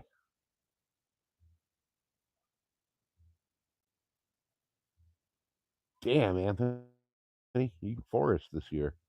Hell yeah. Hell yeah. So I learned that if I want to catch striper or smallmouth or flathead, any of that kind of stuff, I have to go east. One of the canals out here in the desert, I've caught a smallmouth out of that. I had no clue, no freaking clue. I was fishing for a largemouth. I hooked a nice little fish. He was like 3.5 pounds, and freaking smallmouth. I didn't realize it was a smallmouth until I went to unhook him, and I noticed his freaking, you know, jawline was super short. And I was like, wait a minute, smallmouth. Had I known, that could have been a freaking record in that lake. I didn't know that. I didn't know that we have smallmouth out there. So, and then these desert canals, you guys have been seeing me and the wife fish lately. Supposedly, there's freaking striper in there, and flathead. But those canals are all tributaries off of the Colorado River. So it makes sense that the same fish that were in the Colorado River would get sucked out. See, the only trout we have out here um, are stocked. They're all freaking stocker trout. So we don't have any natural trout here. And the only trout we have here that are stocked are the rainbow. We don't have the browns, the brookies. We don't have freaking, any of those. So if I want to go trout fishing, it's all farm raised stock trout. And I cheat. I cheat when I go trout fishing. I've learned, and I learned this information from somebody that worked in the hatchery. The stocked trout are fed pellets, and they are fed pellets by those pellets being thrown into the water with a scooper into the hatch ponds. The trout start associating the sound of those pellets hitting the water with food. Guy told me, he says, go to the lake, find out when they're stocking. Go to the lake the day after, or 2 days after, 3 days after, and every so often pick up a couple of handfuls of gravel, throw that gravel in the water where you're fishing. He said the first thing you're going to notice is a bunch of people around you are going to get pissed off. The second thing you're going to notice is just a few minutes after you throw those handfuls of gravel in the water, you're gonna get hooked up on the fish. Those fish, through their lateral lines, are going to hear and feel those pebbles and stones hitting the water and associate that with the same sound of the food hitting the water in the hatchery. And they're going to come looking for that freaking food. Berkeley actually makes a power bait now called hatchery pellet, and it's like a shit brown power bait. I'll tell you what, it works. It freaking works. Um, throw some graveler for those stalker trout. Have some of that hatchery pellet color tied on. Have it on a bobber rig, sitting just a few inches down, under the water, and they're gonna freaking come tear that up. Lots of stock lakes and creek out there. Okay, yeah, try that. Try that out there. If you're fishing, shore fishing a freaking lake that was just stocked with trout in the last few days, try that stupid little freaking throw some gravel in here and there. We're not talking big old boulders. We're talking, little pea gravel, you know, big chunky sand, basically. You just want it to kind of make it sound like it's raining on the water. And out will come seeking out that freaking, those sounds and that vibration in the water to associate that with the food that they've been eating their whole life until they got stocked into that lake. It's guarantee it's going to piss people off around you, but it's going to work. So Flathead Lake, yeah, Flathead was freaking beautiful. Mac days that they give cash prizes for every trout caught. Really? For everyone?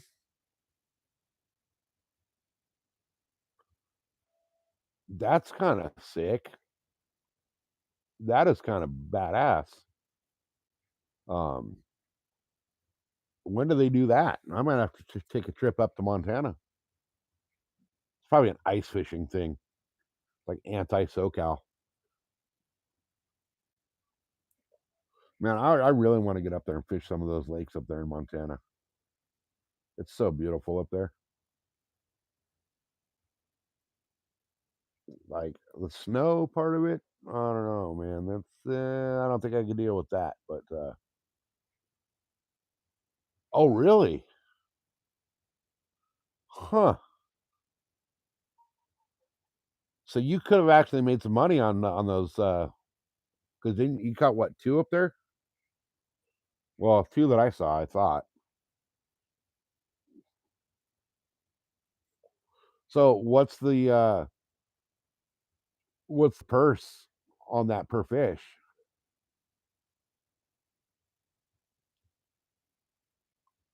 That's kind of an interesting thing.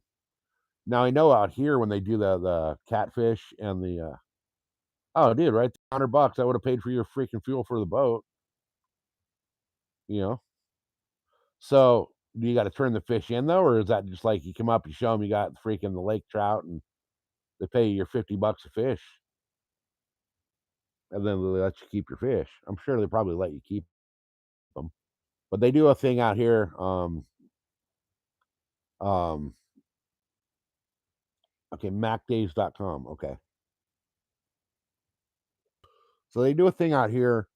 There's a place out here. It's called Santee Lakes, and basically it's a little campground that has 7 little ponds, and I call them ponds. They're fucking small. They call them lakes. They're ponds.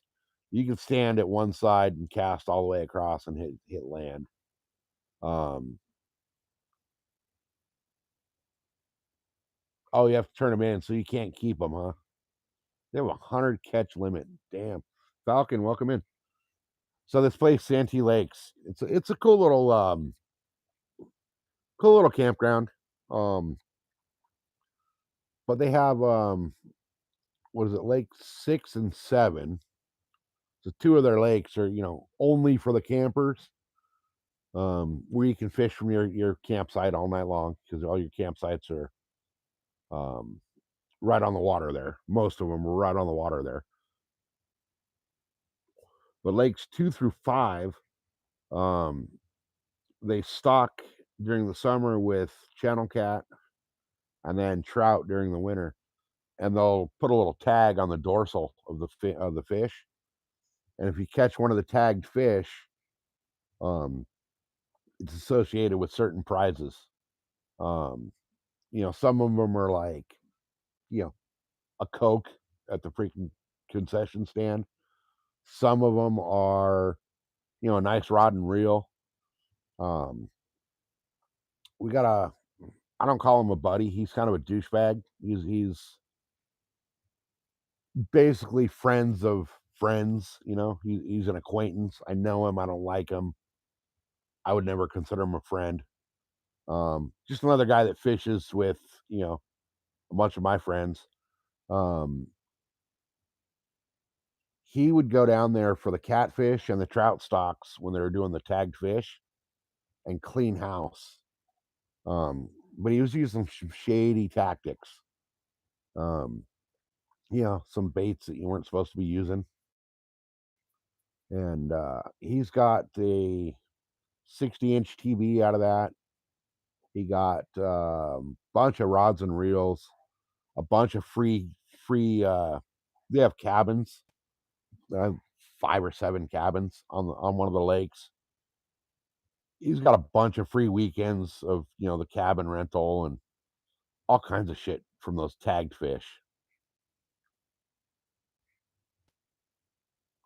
Right? It would be. It would be a fun event to have a bunch of YouTubers come participate in. I want to do 2 different trips, like YouTuber trips. And I think Rod, I think these one of these I know for sure um would sound like a great time to you. I want to do a thing where we all meet up on Lake Havasu in Arizona and go find a cove and call that cove home for the weekend, or the week, or whatever, however long we're going to be out. And then what my idea is for that whole event would be everybody get into this, we all make it into the cove. Um, basically set up camp in the cove and use that cove as home base. And then, whoever's got their boat with them, we throw a couple people on each boat and we all go out and fish the lake together on the boats and then back to the cove at night or whatever. I want to do that trip. And then I also want to set up a tuna charter for all the YouTubers to where basically we go charter the whole freaking boat and go out and do a tuna trip with all the YouTube channels. Bring a couple of different Starlinks. I'll have Starlink up and running by then. And I'm sure others will.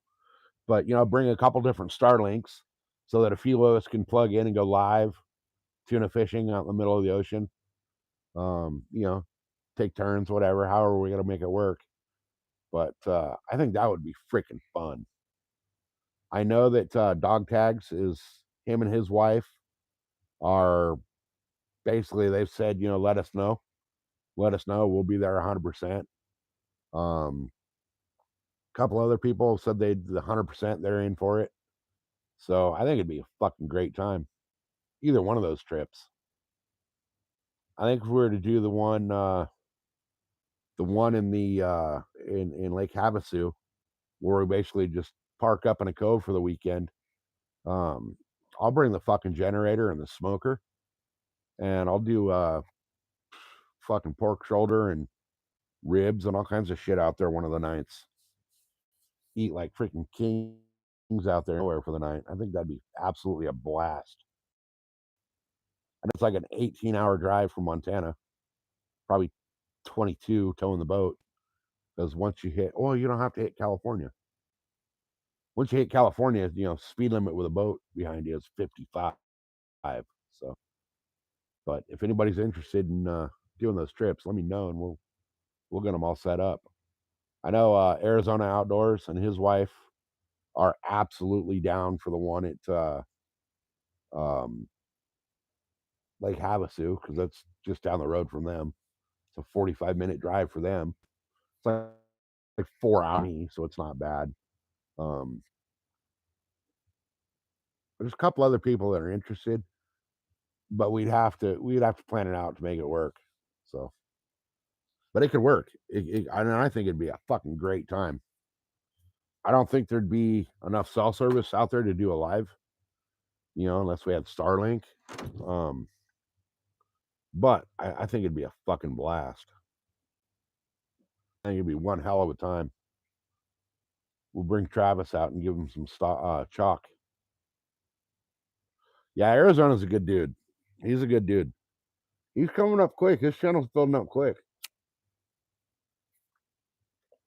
He's gonna surpass me here in the next couple months, I think. Mine kind of I was joking with Rod back a couple months ago. Rod had like 600 subscribers. I had 800, and I'm like, I was thinking that, yeah, I don't blame me for not wanting to drag your boat across country. But Rod had like 600, I had 800, and I'm like, damn, okay, cool. I figured like I'd hit 1,000, Rod would have 800. I'd hit 1,200, Rod would hit 1,000. Man, Rod fucking smoked me all of a sudden. Like within a week, he was up over 1,500. And I think the same thing's gonna happen with Arizona. Like all of a sudden, my channel just died. I got I'm sitting at like 1,215 subscribers still, and as you guys can see, very few of them actually watch the channel. So they're pretty much basically paperweight as far as subscribers go. So, but it is what it is. All I can do is keep on keeping on, right? But yeah, Rod, if we do that Havasu thing and you want to jump in and do it with us, jump in the truck, drive down. I got an extra seat in the boat.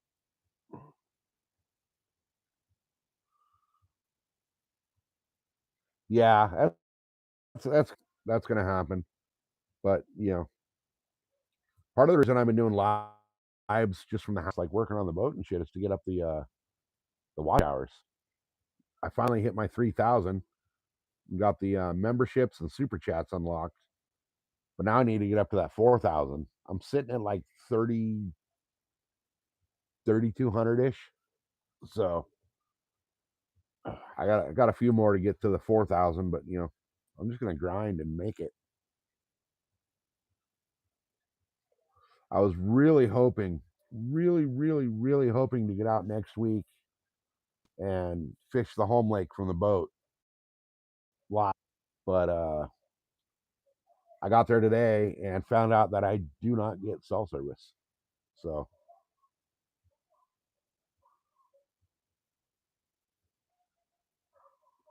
no, I mean I have been through winter yet, and by the way, welcome in, Adam.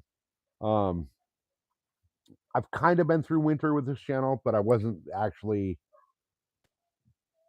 serious about um putting out content. It was more just for shits and giggles.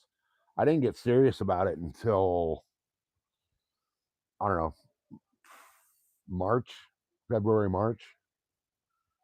So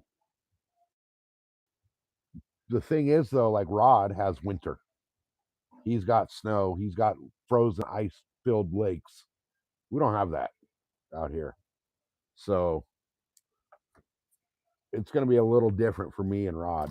You know, he's got the winter to go through. He can do the ice fishing and all that shit, which it seems like people freaking love it. I'm learning people absolutely love it. But for me, I can throw on a freaking pair of jack or a pair of long pants and maybe some thermals and a jacket and go fish the lakes in the boat. You know, 12 months a year. Whereas Rod up in his neck of the woods, he's got a short window where he can actually get out on the boat.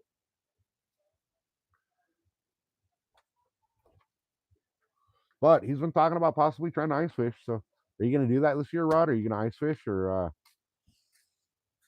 you going to stay home where it's warm?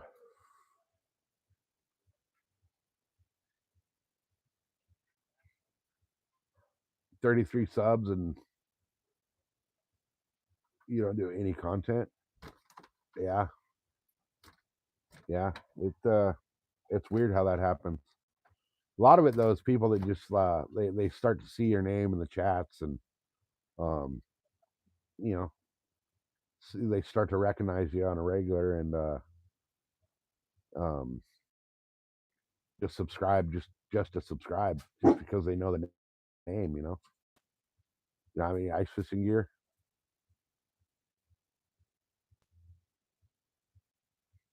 So I mean, what do you really need? Um, just like the little hut and a heater and an auger to drill a hole, right?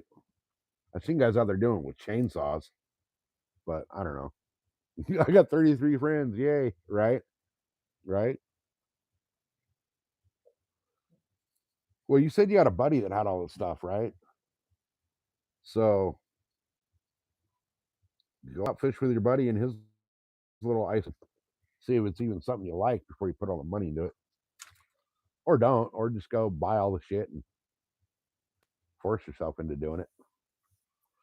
But to me, like the ice fishing, man, that just sounds fucking cold.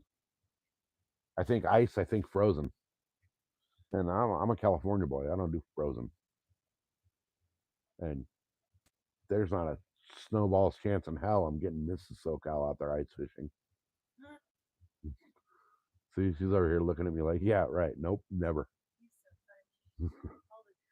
Yeah, see, even sick, she can laugh at that one.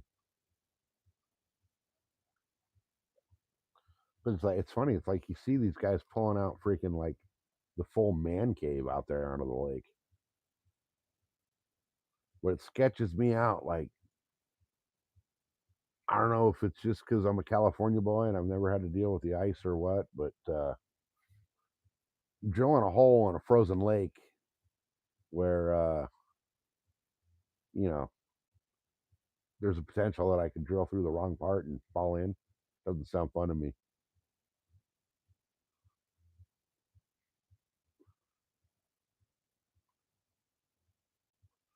Oh, that much shit, huh? Wow. Okay. Oh, that's what you need to figure out. Okay. Um, Nightbot, stop fucking spamming. I need to, those are the only two things I have Nightbot dropping now, and I think I need to space those out a lot more. So the sled, the auger, some kind of heater, poles. Got to figure out what all you need. Yeah.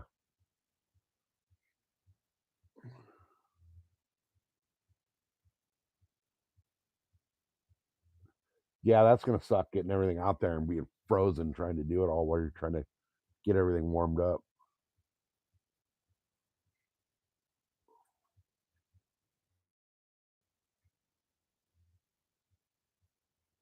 See, trout fishing here isn't none of the trout fishing stuff here is like seasoned.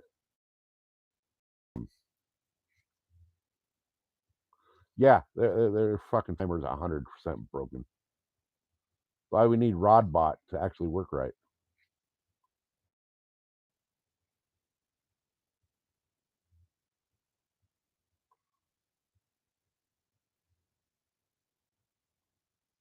Yeah, you can't really do much if your hands are frozen.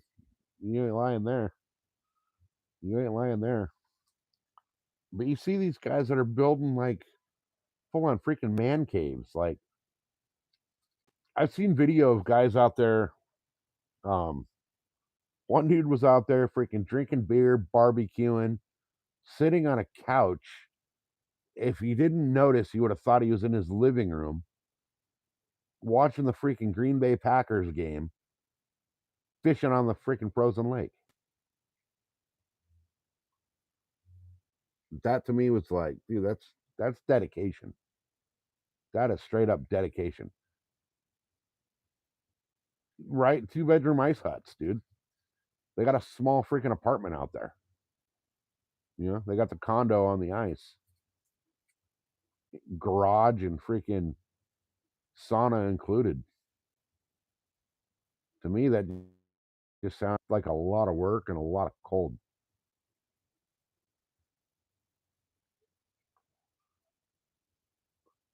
I don't think I have seen that channel before.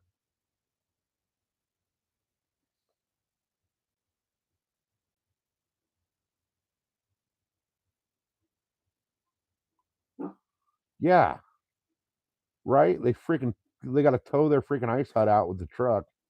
Yeah, that's freaking incredible. Some of those things.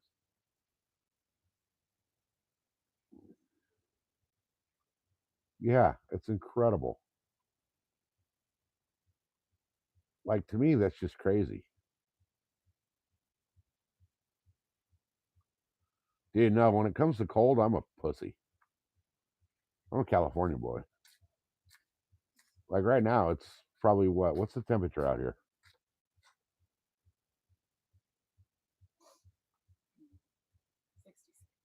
66 degrees. I'm about to go and grab a jacket. Actually, shit, my jacket's in the car.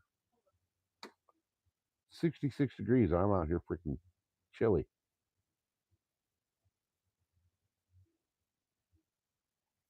Yeah, if you got the money to do it and the means to do it, then I get it. But and then you see them like, okay, so these guys are still fishing for like pike and walleye and all that, right, through the ice, and you see them using a goddamn Sharpie for a freaking rod. It's like a little switch off the tree. I'm thinking like, okay, I'm bass fishing with a freaking medium heavy rod, or if I'm throwing a big swim bait, I'm throwing an extra heavy rod. And these guys are out here with the freaking twig fishing for the same damn fish that we're fishing for when lake's not frozen.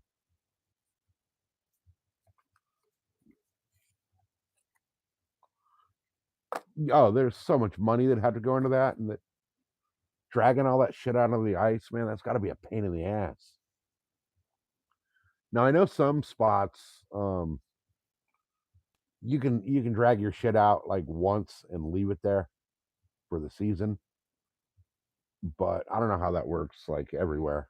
Um, I mean, some of these places you look and it's like a small city they build on the lake, but I know like California, um,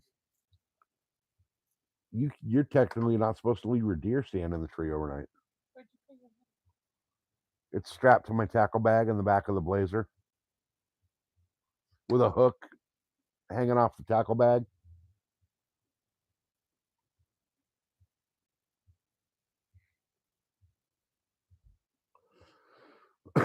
Yeah, you got to figure out what. I mean, I'm wondering if like I mean, you have to be insulated, but like like the little Rubbermaid garden sheds that just like kind of snap together. I wonder if one of those would work.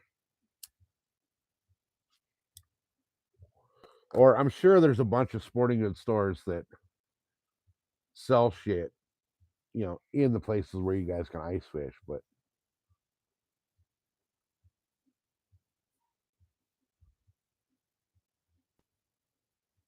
yeah, okay, so you can get the permits to leave them there, which so technically even with like tree stands out here, technically in California, um if I want to put up a tree stand, I got to put it up the day I'm using it and take it home with me when I leave.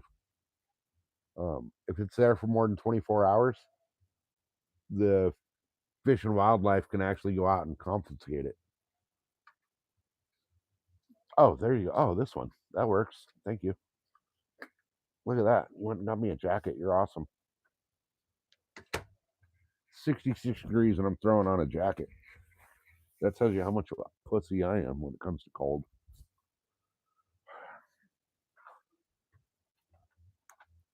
But like my tree stand, which I don't even hunt from that tree stand anymore, has been in the same spot for 4 years. Tree. It's actually like 7 inches higher than it was when I set it.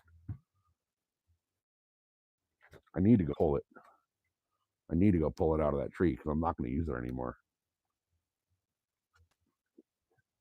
I mean, I'll use it, but not in that same spot.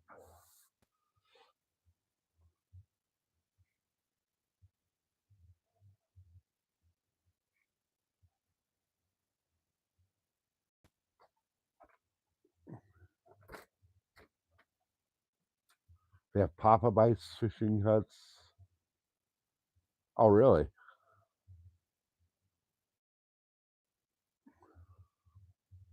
Okay.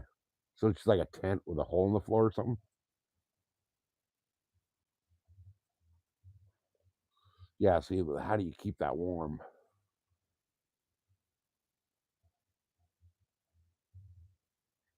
You hate the cold as much as anybody, huh?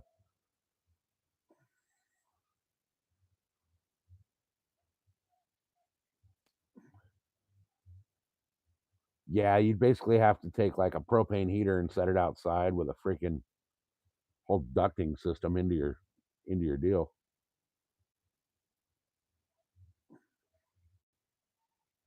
See, the generators here are banned, so we can't use them. Um, Technically, you can't buy a motorhome in California anymore that has a generator a gas generator in it. Oh, lugging a generator around with the rest of this shit would suck. Like I know my generator. I got the big old freaking DeWalt. Was it like 12,000 watt or whatever? It's fucking huge. That thing's a pain in the ass just to move, from the side of the shed to over by the house when I need to use it. Because our power goes out so goddamn much that I actually had my buddy who's an electrician install a generator inlet into my main panel so that when our power goes out, and I'm actually surprised it hasn't gone out yet this month because October, November's usually when it goes out the most. But he installed a thing where I basically just plug my generator in, and the generator freaking works the whole house. So it works out well. But you know, we went and did a Costco run and spent like freaking $800 on stuff at Costco one day. And on the way home, we got a notice, like a text message from the power company saying that the power's going out, and they have no idea when they're going to freaking restore power, which really sucked. But we got that generator inlet now, and there's no way I'd want to freaking lug that thing out on the ice. Not to mention listen to it the whole time you're out there, you know? Dude, with that tennis ball, I'm going to throw it in your freaking asshole. Enough with the tennis ball, dog.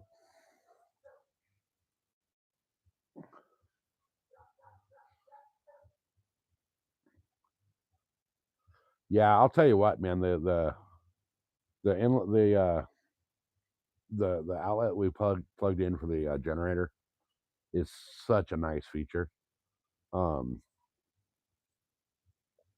Our power goes out on a regular basis out here in California, and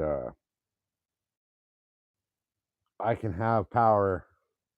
You know, the power goes off, and I can have power back on in under a minute. It's seriously plugging in the cord, flipping the switch in the breaker panel, and turning on the generator. That's all there is to it now. Whereas before it was like, find the extension cords, you know, run an extension cord to the fridge, run one for a light in the freaking bedroom, one to the bathroom, you know, and then plug everything in. Then, you know, when the power comes back on, you gotta freaking pull it all out. You know, it was a bitch.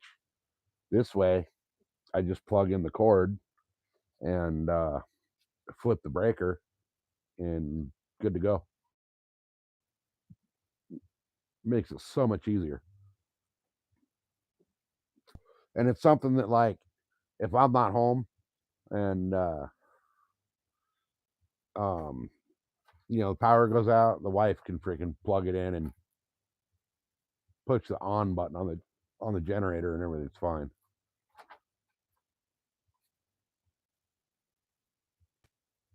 No, it runs my whole house. My generator runs my entire house. Actually, let me show you. Let me I'll show you how it works there. So I gotta move. I got my screen door blocked. So basically, let me grab the camera here, and I'll show you how it works. So let me clean off the lens here. Let me flip the camera. So you got the main panel right here, right? And then down below the panel, we got this little box, okay? And on the bottom of this box is the plug for the generator, okay? I gotta, what the hell? Open. Oh, anyway, well, in the box is the generator, right? Or the plug. There we go. There's the, oh, come on. No, I can't get the tab to open. But anyway, oh, phone down. Anyway, open up the little door on the bottom of the box, and you plug the thing in. Come up here to the main panel, and just flip the right there, the generator. You put a whole new freaking breaker in for the generator. Flip that, and the whole house is powered. So then I had them run another outlet.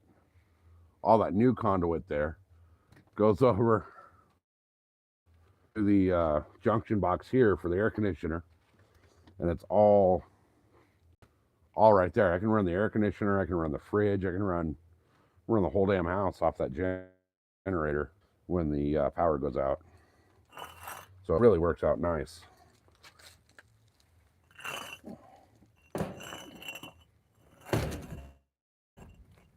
I gotta block that door open because of the dog door. I closed that security door one night and totally forgot about the dog. The dogs heard something outside, went running outside, and freaking smashed their head into the door.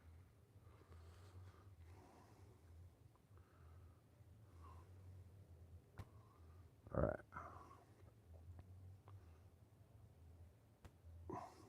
Look at the mess I've made in my yard freaking doing the boat. All right, let me flip this back and put it back up into the cradle here. Yeah, it's a great setup. It's a great little setup. Problem is, it takes two hands to open the power the door to the outlet because it's waterproofed and outdoor rated and all that. But there's just a little tab under there you flip and the door opens up and you plug the generator in, and it's a twist lock. So it's a twist lock on the cord, but it's not bad. You just plug everything in, flip the breaker, turn the generator on, and you'll have to reset all your clocks and all that, but your microwave clock and whatever digital shit you got, but it works. And with our power going out as much as it does out here, that thing's been a lifesaver. I mean, it's enough that the generator that we got going on with it, it wouldn't power. I mean, when we had her mom and my dad here, it was enough that like dad could watch TV, her mom could freaking be on her freaking iPad. They could have the lights on. If you got to go to the bathroom, you got to.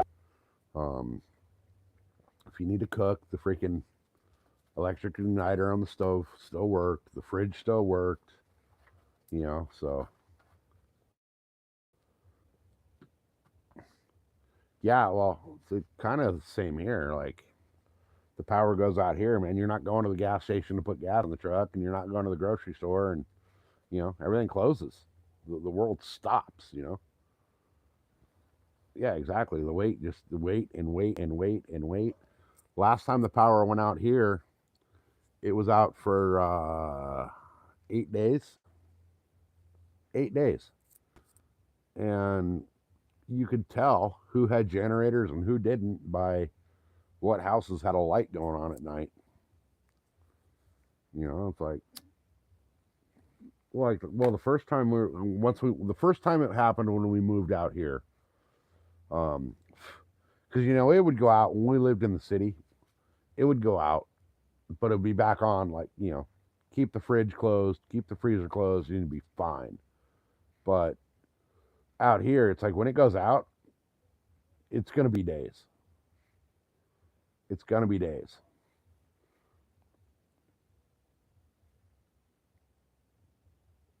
Yeah, yeah, right. Your neighbor across the street's on a freaking whole different power grid than you are, and they're perfectly fine while you're in the freaking dark. We had I don't know if you guys remember when this happened or not. It made freaking worldwide news. Guy over in Arizona, Yuma, Arizona, somehow, some way, fucked up doing electrical work on, one of the uh, big lines out there, and it blacked out like half of Arizona and half of Southern California for like 3 or 4 days. I'll tell you what, man, that was like apocalyptic out here. That was insane. There was no power for most of Southern California for days, all because of like one transformer in Arizona, which tells me that the power company's got shit a little screwed up. Out here where I'm at, and it hasn't been bad this year, which I don't understand. It's really weird, but we get what they call the Santa Ana wind, which is basically, and Rod, you'll remember this from when you were out here. Basically, the prevailing winds are always coming from the west, and certain times of year, the wind will start coming from the east, but it's a super dry, um, heavy wind, and there's like zero humidity. Um, and with the Santa Ana winds coming from the east, usually they're a lot more powerful wind. Out here, you can see that red light right there.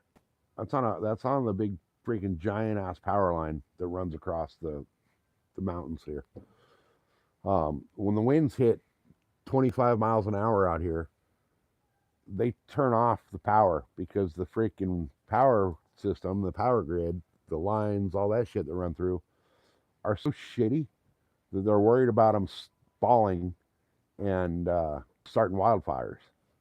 So if we got a Santa Ana wind coming through and they're predicting it for a week, 10 days, whatever, we're not going to have power for that entire time, which is freaking weird.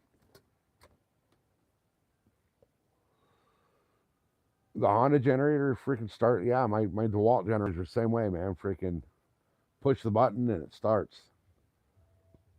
My other little generator that I had, um, I replaced the carburetor on that thing like 4 times. And for some reason, still to this day, even after four new carburetors, it's got to be on full choke to run. And this other one, this generator that I got now, um, when I first got it home, started it up, nothing plugged into it. I was like, man, this thing's like whisper quiet. And then I plugged in the coffee pot, just the coffee pot. I ran a cord to the coffee pot and made a cup of coffee. And when that thing kicked on and like actually started sending power to that coffee pot, I was like, holy shit, this thing sounds like a fucking dragster without an exhaust. It is so damn loud. But it's definitely worth having. Absolutely worth having. Because, we live so far away from the grocery stores that when we go to the store, we stock the hell up. So we got 2 refrigerators. We got one in the garage for like overstock, and then the main fridge in the kitchen. And when we get back from Costco or whatever, and we just stocked up the fridge, and all of a sudden the power is going to be out for freaking 8-9 days. That's $1,000 worth of food that's going to spoil, which is absolute bullshit. But with this generator now, it's like, don't even think about it. Don't even worry about it. It's more of like, do I have gas on hand in case the gas station's closed? Because power goes out and the gas station can't, no credit cards because there's no power. They can't turn on the gas pumps because there's no power. So they just lock the door and go. They're open. They're open 24/7 unless the power's out. If the power's out, they just shut the door and go.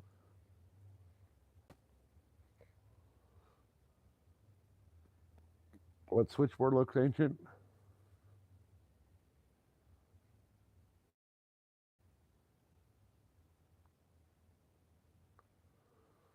Oh man, how long have I been on here? 235 minutes of just me rambling. Well, I did get the deck lid done, which looks pretty all right. I think it looks fine. It'll function the way I want it to. So at least I was, productive for some of the live. I got it on there a little bit crooked, but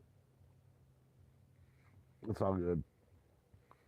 It'll work for what it needs to be working for. So and tomorrow I really want to go hunt tomorrow. Really want to go hunt. Um, but oh, you're talking about mine. Okay, my panel. Yeah. My freaking panel here is fucking older than me.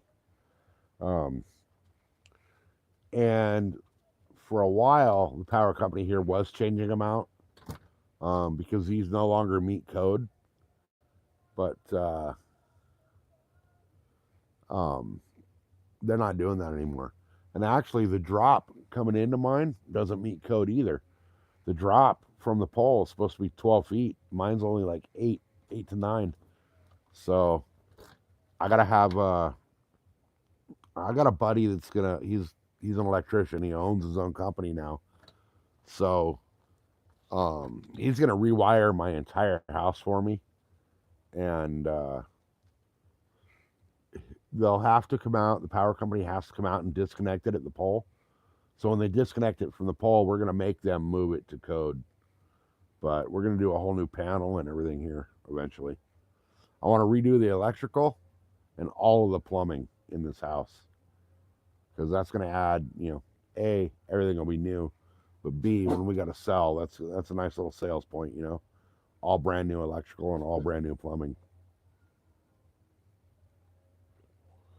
Oh, nice! You're gonna get out Monday. Okay, cool, cool. I'll be watching for sure. Um, Mrs. SoCal is supposed to work Monday. We'll see. She's been sicker than shit. We went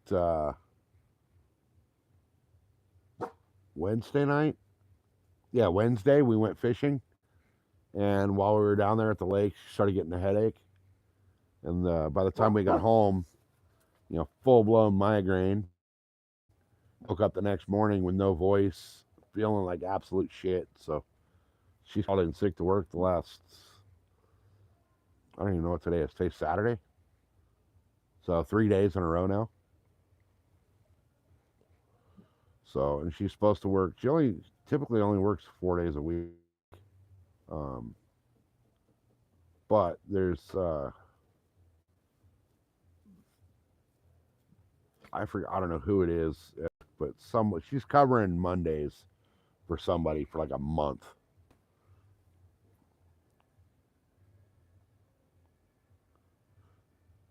Was that during the fires? 8 days? No, that's just during the wind.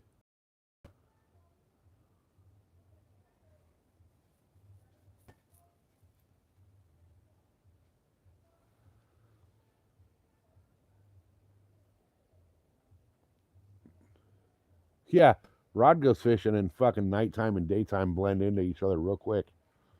I've joked with him a few times that like I woke up and Rod was fishing, and I went to sleep and Rod was fishing on the same live stream. But I mean, I completely get it.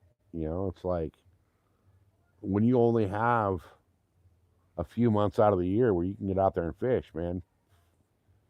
Don't fuck around. Get out there and fish. It's coming. What the next within the next month? You're gonna be freaking off the water permanently, right? Or not permanently, but for the season. Unless you're out there drilling a hole in the lake and fishing through the ice.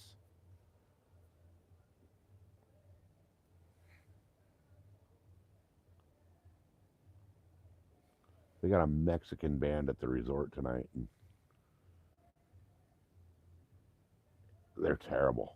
I don't know what it is with this resort, man. They hire like the worst bands ever. The sad part is like that's really the only thing in this town is the resort. It's a little hot springs resort. It brings in all the freaking all the little TikTokers and yuppies and freaking socialites from like LA and Santa Barbara.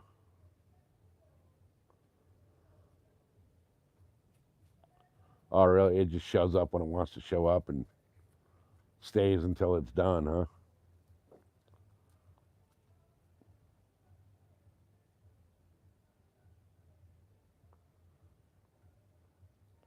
Yeah, that's our government for you. That's our government for you.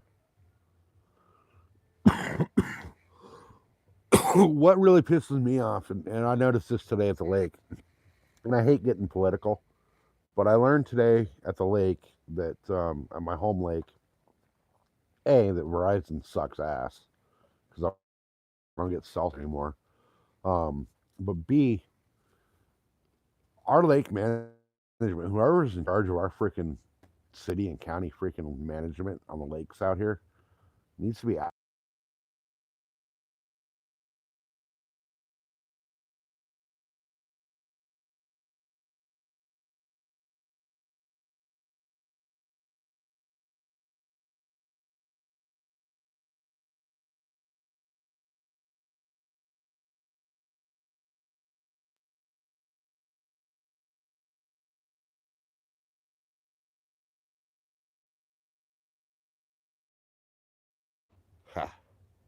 That's the beauty of having two mics. One dies and switches.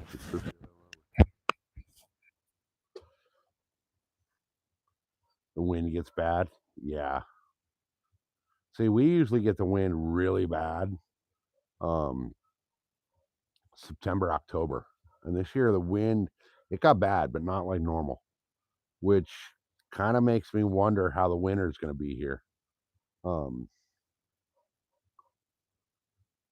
Last season, up in the deer woods, there was days where I couldn't hunt because there was snow to the point where they closed the roads. I'm kind of wondering if that's going to happen now.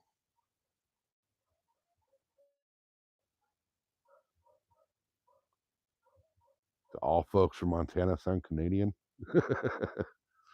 I didn't know that folks from Montana sounded Canadian. Yeah, we get the wind, but where I'm at, we get the wind really bad because especially when it starts coming from the east with the Santa Anas, because we're right on top of the mountains, and the wind coming up out of the desert just gets freaking insane. Um, they'll shut the freeway just a couple miles. You see that light? Where'd it go? That light right there, right? That's on top of the hill, like out in my backyard.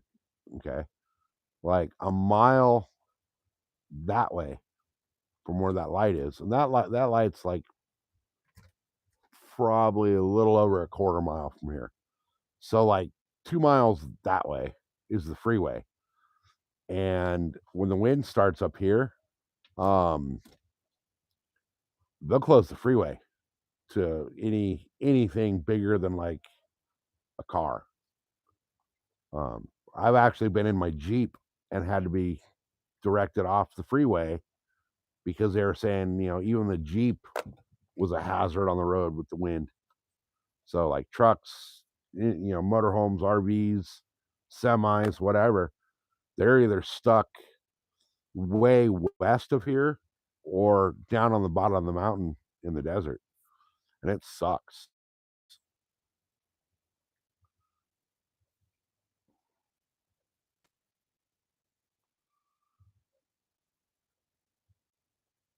Oh, I didn't know that. I didn't know there's a lot of Canadians in Montana. Oops.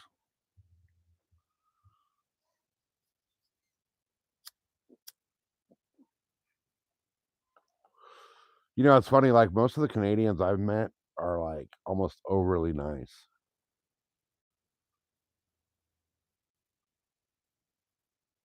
But then again, I'm in California, and most of the people here are overly assholes.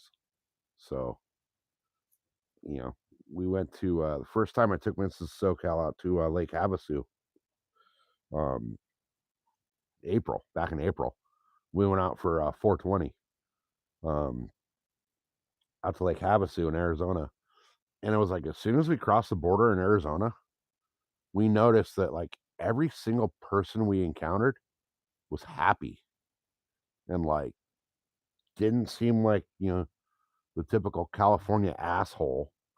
You go into the gas station to get a drink or gas or whatever, and they're like, "Hey, how you doing? What can I do for you? How can I help?" Out here, it's like, "Oh, what do you want? I'm at work. Why are you bothering me?"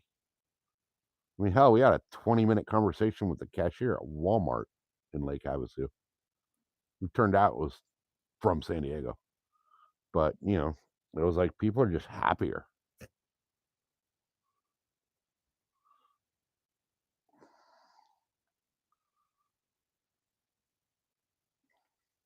Oh, really?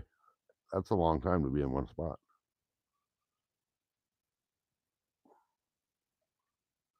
Yeah, Canadian. I've noticed that like every Canadian I've met has always been like really nice, really mellow, which I think is why Canada's screwing their citizens over so much. But they're doing that to us here now too. And I've been here for 247 minutes. And I think like the first 45 minutes was working on this thing. But I think it's going to look good when it's done.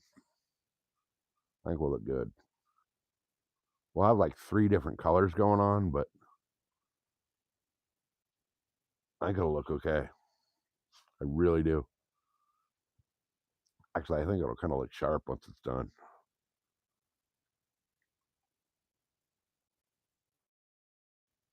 I think it's going to look good.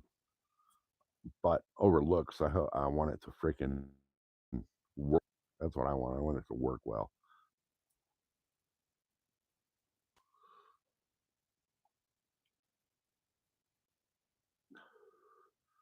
The cemetery island at Canyon Ferry, isn't that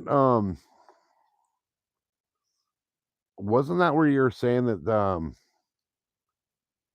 yeah, okay, yeah, that's what I thought. I swore that you were saying like the other end of that lake was better.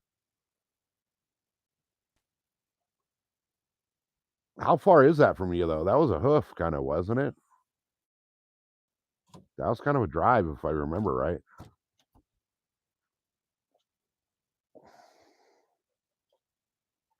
Dude, what is with you in the tennis ball, bro?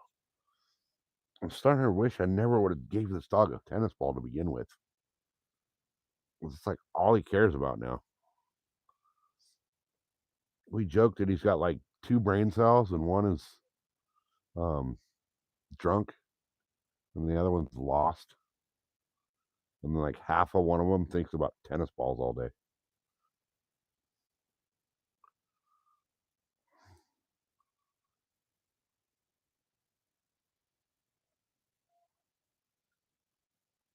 Oh, really? Okay. All right. I was for some reason I thought you said the other end was something better or something. That's a long drive, man. That's a long drive. Yeah, Flathead though is, I mean, you've been saying you wanted to fish Flathead for a long time though, and northern part's deeper. Okay. I was surprised you went up to Flathead with like just the truck, man. I would have figured you would have took the air mattress and all that with you'd always said that if you're gonna go up there, you're gonna make a weekend out of it. My ass would have had like at least the air mattress or something in the back of the truck. Yeah, Flathead's on my bucket list as well, just because like everything I've ever seen of it is absolutely freaking beautiful. But you guys got like lake trout in there and all these other fish that we don't have. So, but the way that wind came up on you and the waves came up on you like out of the blue, that was kind of a reality check for me too. Thinking about like if I were to drag my boat all the way up there, I mean, yeah, it's a V hole, but it's a shallow V hole. That kind of that looked like it was getting sketchy.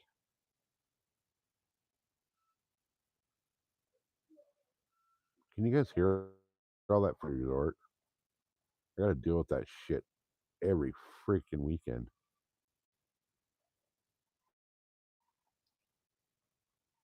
Oh, okay. So it was a spur of the moment. Yeah.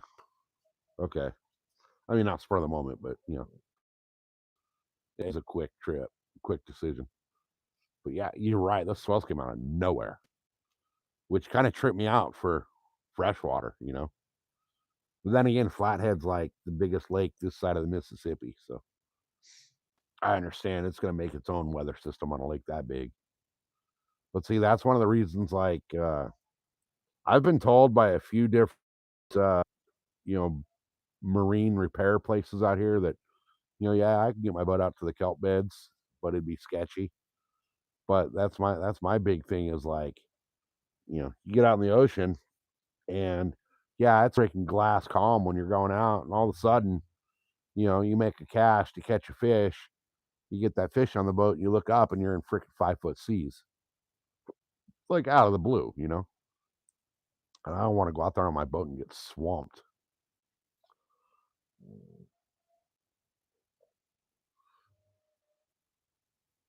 Oh yeah, if it works anything like the ocean current and the ocean waves, yeah, they start from, miles away and just get bigger and bigger and bigger as they go.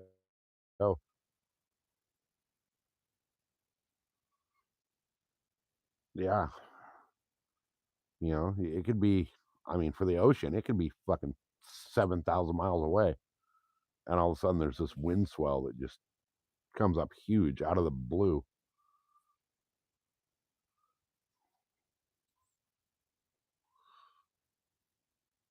Oh yeah, so it was just pushing everything right to you, pushing everything right at you. Yep, and the farther it travels across the water, the bigger the swells get. So yeah, that was nuts how quick that came up on you though. I was actually a little impressed of how quick that came up. One minute you're fine, and the next minute you're like, oh shit, gotta go, gotta go. But I went and looked at the boat ramp today at the home lake, and um, I don't know if I'm gonna be able to get the boat in there. Um, Dude, it looks scary, especially in that flat bottom boat.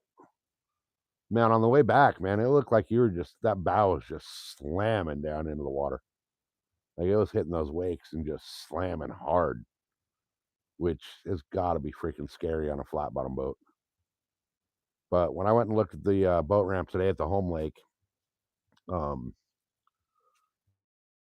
I was talking about how on one side you had the courtesy dock, on the other side um, was a big old rock pile, and then right behind the dock, go lay down, dog, was the trees. Well, the trees are now on dry land. The rock pile is now um, inside of the launch instead of to the side of it. Um, and the courtesy dock has been moved like 25 feet over and 25 feet out. So instead of backing straight down the boat ramp now, you got to bound around the corner to get your boat in. I don't know if it's going to be possible to get my boat in there. It's definitely not going to be a one man job. I'm going to have a spotter. When get crazy, trampoline picked up and went over the roof. Oh yeah.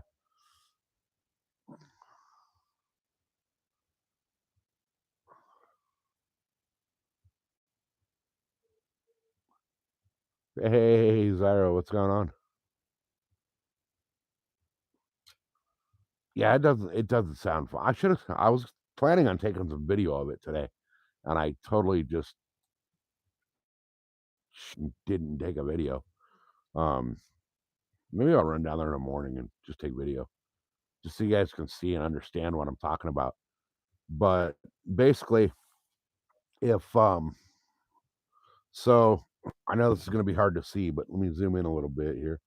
So you've got right here, you've got like the main launch ramp, right, where you back your boat down, and then right here is the courtesy dock. Okay, so you back your boat in. There's a courtesy dock, right, and then right right here where the fish whistle is was a big old grove of trees, and then dust all over everything. Right here is a big ass rock pile. So you back your boat down, okay? You got the trees like right behind the freaking ramp. You got the dock right here that the prevailing winds are blowing you into. Then you got this rock pile right here that you got to avoid while you're getting in the water, right? So you come down, you drop your boat, you park it on the courtesy dock right here on the side of the ramp, and you got to navigate between the tree and the rock pile. So you only have behind the launch ramp, right? Once you're boating off the trailer, from the end of the ramp to the trees right here, you had 10, 15 feet tops. The rock pile was probably 20 feet off of the trees. So you got that little 10-foot wide window behind the ramp, and then the little 20-foot gap between the trees and the rocks to get your boat in. Well, now the way it is, these trees are up here. They're out of the water, completely on dry land. So instead of having the boat ramp straight faced like this now, you got to back in like this, but the road comes up here or up from over here, right? So you got to back down around the corner and then in. The rock pile that was there is actually like halfway up the boat ramp now. So you don't got to worry about the rock pile, but the courtesy dock is still, right up against where the ramp is. And the prevailing wind on that lake blows you straight into that courtesy dock. So it's a total pain in the ass getting your boat in and out of there. Putting the boat on the trailer there is 100 times harder than taking it off because your trailer's lined up, right? And you're trying to come in onto your trailer from the boat, but the wind's pushing you off. And the wind comes in so strong that you'll be right here and it'll kick your stern over, even with the motor going, or you'll get right up here and you get blown off. So you go line back up again and you get blown off. It's a pain in the ass to launch there when the water's high. With the water low, that's the only launch ramp at that lake. They have one other launch ramp over there, but that launch ramp is now probably 100 feet from the water. So it's a pain in the ass. So I don't know if this is going to work for you, Rod, or not. But what I've been doing at my home lake to launch and load the boat because of the way it is, a fucking crane would be easier. The little clip up on the bow that you tie your winch line to winch your boat up tight. I've been taking a rope and I put I tied a carabiner to the end of the rope, and I get my boat to where it starts to float, and I just get out and I push it off the trailer, and then I'll walk it over with the rope to the dock. And when I go to load it, I do the exact same thing. I hook that rope back on. Obviously when you're fishing and you're leaving the dock, you take that rope off so you don't suck that rope under the boat and into the prop or the jet or any of that. But use it like I call it dog leash, right? I use it like a dog leash. I connect that rope up, push the boat off the trailer, walk it over to the dock, move the truck, put the rope away. And when I go to load the boat, I'll do the same thing. I'll connect that rope, walk that rope up to where I can pull the boat. If the boat, so say this is a courtesy dock, right? And my boat's up against the dock because the wind's blowing me into the dock. I'll take that rope and pull the boat over, and then walk it up to the trailer with the rope. And it actually works really, really well for that lake. So, when you can't get the boat to float, that's a whole nother deal. That's a whole different deal when it's that shallow. That's kind of where I'm at right now. Is I don't know if that ramp is going to be enough to get the boat to actually float off the trailer without the trailer dropping off the freaking ledge or something there and getting stuck. Because as of the last time I launched there, I had all four wheels in the water. And I don't have four-wheel drive in that truck, so that was a little sketchy. Also noticed today that because the water is so low that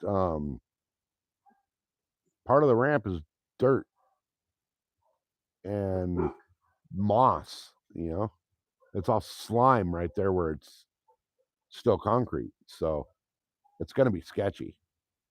It's going to be really sketchy. But to fish that lake, that's my only option right now. Now I can go to San Vicente and launch at San Vicente, which has an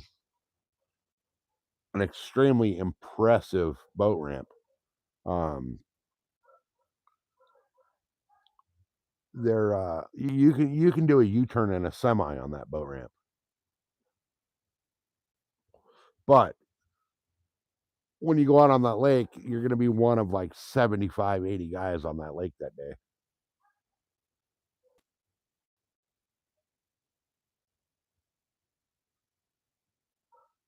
Oh, the roller bunks. I've seen a lot of guys with the roller bunks. Seems to work well. Um, it seems to work well. I don't know how. I mean, I know if you can get that boat in the water and get it unstrapped off the trailer, you can just push it right off with the rollers. But I don't know how loading that would be. You'd have to get the bow up over, and I mean, I guess you could still, if the water's too shallow, though, you can't keep your motor down to power it up on. But between the winch and some elbow grease, I'm sure you can just yank it back onto the trailer. But yeah, I've seen those rollers that um, they look a little more effective than the regular carpeted bunks. You don't have the resistance. I almost thought about going with that with my trailer, but my problem is the weight of the boat. I don't want just the rollers. Plus, our roads out here are sad that I've had the boat bounce up off the trailer anyway with the freaking thing strapped down. So at least I got a lot more weight distribution with the bunks. Which I actually need to change. That's going to be a bitch. I got to change all 4 of the bunks on my boat.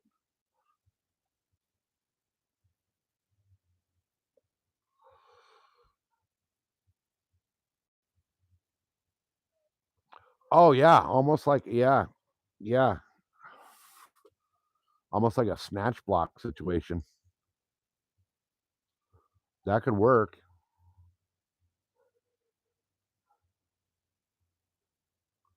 Winch it on and off the trailer.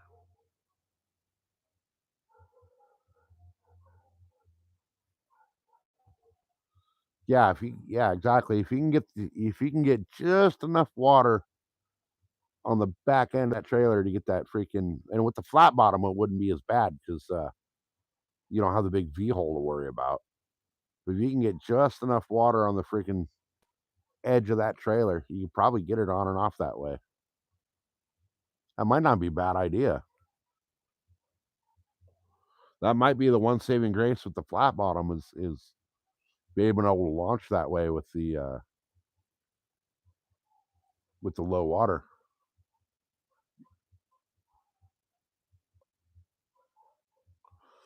Yeah, with a flat bottom, you go like yeah, you got enough draft that you can freaking hell you could float her with the flat bottom, but it's going to be getting it off the.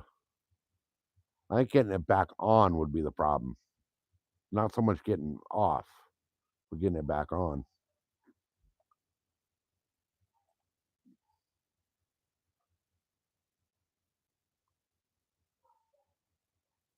Oh yeah, you're not just gonna push it off the normal carpeted bunks. You freaking rip a testicle trying to do that. But you might be right, like an electric winch that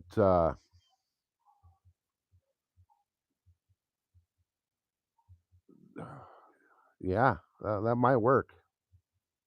That may work.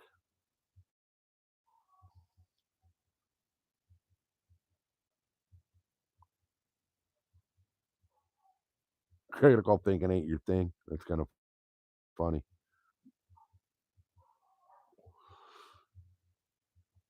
Decided you need to invest in a set of waders just for like loading and unloading. I'll tell you what, man, I started Um, you'll notice 99% of the time, um, I'm on the boat, I'm wearing shorts and flip flops, and that's because 99% of the time I got to get in the water to freaking deal with the boat to get it on and off the trailer at the home lake. And now the other lakes around here, I mean, you know, I've actually so I've done it to where I take that lead rope that I use at the home lake to walk the boat on and off the trailer. And what I'll do is I'll tie a knot in the end of that rope and then shut that rope in the tailgate, unstrap the boat from the trailer, back it in and hit the brakes and wait for the damn thing to float off,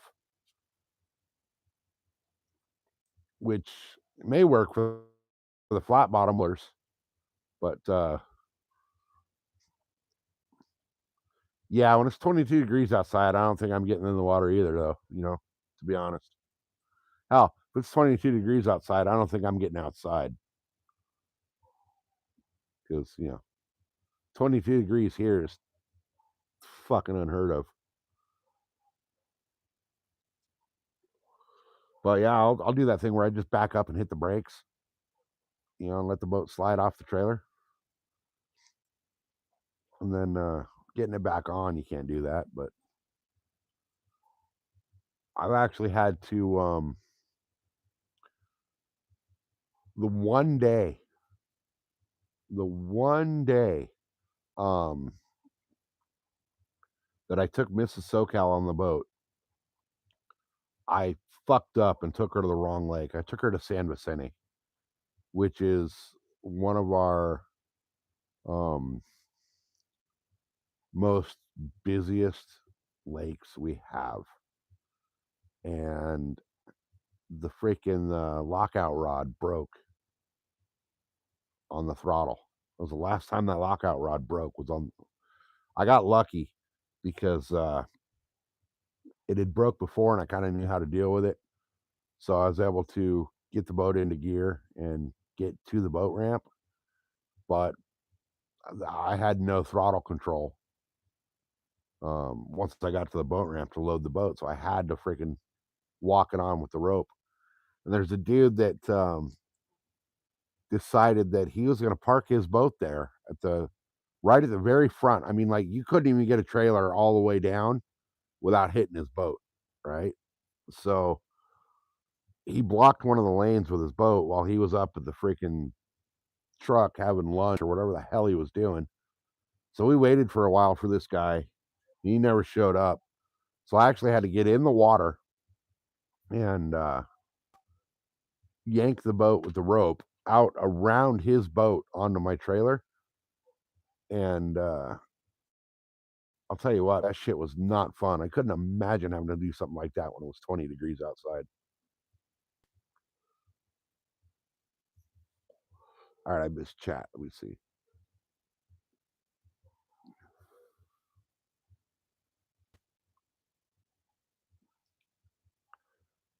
Yeah, I remember you said you had a pain in the ass trying to get the boat off the water at Fishkin. Ice baths are not good for anxiety and depression. They're good for causing it, though.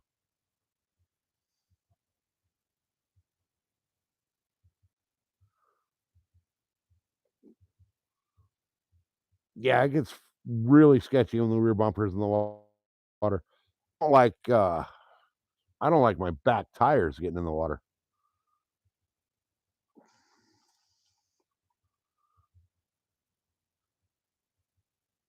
You know what's funny is the snorkel on the truck here is illegal.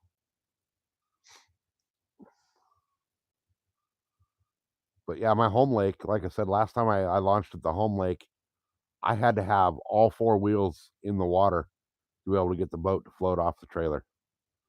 And by the time the boat floated off the trailer, the boat was like 2 feet past the courtesy dock, which was super, super sketchy. It was bad. I was afraid I wasn't gonna be able to get out.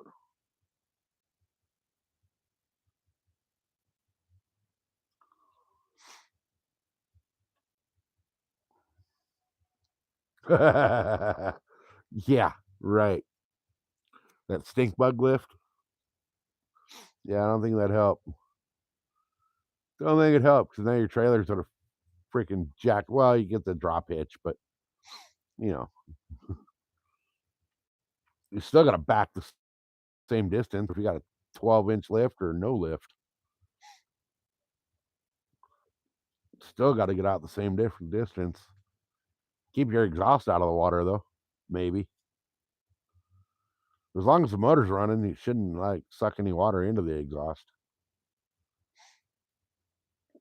I've never, thankfully, I've never had to try out that theory, but not launching the boat anyway.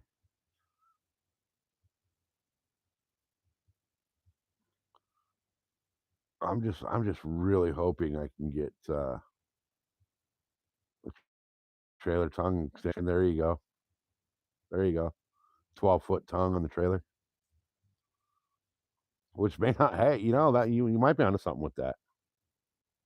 Hey, why are you scratching at the door? There's a freaking dog door. Go through it. I'm not getting up to open the door for you when you can go through the dog door.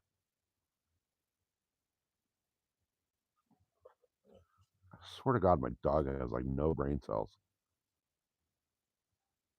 Yeah, big old freaking 6 or 12-foot extension on the freaking tongue.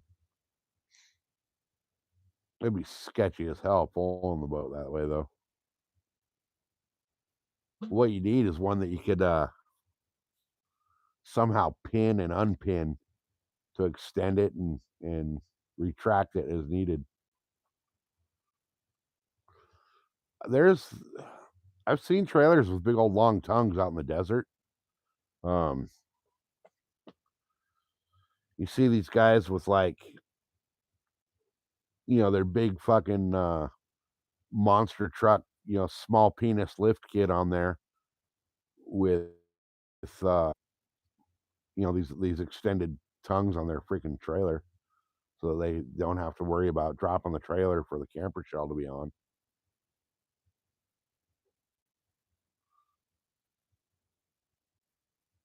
Yeah, they got the foldable tongues for the storage, but I don't know about extension. But I mean, that could be you could be onto something with that with the low water, an extendable freaking tongue. I mean, I guess anything's possible. It's just a matter of engineering, making it work.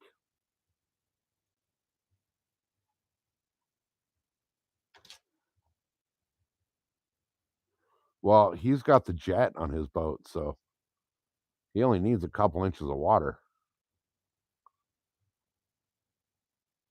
Whereas like my boat with the prop, I need I need at least 18 inches of water to be able to freaking get my boat anywhere.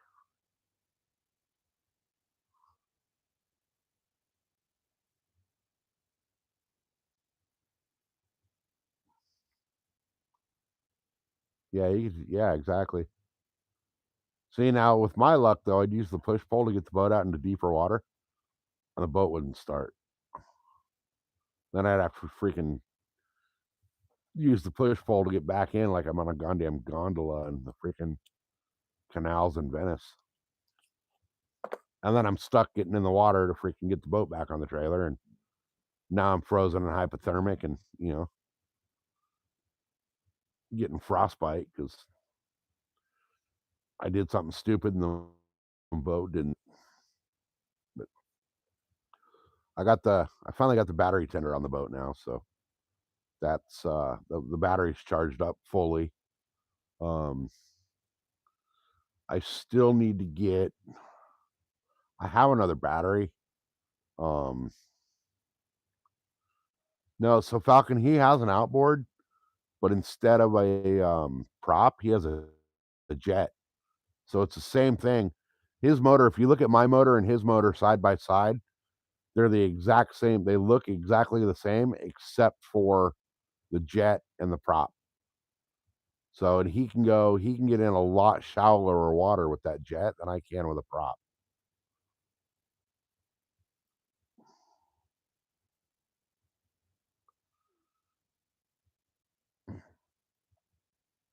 Yeah, your draft is what? Nothing?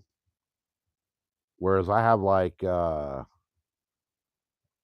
have an 18-inch draft. So, what is your draft on that thing with that what that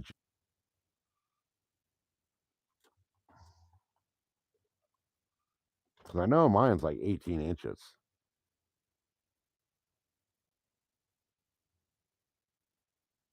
like an inch or oh, man, that's so nice. That is so nice.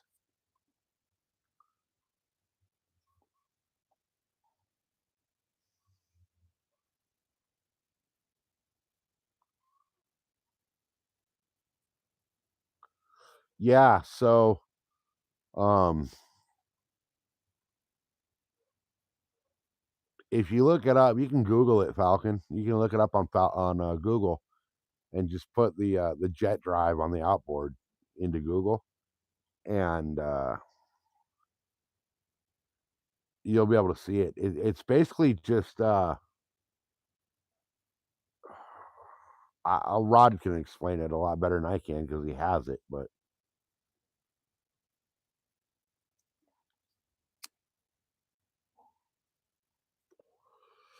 basically looks basically just looks like a big ass freaking, uh, pump on the bottom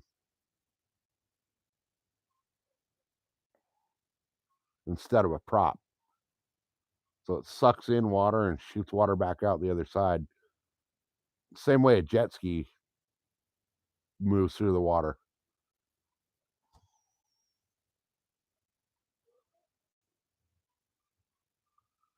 Yeah, the wildlife usually, gets the heck out of the way with from the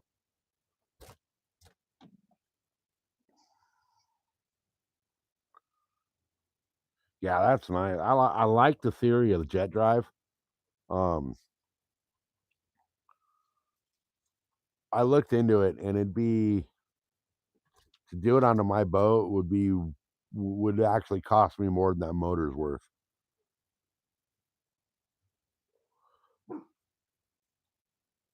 But I'm kinda considering putting my boat on Craigslist and, upgrading to a bigger boat.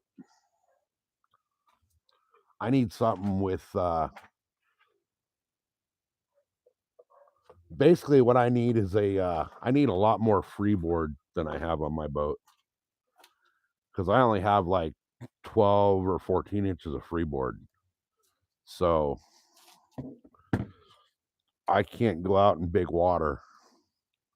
I mean, I can go out in a little bigger water than Rod can, but because his flat bottom boat, you know, is a little different setup for, flat bottom boats set up more for, like, smaller water, whereas the V-holes, handles big water a little better, but my V-hole's not deep enough, um, to be able to get out in the big, big water.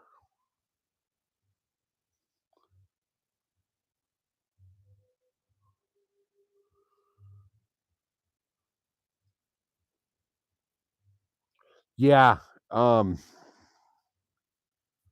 the problem is, though, I don't really wanna put any more money into this boat, to be honest. But you have what do you have on yours? Was it would you say it was a 90 or a 70 or something? 75 or something? I got the 130, so I don't know how much different that would be.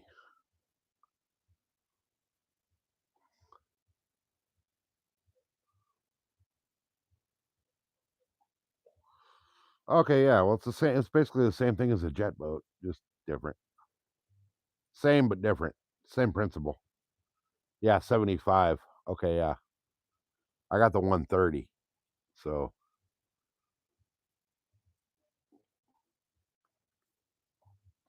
I mean, I had a guy offer to, sell me the freaking Yamaha 90 for, 11 grand installed, but like I said, 11 grand, that's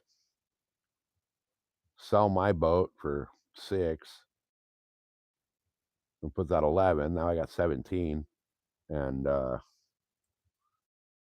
shit, that I can go fish tuna with.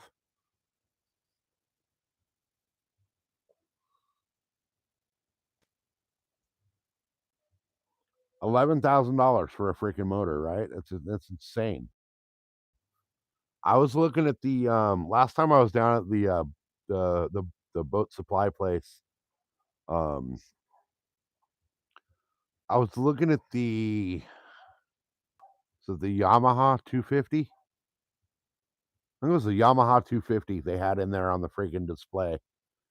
$20,000, and it was used. It was used. It had like 70 hours on it, and they were asking 28 grand for it.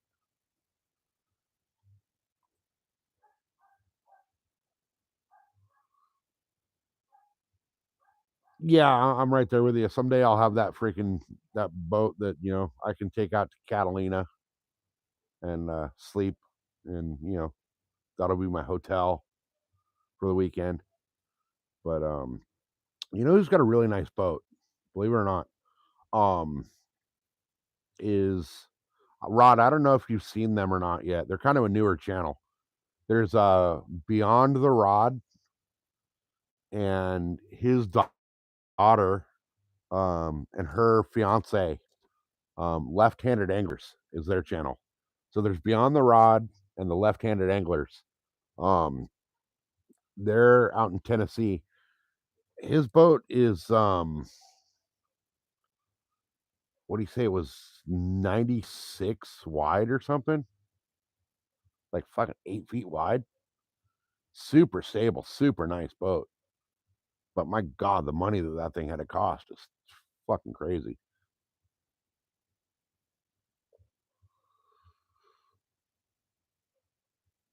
Oh, the maintenance is crazy. That's the reason we got rid of the saltwater boat, was because the maintenance was just so freaking over the top. Because saltwater eats everything.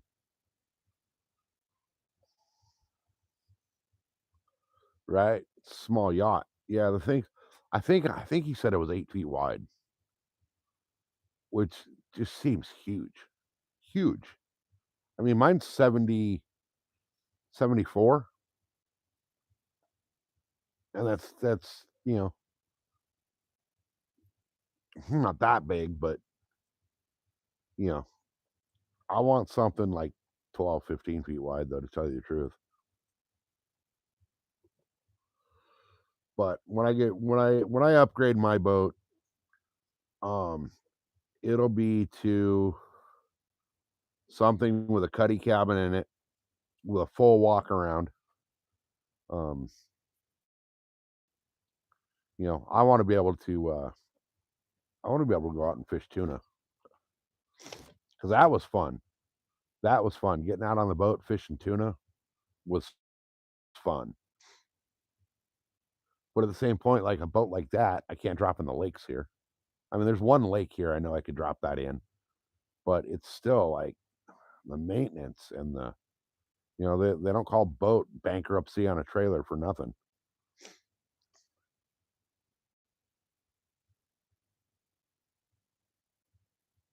Hell yeah, that would be sick. Like a fucking landing craft. That would be badass. See, that's the type of thing where you can go out and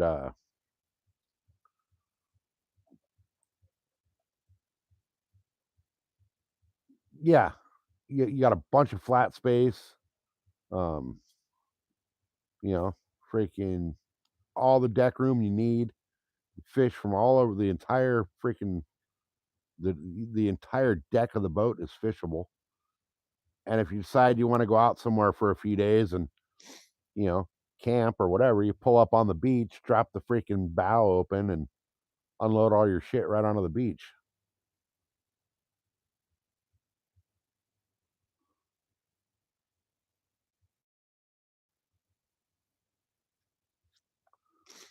See, like 26 to 28 foot boat.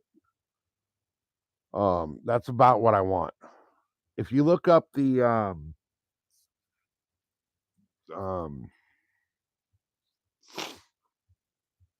if you look up, just type in like on Google, if you type in like the Bayliner Trophy series, that's kind of the style of boat I want.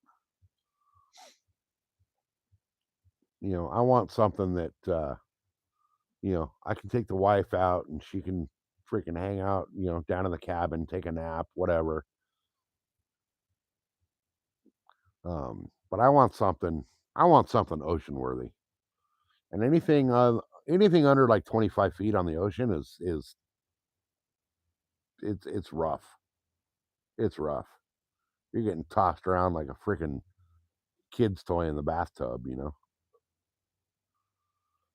But I want to be able to take the boat. I want to be able to jump on the boat here in San Diego, cruise up and fish like Catalina. Um, maybe cruise up and do like some of the Channel Islands, or go south down into Mexico, fish some of the islands down off of Baja.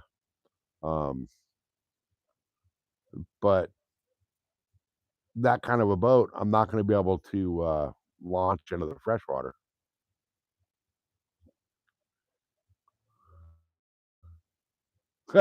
See, that's the thing. A lot of people are scared of you know captaining a boat in the ocean, but it's just like on the freshwater, only a little different. You know, the hardest part about the ocean is navigation. Because once you get out to where you can't see land, you don't have any landmarks to be able to figure out which direction to go. That's when you got to rely on your compass or your electronics to know where you're going to be.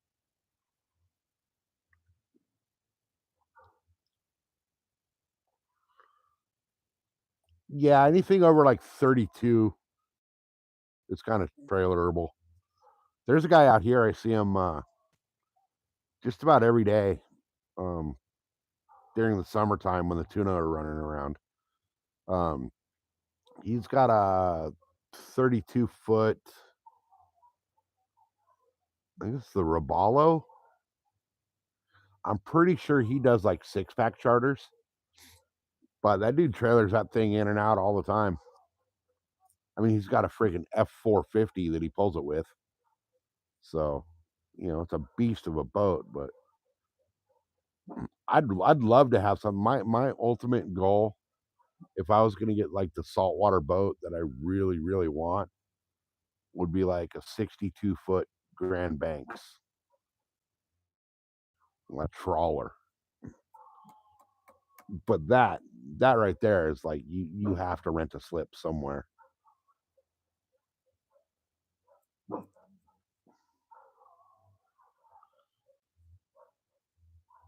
You want them on the pirate crew. Yeah. No, I'd love to have a boat that's not trailerable. Um,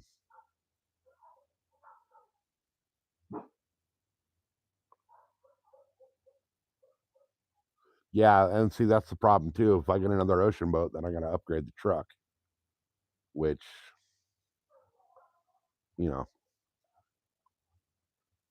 But it's launching the ocean boat is the exact same as launching a freaking little John boat, just bigger, a lot bigger. But see, that's the thing is like tuna fishing is my deal. That's where my heart's at when it comes to the fishing world.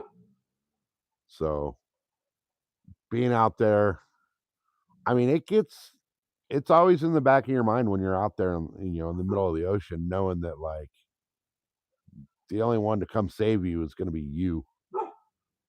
And if you get lost, it's not like you can pull over and ask for directions at the gas station. But that's what the electronics are for. Or if it comes right down to it, a compass. I mean, pretty much, if you launch your boat off of California and you can't see land anymore and you don't know where you're going, just go east. If you go east, eventually you'll hit. It may not be where you put the boat in the water at, but you'll hit land if you go east from the Pacific Ocean.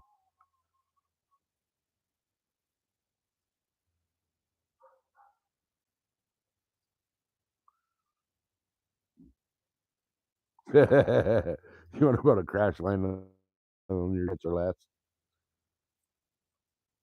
See, it's weird. Like, once I get out to the point where I can't see land anymore, it becomes really, really calming and peaceful to me. But now here's the weirdest fucking thing ever. My biggest fear in life is drowning in the middle of the ocean where I can't see land. I love being out where I can't see land, but you ain't gonna catch my ass jumping off the bar. There's no fucking way. That to me is just crazy. Absolutely crazy. You look at these guys that surf the Cortez Bank, and I'm thinking to myself, like, I know it swims around out there, and I know how far away you are from land. How the hell do you have the balls to do that? But then I'll go out there and fish all day long. 120 miles out, that's my happy point. But then again, we've done the cattle boats, the open party charters out here where, just go buy your ticket and get on the boat, you and 35 people you've never met before. And we've woken up looking at the pier, watching people surf, and we're catching, big ass tuna right there. So, you got options. You don't got to go out to where you can't see land and where smoke signals won't help you if you got no communication. But it's better if you do go out that far. Hell, we've gone out on trips where it takes 12, 14 hours to motor out to where you fish.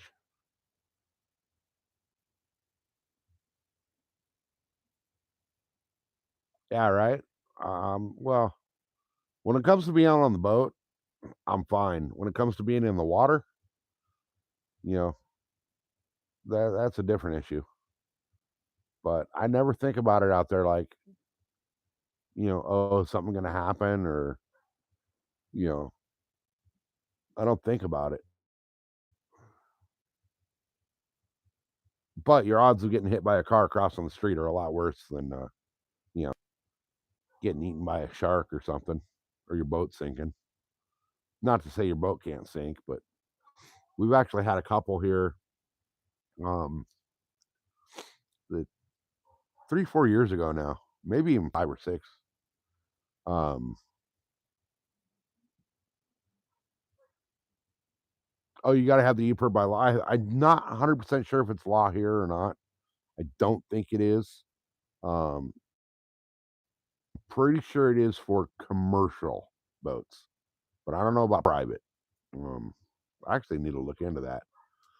But we had a boat here not long ago. I don't know, maybe 6, 7 years ago at the most, where they were fishing the Coronado Islands, which are so the Coronado Islands.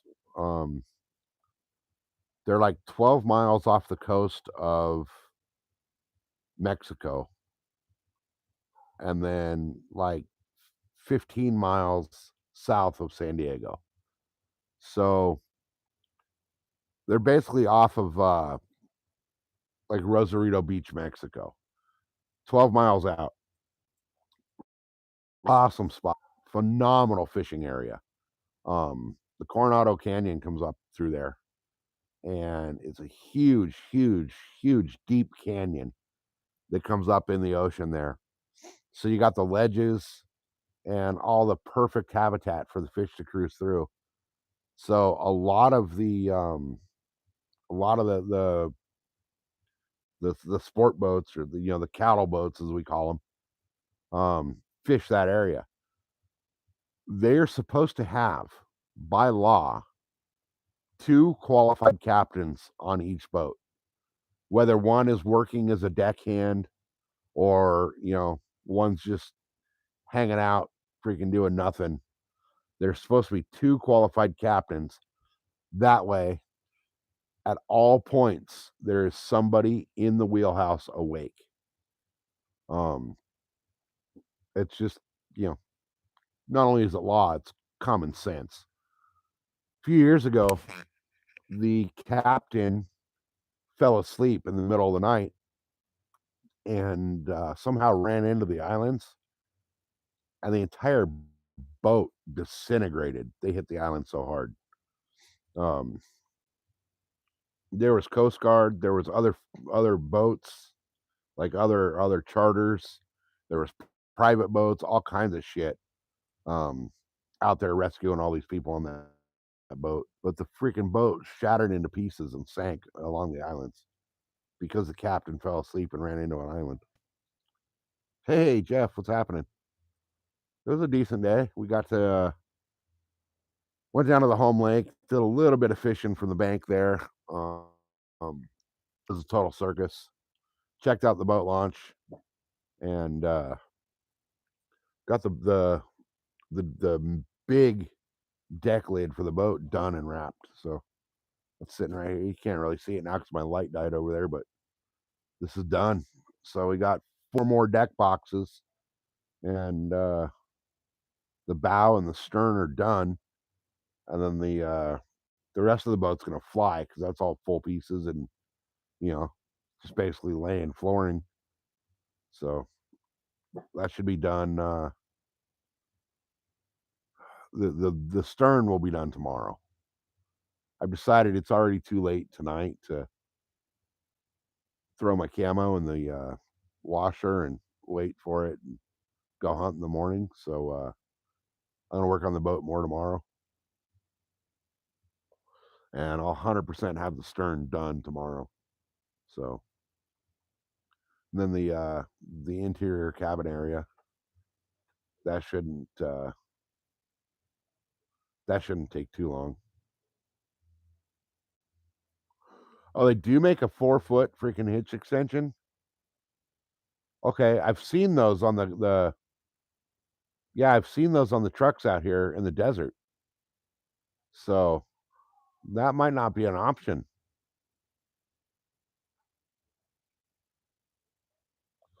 Yeah, but splicing a plug for the trailer wouldn't be too bad. Wouldn't be too bad.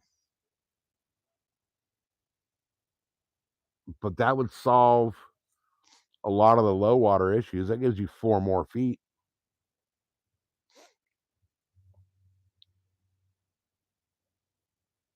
Now, is that a weld-on kit or is that like a bolt-on kit though? I mean, obviously you're gonna have to cut the tongue, right?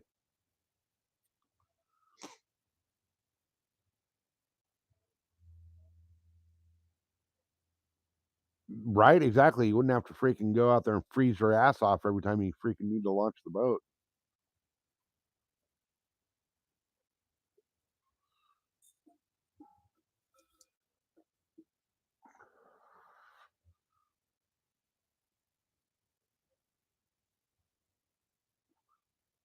Oh, it's a freaking okay, okay. So it's not a tongue, it's a actual okay, so it's your freaking actual freaking hitch. It's an actual hitch extension.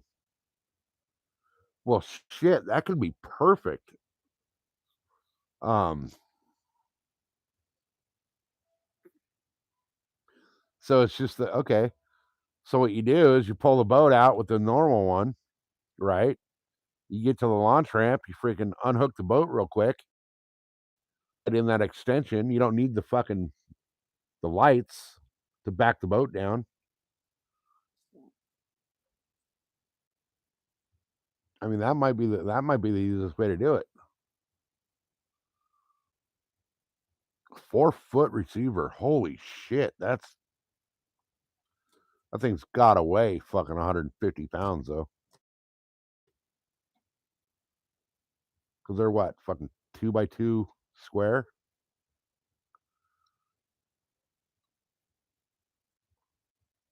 Right. Right. I mean, that would make sense. Just fucking exactly fucking King Kong dong it at the fucking boat ramp and you're good to go. Throw the big old fucking donkey dick in there and you're solid.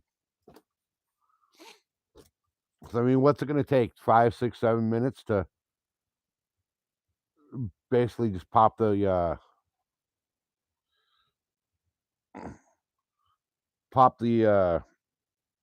front jack down and 481 bucks for the King Kong dong? Dude, but you know what? That might be $481 well spent for low water situations. I mean, that's what I would do if it were me. I would just, you got the truck, throw the freaking King Kong dong in the back, and then when you get to the lake, just unhook the boat and the trailer real quick. I mean, it's kind of a pain in the ass to unhook and then rehook and whatever, but that'll give you that extra freaking 4 foot to get into the water. Take you an extra 20 minutes, 30 minutes to prep the boat to launch and load, but dude, that might be your golden ticket right there. Actually, where'd you find that at? I might have to buy a fucking donkey dong for mine.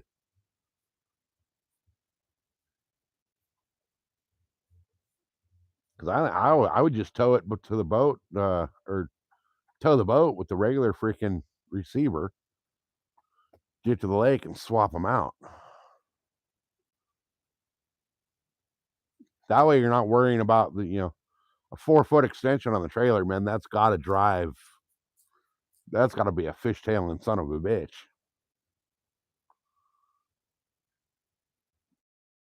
But if you can just out right there in the parking lot of the ramp, you know, that might not be a bad deal. Dude, would you stop with the claws? Fucking dog has this thing where like e-trailer. Okay. Okay. That's not a bad deal. That's not a bad deal. Really? Okay. I'm gonna have to look into that because that could be a lifesaver at my home lake. You know, hell, an extra 4 or 5 feet, 4 foot's the longest. Okay. Uh, Okay. Hell, even 18 inches would just be fucking huge. I think that's the way to go. I think that might be the way to go, man. Get the freaking Kong dong out there and just switch them out while you're at the launch ramp. 4 foot would be a game. It would absolutely be a game changer.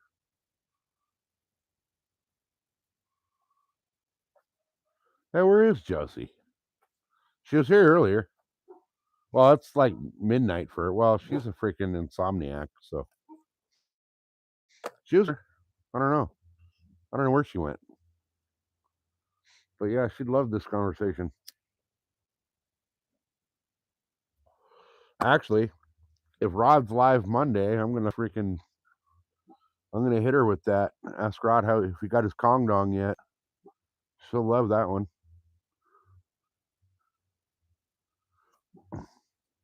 Josie's hilarious, guys. Josie's fucking hilarious. She holds back. She holds back a lot on the live streams. I'll tell you guys that. Um, she holds back a lot. A lot. So do I though. I keep it mellow as well. Even on my own live streams, I kind of keep it mellow. Well, mellow for me. But dude, man, Rob, that's a fucking golden score right there. That is a golden score. The Kong Dong will fucking that'll open up all that shit, Fishkin and all that where you had a pain in the ass getting the boat in. Dude, enough with the fucking claws. asshole. Every fucking time he just like claws at you to fucking get you to pet him. And it hurts. Like he doesn't just like paw you a little bit, man. He like full on freaking Mike Tyson right hook.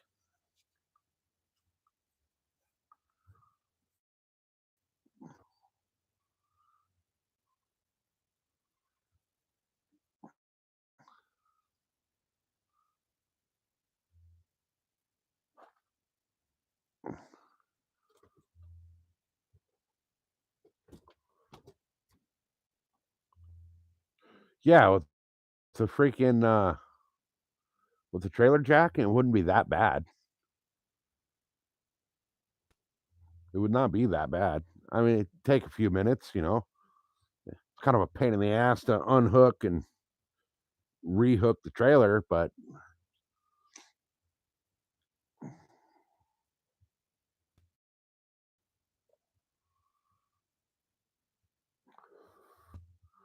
see, with the Kong Dong, you would have been able to launch at freaking Willows, right?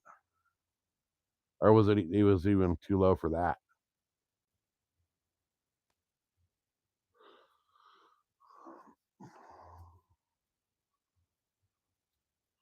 Oh, really? Okay, so it's just a wind issue. Okay. Was it a tight ramp or is it? So I know my home lake, it's like fucking when the wind's blowing, man, the wind just fucks you up. They need a second boat launch that's oh,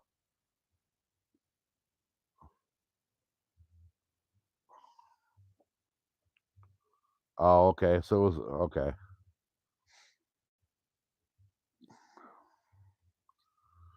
Yeah, my lake, my home lake, the launch ramp is pretty much um in the middle of the lake, kind of, but it's right where the so at the end of the lake, there's a big V-shaped canyon, right at the dam, and it just forces the wind like a wind tunnel across that section of the lake right to the boat launch. If they were to take the boat launch and move it around the corner of the point right there, out of the wind, it'd be a game changer for that lake.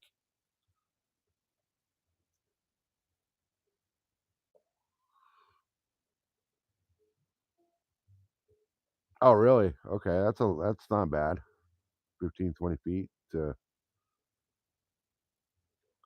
So I don't know if you guys, I don't know if you were here the day that I did had that totally just catastrophe of a day on the water where the batteries died and I ran over the rope and all that shit. Um, I don't know if you saw that launch ramp there. Um, that thing's a freaking monstrosity. And it goes another like 35, 40 feet past where the water line was the day I was there.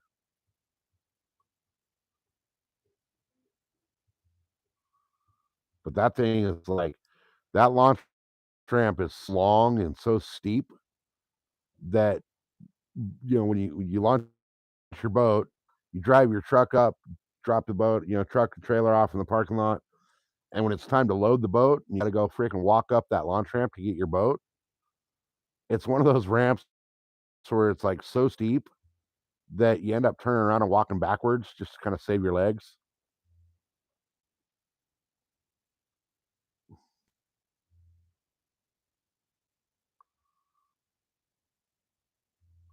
They go way out of the water. You mean like inland from the water, or like it just gets so out of the water?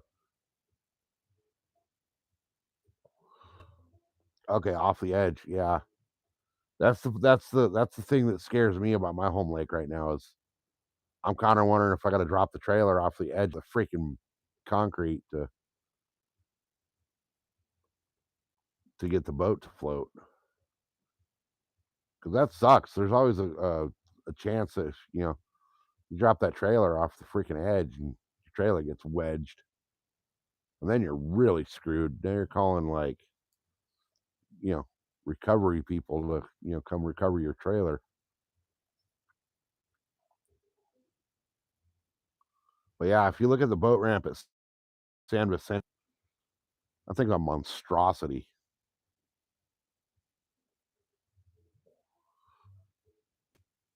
Lots of ramps out of the water, launching down a hillside, but they rarely run the ramps deep enough into the water. So okay, yeah. So the end of the ramp comes out. Yeah, I got what you mean. I got you. I got you.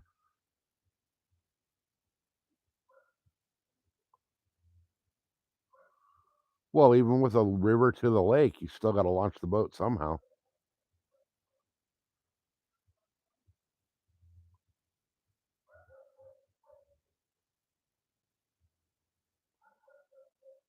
See, that's nuts.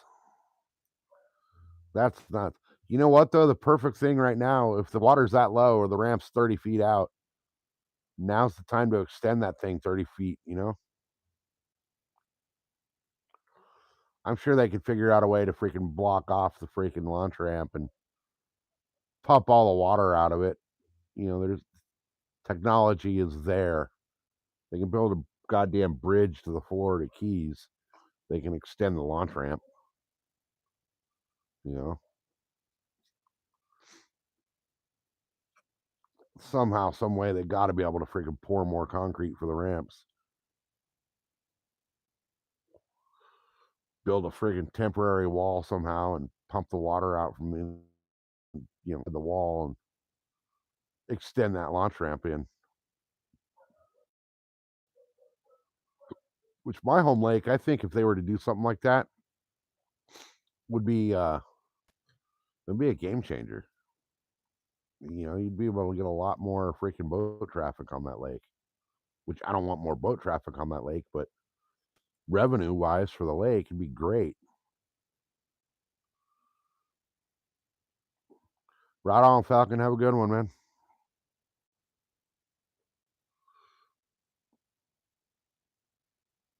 Yeah, they won't spend. They'll charge us more money every year for our fishing license and our boat registration and our launch fees. There's not a single lake here in San Diego where you can launch your boat for free. Not a single one. $11 at every lake. And then so if I were to go to like Lake Murray, right? Lake Murray is like one of the bigger lakes down in the middle of freaking suburbia. It's $11 to launch and $11 to fish. So, and that $11 is per person. So you figure, you take the wife and the two kids out, you're spending $44 on fishing permits plus $11 to launch the boat. They could take all that freaking money and build new boat ramps with the amount of people that launch boats in these lakes. I mean, hell, they closed San Vicente here for, oh shit, it was closed for almost a decade while they did it. They raised the dam. Um, they raised the dam like 200 and something feet. But while they were doing that, they also, um, oh yeah, there's a charge for every passenger as well, fishing or not. And there's also another charge if you want to water ski or any of that shit. Um, but when they raised the dam at San Vicente, is when they put in the new boat ramp and all that shit, and they spent fucking hundreds of millions of dollars to do that. And it's now one of the most profitable boat ramps in San Diego. Yeah, so if there's yeah, there's a lake fee for every person on the boat, whether you're fishing or not. Yeah, it's ridiculous. It's absolutely ridiculous. So, say you want to go to like San Vicente is one of the only real lakes you can water ski around here. But if you want to go water ski at San Vicente, the boat launch fee is $11, and I think the $15 for the water contact permit. It's a water contact permit you use by. So, and that's per person. Per person. So if you got 6 people on your boat, it doesn't matter if, one of them's going to water ski and the rest are just going to hang out and drink beer. All of them have to pay the fee to be on the water, which is freaking ridiculous. But here's the funny thing too. All of our lakes out here in San Diego,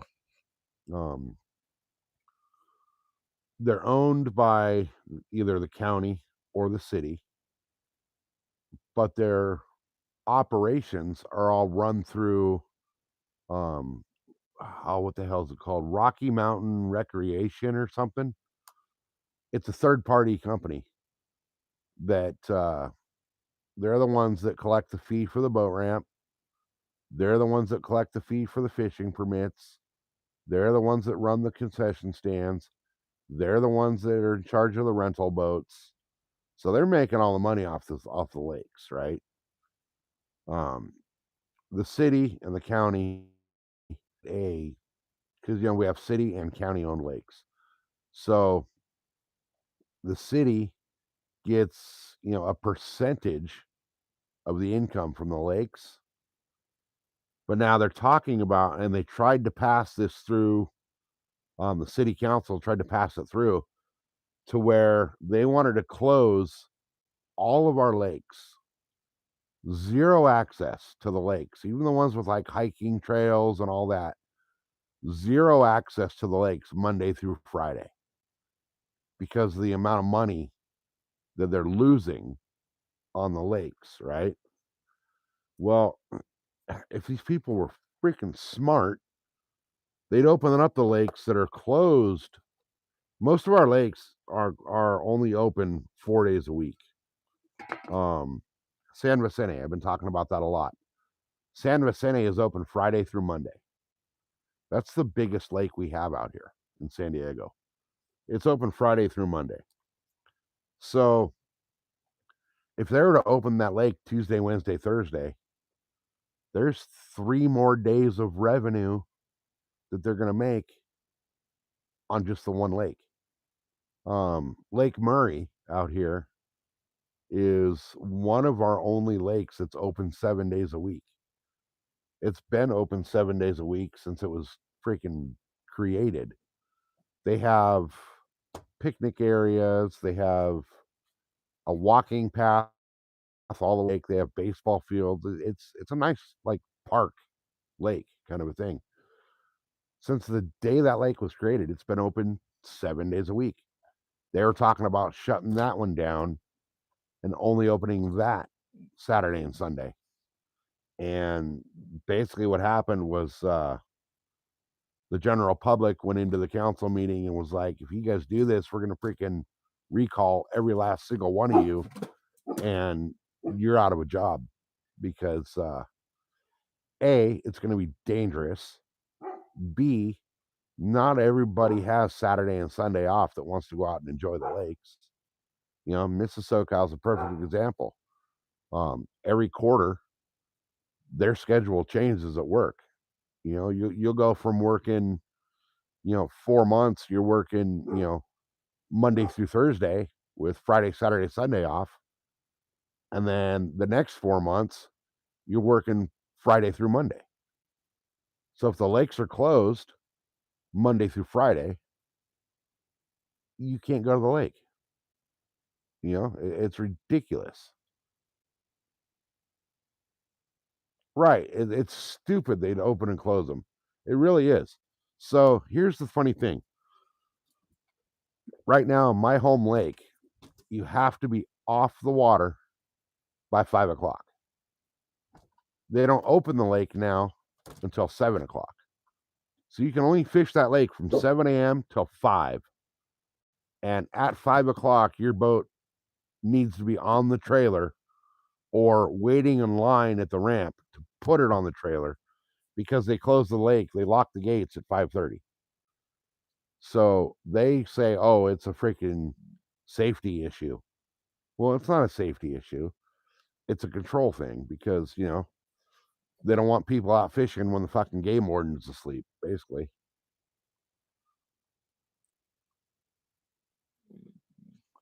So, yeah, so they have the drop box things in a couple of the lakes here. They call them the Iron Ranger. It's basically a freaking big old post in the ground with a slot where you get a little envelope and drop your money in the envelope. But now they've gone to all the they're going to all the freaking automated kiosk things so that you use your credit card and no cash. And it's like a meter maid that they used to have the little meter maid that would go around every day, every night, as he's locking the gate and go collect all the money out of the freaking thing.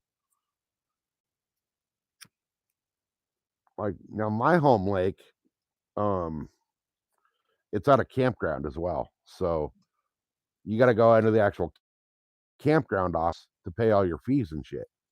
Problem with that is like you go in there and the dude working there is fucking out somewhere in the campground. The office door's open. You can go into the office, but there's nobody to take your money. So you'll stand there 30, 40, 50 minutes waiting for somebody to come in so you can actually freaking pay your fees and go launch. There's been a couple of times where I've gone down and launched my boat without paying because there's nobody there to freaking take my money. It's ridiculous. But to think that they wanted to close lakes to 2 days a week, that is such a safety hazard. I mean, you think about it. They're only open 4 days a week right now, and it's already overcrowded those 4 days a week. Now imagine you take all the people that are there 4 days a week and you cut that in half. So now you got double the boats with double the idiots. You got double the water skiers on the lake. You got double the fishermen. You got double the freaking dickhead that just bought a boat to go drive around in circles on the lake and doesn't give a shit about the water skiers or the fishermen and thinks he's the only person on the lake. You're asking for somebody to get killed. You're actually creating the environment to kill people, you know, and it's going to ruin the fishing. You know, all of a sudden, freaking the lake's been calm and quiet all week, and now all of a sudden it's all chaos. Those fish are going to hunker down and not bite. But the people in San Diego told the city council that if they do that, actually, it was the county board of supervisors. They pretty much told them that if you push this through, you're done. We're going to recall every last one of you and kick you the hell out of office. So for right now, that whole plan's on hold, but that whole plan is still in the works. They're still thinking about doing it. They're just trying to figure out, the strategy of how to do it without getting freaking voted out and recalled. I think they need to open all the lakes 7 days a week. You know, there's one of them, Lower Otay, which is one hell of a bass fishery that's open Wednesday, Saturday, and Sunday. And I'd love to go fish that lake. I'd love to go fish it. That lake produces a lot of bass and a lot of big bass. But you get on there on Wednesday, 300 boats. You get on there Saturday, Sunday, there's 500 boats. And it's a small, our lakes here they're not big. They are not big. My home lake, if I was to take my boat from one end to the other, my home lake, if I were to start on one end and put the hammer down on the throttle, it's going to take me 2.5, 3 minutes until I run into the dam. So, they're not big lakes and they're packing all these people on them, which is why I fish my home lake so much because not a lot of people want to go out and make the drive to that lake to go fish it. So it's kind of an untapped fucking gold mine out here for bass fishing. Very few people are willing to make that drive. But for me, it's the closest lake to me.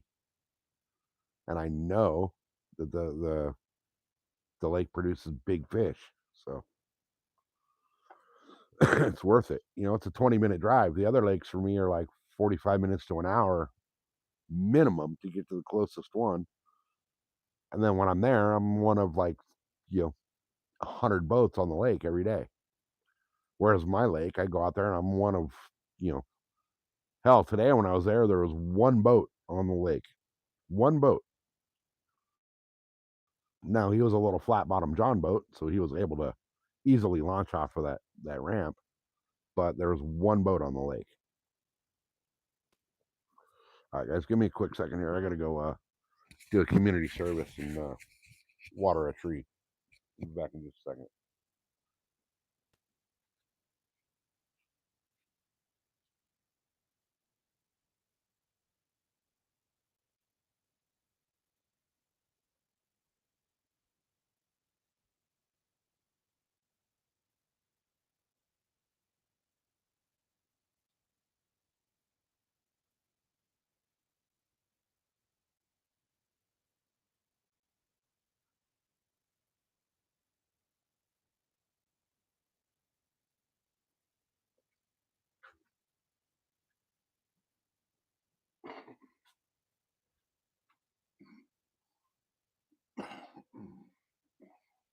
That coyote's gonna get himself killed. Dog just took off running towards the backyard, and or like the back of the yard. And I looked up, there was a big ass coyote. Which that coyote, he's fucking huge, but he's been coming around a lot, and he's too big to let him just cruise the neighborhood. There's too many little kids and too many people with pets. But did my chat just or did everybody just quit talking? Chat froze. No, everybody quit talking. All right, man. It's 11 o'clock, you guys. I've been live for 330 minutes, whatever that comes out to in hours. But I think I'm gonna go ahead and call it. I'm gonna go ahead and take a shower, and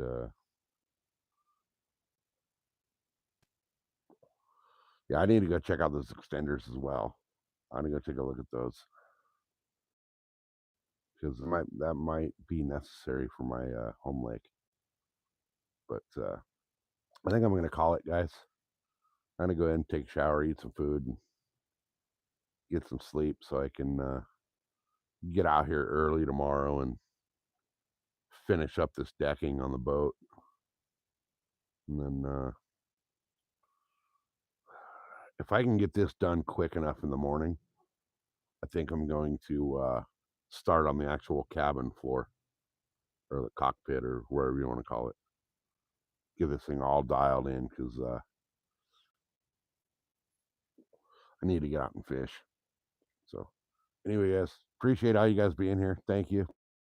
Appreciate it. And we will I'll go live in the morning doing this shit just because I'm so close on watch hours for the 4,000 that I need to start busting them out. So I'll see you guys tomorrow, and then hopefully, Rod, you're fishing Monday. If you're fishing Monday, man, I'll be there. I'll be watching. So peace, guys. We'll see you tomorrow.